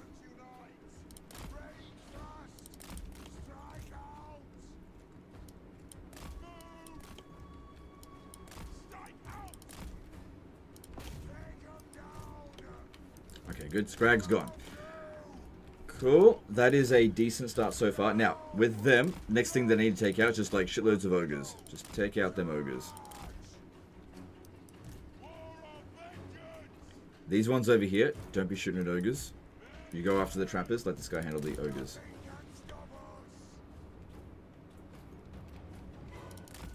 Just escort them off the battlefield. We do not need to kill them, we just need to try to get the win.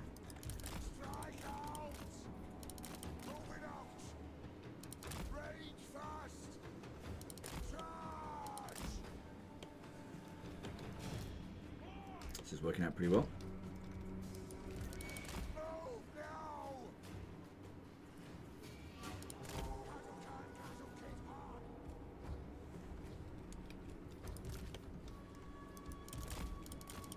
Really want to kill this guy here, but got to get in close for that, which not ideal. That guy's nice and isolated. Shoot him.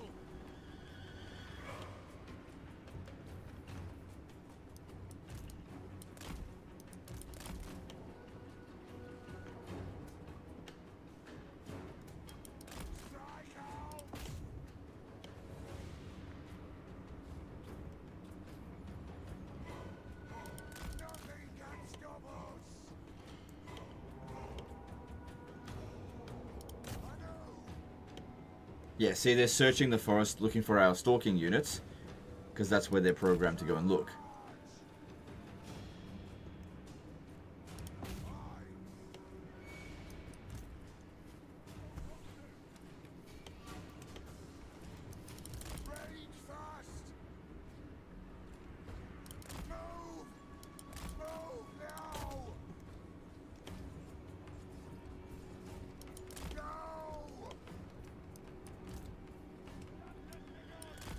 Don't like what these ones over here are doing. I'm going to go search over here. Just make sure that nobody's actually going over that way.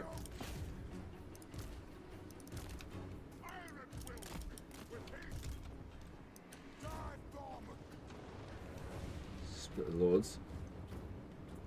Yeah, that lord's not that important. The main one was getting rid of Scrag.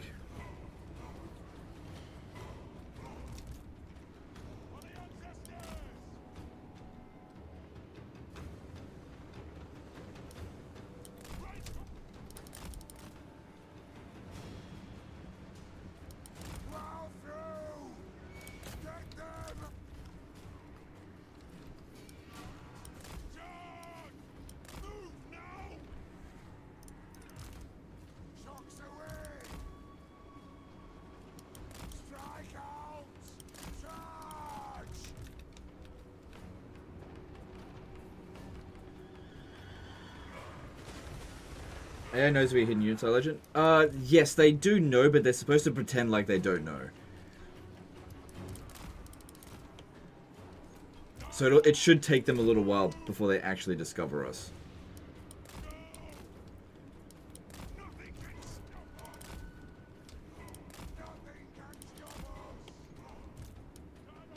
And all I can do is just try to delay them as long as possible. Because I think we're making pretty good amount of damage based on the ammo that we've spent so far. We're not taking very much damage, so that's good.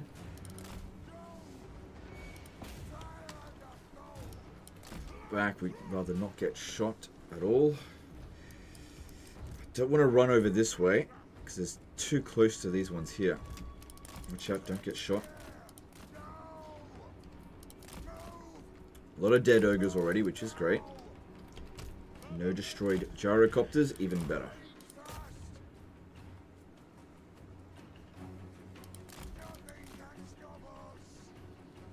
I'm fine with them shooting at ogres as well. That's fine.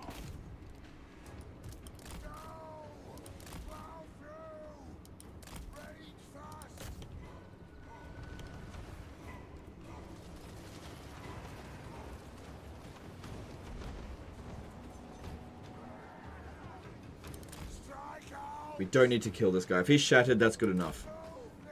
I just got to get the win.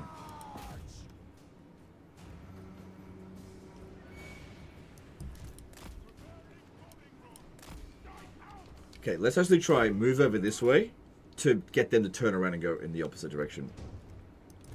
Starting to play our music already. Looking good.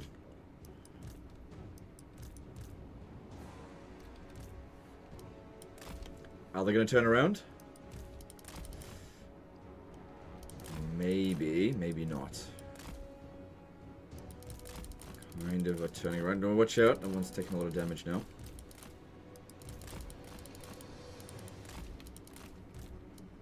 Still haven't lost any of them, so that's good. Oh god. Shattered units won't discover us, but broken ones will. But I think at this point here, they don't have enough troops left to be able to overcome these two single entities. Especially considering this one here regenerates.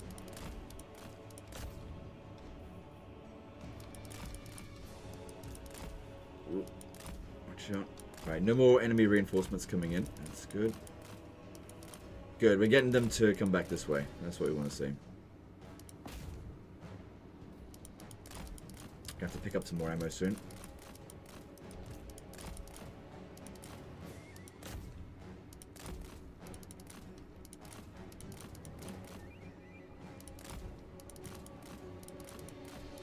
Gotta go all the bloody long way around, so we don't get shot constantly by the trappers. Still haven't lost a gyrocopter yet, which is awesome. Yep. Alright, go get some ammo. Although I think I'm just about to lose one.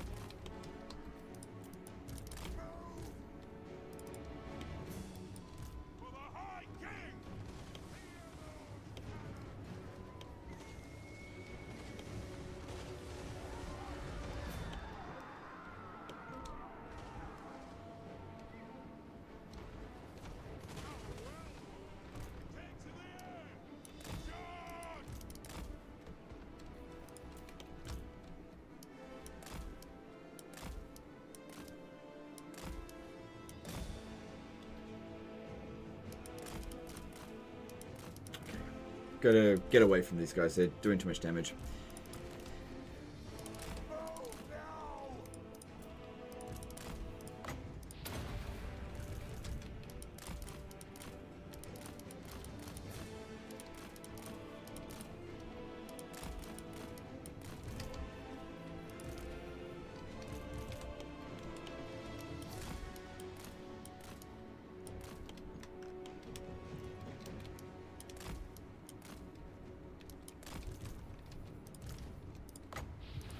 Okay, that'll do for now.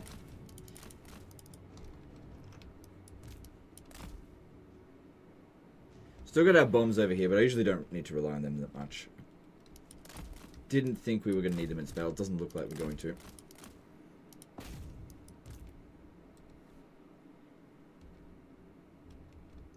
Yeah, most of the enemy army's gone, and we haven't taken a single casualty, but we have lost a lot of balance of power. Watch out, watch out, watch out, watch out. Back. And there we go, we did it.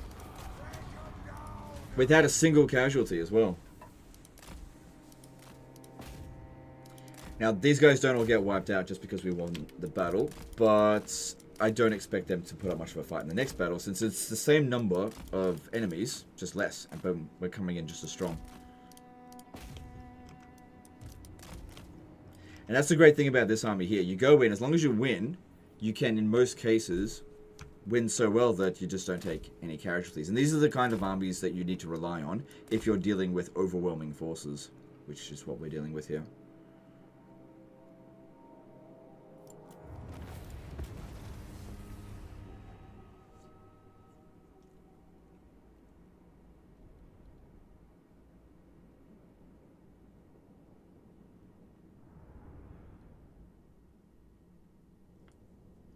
The dwarves have a counter? Yeah, Skaven.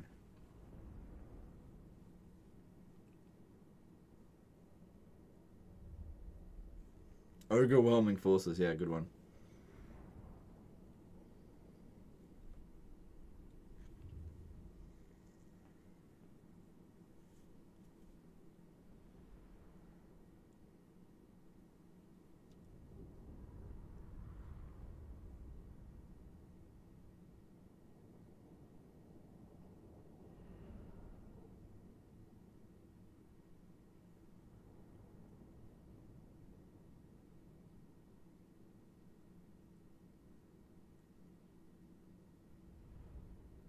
Oh, fuck me. It's going to crash again.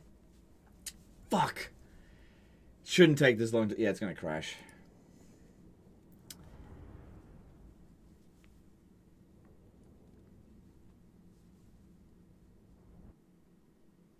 Whatever.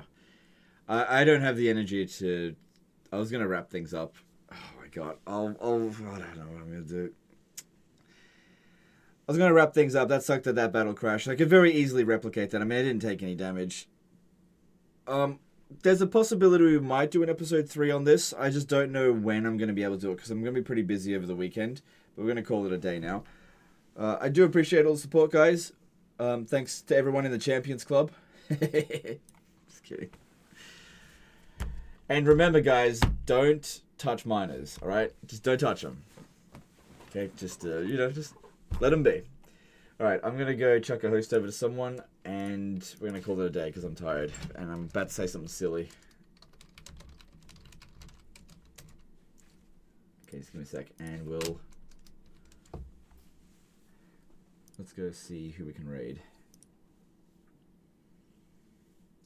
Alright, how about we chuck it over to Radiant Ash today? Alright.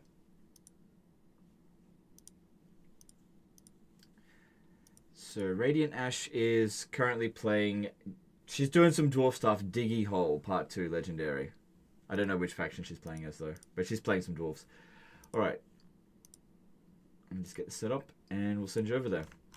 But yeah, I hope you guys have enjoyed this. Leave some comments in the comment section, letting me know your feedback. Hope you guys, in terms of the commentary, the topics of conversation, that kind of stuff.